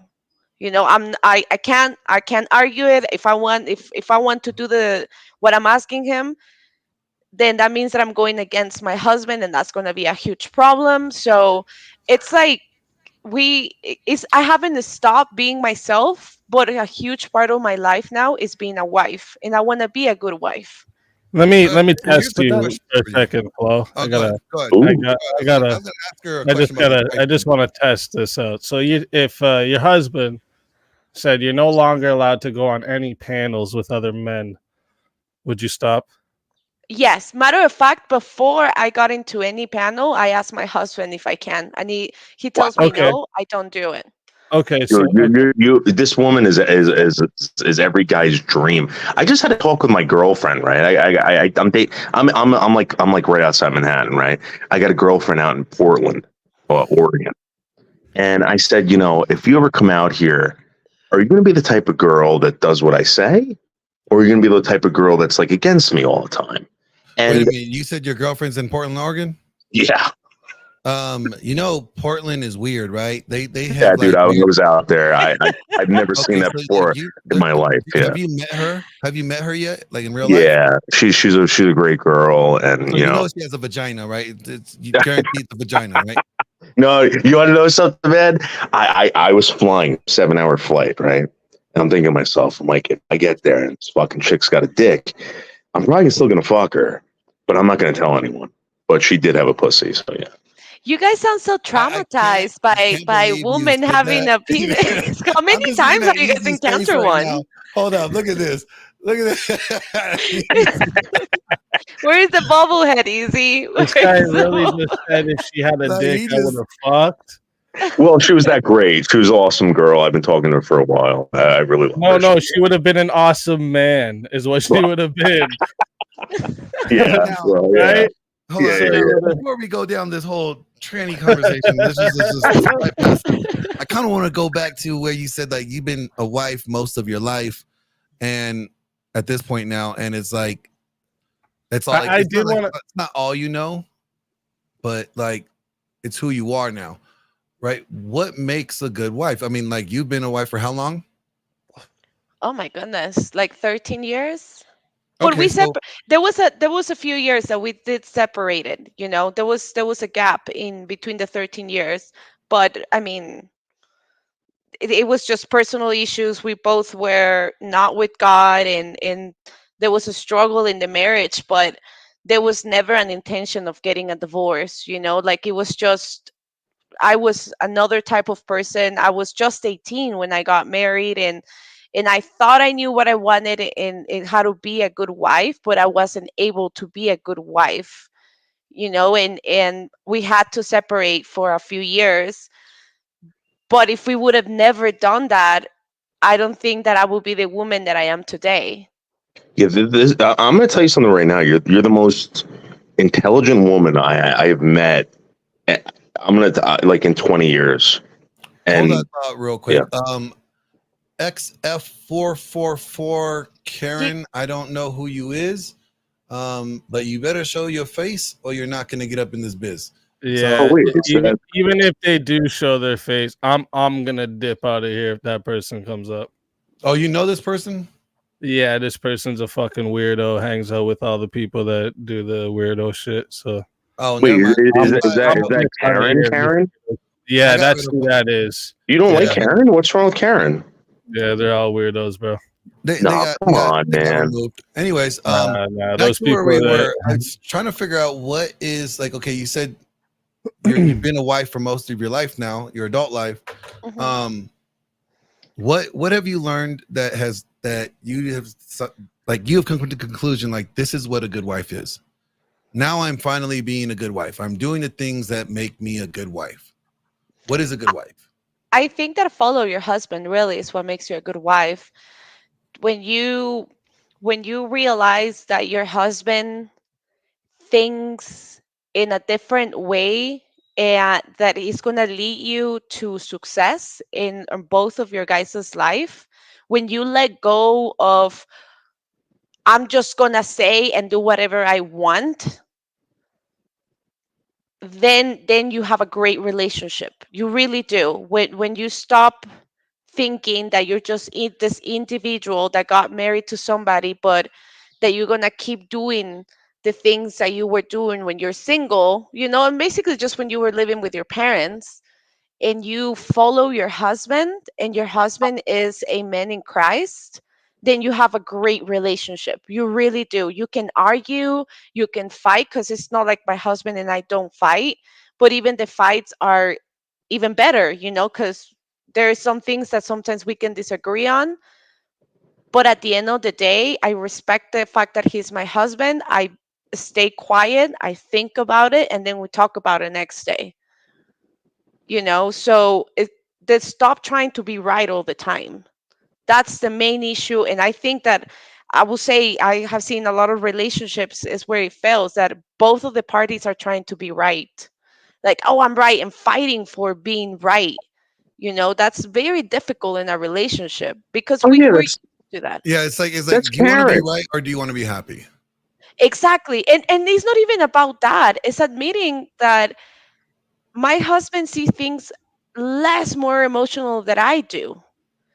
Sometimes I will just have like pity for somebody that is just a bad person. And I'm like, no, let's give it a chance or whatever. And guess what? My husband was right. That person was a bad person.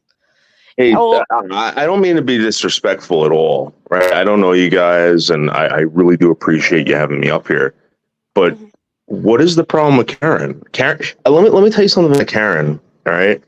Karen helped out a friend of mine who does not like Karen, right?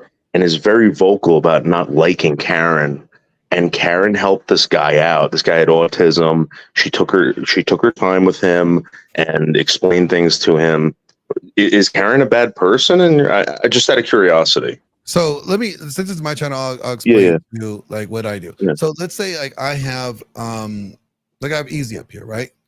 Yeah. And we're actually having a really good conversation, right? We are talking about topics that are very interesting to people when it comes to the relationships and other stuff, right? And I have brought people up here before that, let's say, may have had a beef with somebody, right? And then next thing you know, the whole conversation gets derailed because now they're throwing out people's personal, problems in the mix that don't need to be aired out or public. That and now we're talking about somebody's baby's mama's third cousin. I apologize. I didn't know where I was at. I really do. So Easy is the person that Karen always talks about. Oh, I don't know. I've just used him as an example. Like it could be Andrew Wilson. Like I had somebody the other day. I had Andrew Wilson on, right? And this individual wanted to come up and talk to Andrew about Andrew not answering his messages or something like that, right? And it would literally derail the entire conversation of what we were talking about. We were talking about something very specific, and they said in the chat that they wanted to talk to Andrew. They had a question for Andrew, and I asked them is it specific to the topic that we're currently addressing? And they're like, no, but I can make it that way. I'm like, no. So I've brought people up here before on panels that it had nothing to, and they just derail the conversation. And the next thing you know, 45 minutes, we're going into their beef and, I apologize 100%. And I just, again, I never had a problem with Karen, and I don't know what drama follows me too. And, I apologize. So, I don't know Karen. It has nothing to do with Karen. Like, I don't know her to not like her at all by any means. Like, but you know, if she wanted to come on and let's say Easy wasn't on, cool, I'll bring her on and we could talk and see what's up, you know, and see if she was adding to the conversation. But again, like I don't want, this is not a drama stream. I'm not trying to have a bunch of people bitching and beefing with people. I understand. I understand. You know, so like if I already hear that there's already beef with these two individuals, well, I'm not going to bring them both up. It just is, to me, that's setting yourself up for failure, setting your stream up for failure when you're doing that. Yeah, you know? I apologize. I try to stay away from that stuff too. I never had a problem with that person, and I'm not from this community. I don't even know her. I don't even know them to have a problem with them. Okay. Whatsoever. That just answers the question. It has nothing to do with Easy, or it just had the fact to do with we already have somebody up here that they allegedly have a problem with. I don't need my stream turn into, let's hear people beef. I am 100%. I apologize. I'm sorry for even bringing it up. I apologize. No worries. And again, I know she's in the chat. Like I said, I don't have an issue with you, Karen. But I know you already have an issue with somebody on the panel, and I just don't need that to spill over. So you could be offended, whatever you want. That's fine. It's your prerogative. I just have nothing against you personally. I just don't want to have your guys' personal beef spill over into a stream that has nothing to do with your personal beef. But back to like the question, like the one thing that I heard you say, Flo, is that let your husband lead or follow your husband's lead. Mm-hmm. Right? Oh, wait a minute. I didn't even see Grid back here the whole time. My bad, old man. Oh. Dang, Oh, that's cold-blooded, man. That is mean. I'm just being honest. You're older than everybody else in the panel. That is not meant to make me feel good. It wasn't, but the truth never really is.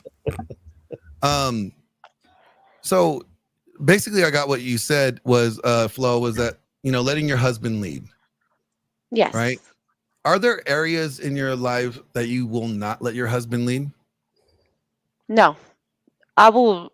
He rules all aspect of my life. Now, what did he do to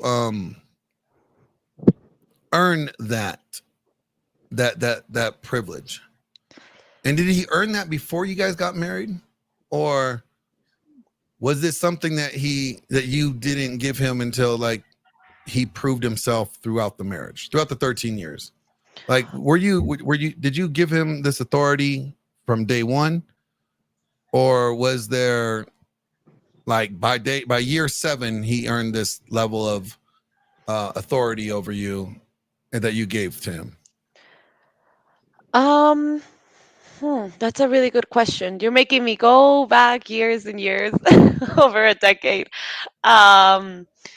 No, at the beginning I didn't. At the beginning I was pretty much a rebel.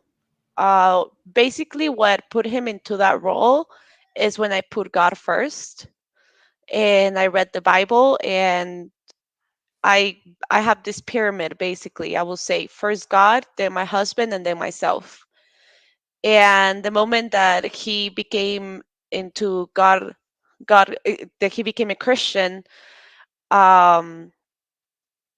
he was pretty much just leading me after that. Now at the beginning, the reason why I decided to be a wife is just because I was absolutely madly in love with him, and I realized that he was willing to do anything just to have me around. Was it the dreadlocks? It was the He didn't have dreadlocks. You know what? I'm visiting him next week, and we're gonna cut the dreads. Actually, they're going off, guys. They're not gonna be there for too long anymore. Now, what? If you don't mind, because you did mention that you guys separated for some time. Yes. Was your separation due to the fact that you guys weren't in church, you weren't Christians yet? What contributed to the separation? Drugs. Okay, so was this before or after you guys got found the Lord? This was before. When we first got together, we were doing great. I mean, if a guy who he's a really great guy to his core, he really is. But then after we got married, I will say the last year that before we separated, it was terrible. I call it a demon possession. When you're that deep into drugs, it's a demon possession because you truly become another person. You become somebody who you just can't recognize yourself anymore. And even though your core of a person is telling you you shouldn't keep doing this, but that demon is still telling you do it, and it's stronger than you are. Then you meet God, and you go back to who you are, basically, right? With years of work on yourself. But now, how long were you guys separated? Was it like a couple months? Was it like a year? a couple years. Yeah. Oh, you guys a were couple separated years. a couple of years. And even though in those couple years, I mean, it was crazy, you know. It's like we're just meant to be, because there was more interest on improving ourselves than like going out and find somebody, right, better or whatever. No, it's just the fact that there were two drug addicts living in the same house, and that was a horrible combination. You know, that was a terrible combination. So I mean, I've been sober now for 10 years now. I've been sober. Wow. But it's still, it was very hard to, it's two demons living together, basically. And both of them are willing to destroy everything in your life for you to be miserable. And it was very terrible to have us together. So I decided to come back here to Guatemala and be like, you know what, I need to get clean. But even with that happening, we still just, again, it was just a matter of talking once again, and the connection started, right? But it was different because by then I already said no to drugs. I already found God, and he did as well on his own. So that's another really good thing, by the way, the fact that we both independently found God. It wasn't because I wanted to still be married. It was more because I wanted to be with God, right? Do you put God before everything? Like even your relationship, your kids, etc. Always God first, the men second, the woman third, and children fourth.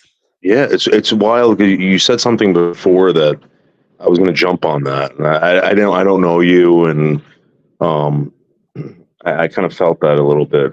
That's one thing that in my studies, I'm a minister as well, and you know, in my studies, that was a thing that, like, I was like, that's a hard sell. That's a hard sell to anyone who doesn't. When you say you're a minister, like, so, what theology school did you go to? So again, I study with the witnesses. I'm an unbaptized publisher, and I'm also a minister, an online minister. I have a group that's called Success on the Spectrum. That's Christian based, and we help YouTubers on the spectrum who have been on YouTube for a very long time get monetized, and they get supplemental income from YouTube. And that's why when I brought up Karen helped out this guy, and you know, when it comes to the God and religion with me, I just want to say this. In my opinion, based on what I've learned, okay, homosexuals, transgenders, whatever you want to call them, all right, they should not be rejected from the truth or knowledge of anything. And I hated God for a good 30 years. And something happened in my life, and I said, hey, listen, I'm going to study this. I applied it to my life, and it made sense, and it worked. And I don't know what the homosexual is going to get out of it, but you can't deny these people of knowledge. And when you throw these people out, listen, don't fuck in a church. Don't. I don't care about your stupid marriages or whatever. That's not the point. But when you throw these people out and you don't accept them and say, listen, come to me if you want to know something, maybe I can show you something. 30 years, man, I hated God. I fucking hated God. And something That's a really happened. sad story. Yeah. Dude, I really hated God. I hated everything about him. However, that doesn't change the fact that homosexuality is a sin, and while we can Yeah, educate absolutely. people about sin, we do Absolutely. not model. Hold on, I let you talk.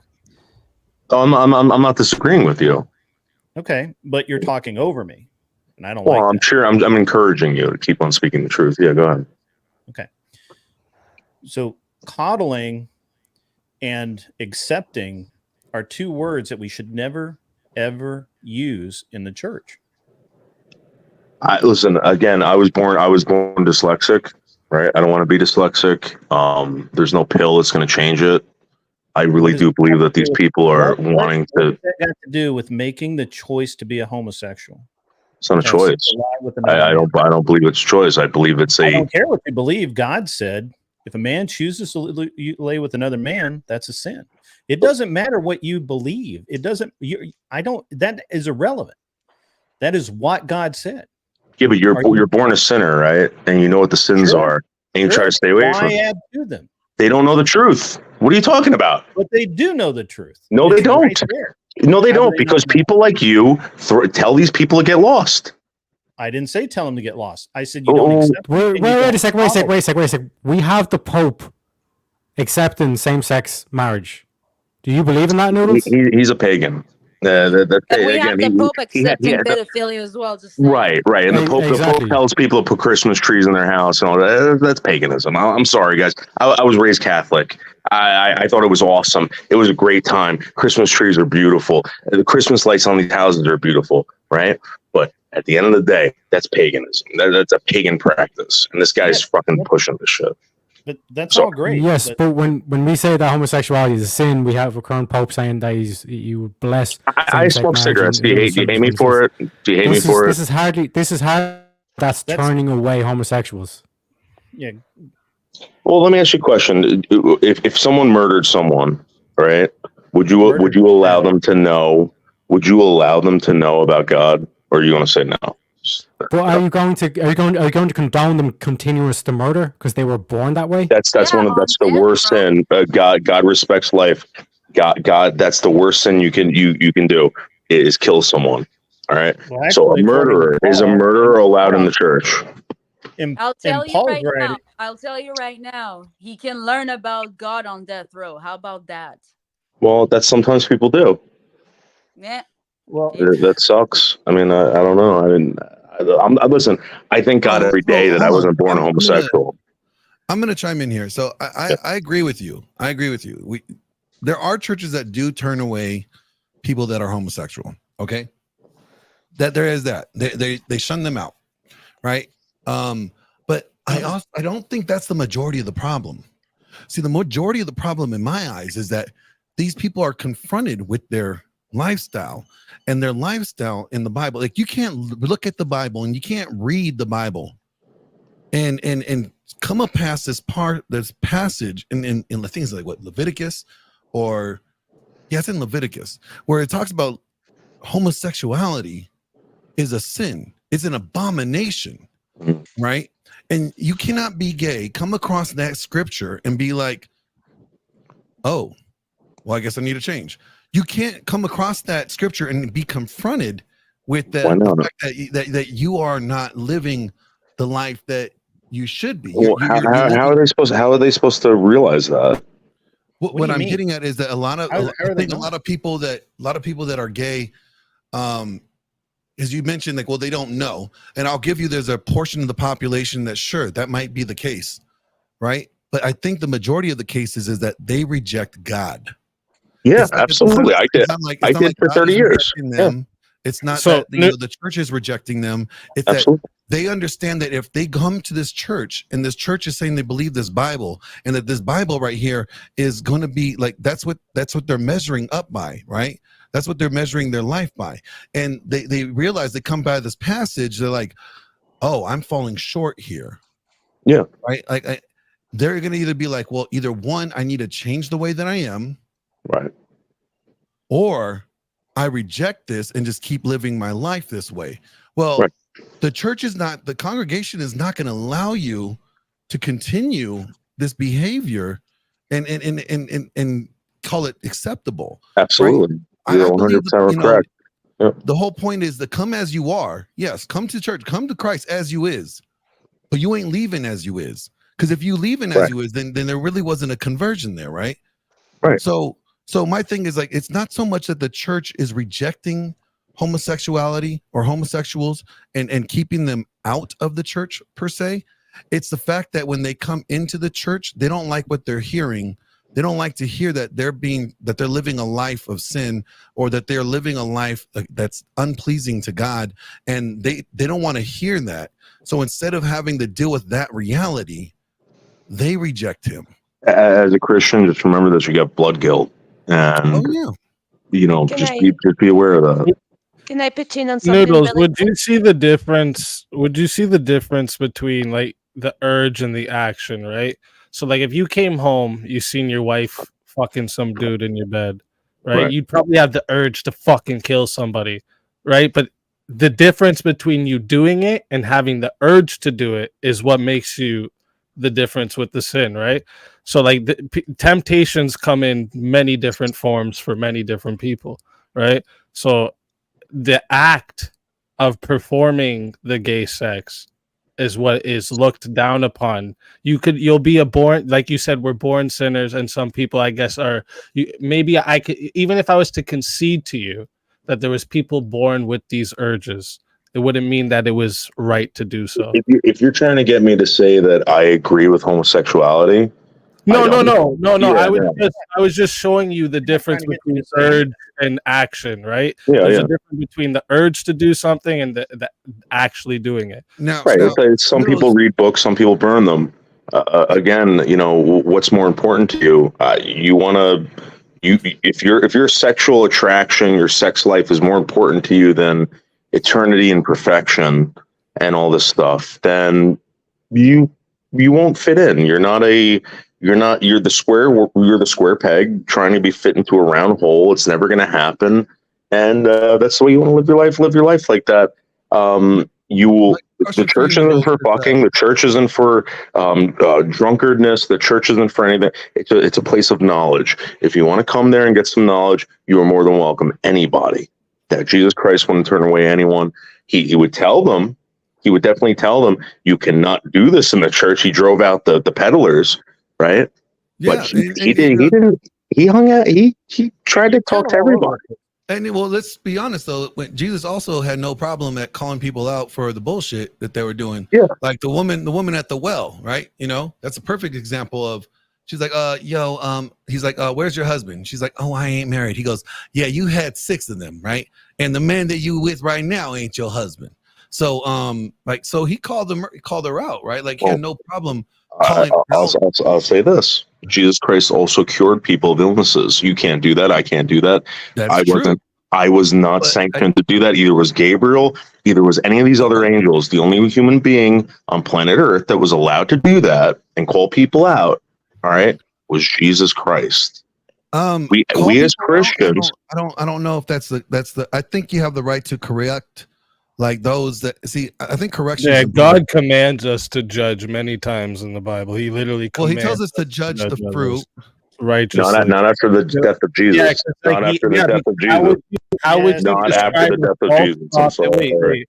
How would you describe a false prophet without judging their actions? He tells you.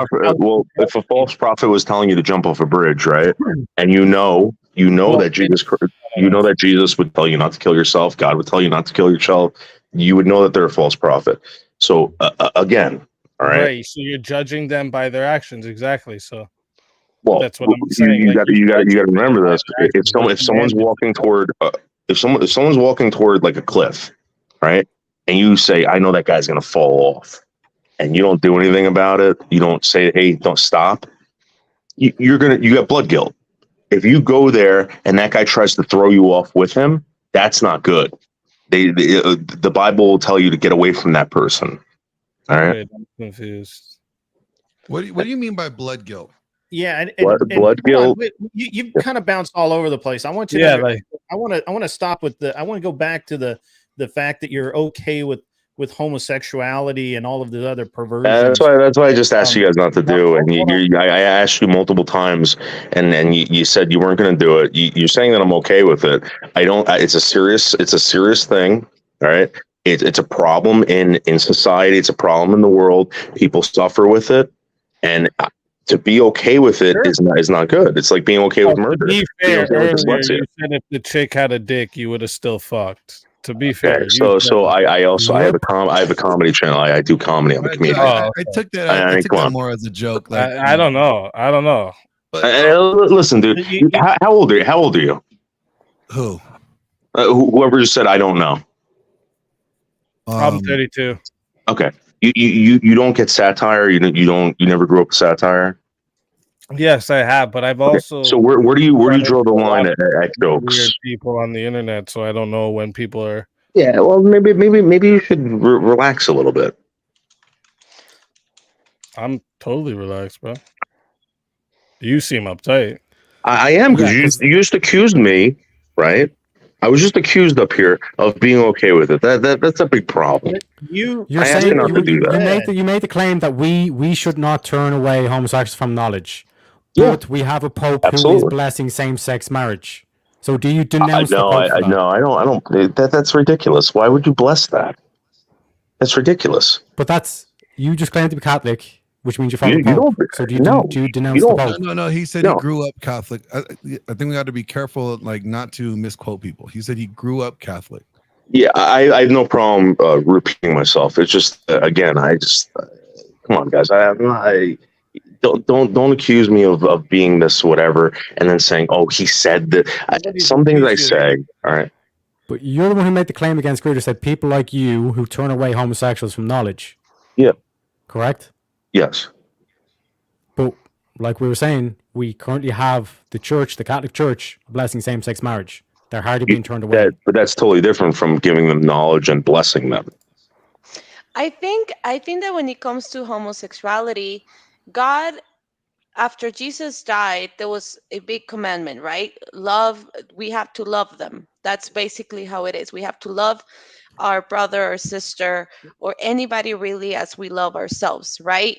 Now, God loves us all, but you understand the that God love from means many hold on, different things let to me different just people. finish. Let me just Let's finish. let her land her plane. Yeah. Okay.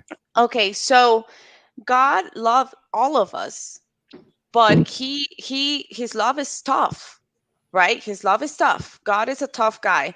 Okay, I can love a homosexual because that's what I have to do. I have to love them, right? But because I love them, that doesn't mean that I'm going to allow the sin happening, right? And I think Well, that you that can't goes control to, them of their sin, right? You can't. right, but there is this passage of the Bible, Galatians. yes, where it's like, brothers, if someone is caught in sin, you who are spiritual should restore him gently, right? But watch yourself, or you also may be tempted, right? So Yeah, you're talking about Galatians 6:1. yes. Okay, so I think that that's part of loving somebody, right? To bringing them to the right path. Now, what if this person is like, oh, but I was born this way? You're still Well, gonna I love guess- that person, but I guess the question is, at the end, what you're getting to really comes down to understanding what is love. What is love? When Don't hurt me. oh, Don't hurt me no more. Baby, don't hurt me. Don't hurt me. All right, sorry, I had to do that. But no, now you're like, gonna get okay, into TOS. But let's hold on a minute. Paul takes great pains to illustrate that sexual deviancy and crimes against the body are especially heinous because they are against yourself. So you can't, I don't care how much you love somebody. And that, by the way, that's post-resurrection.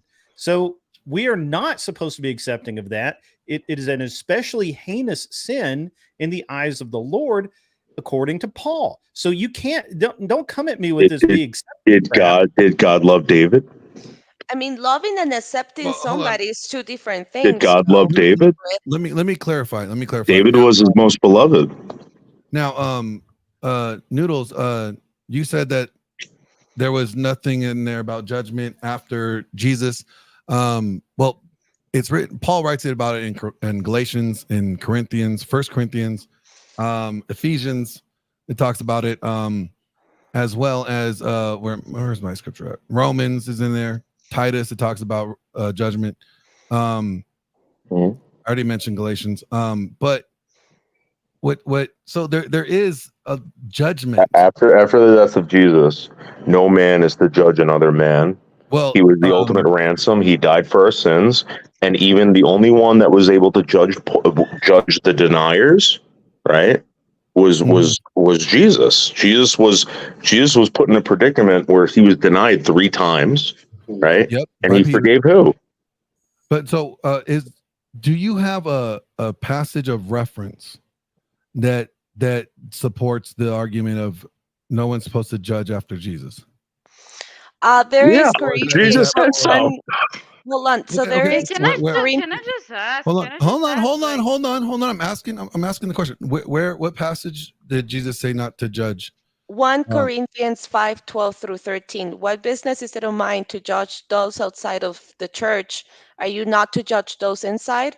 God Yeah, will judge I have that one those too. outside. But we got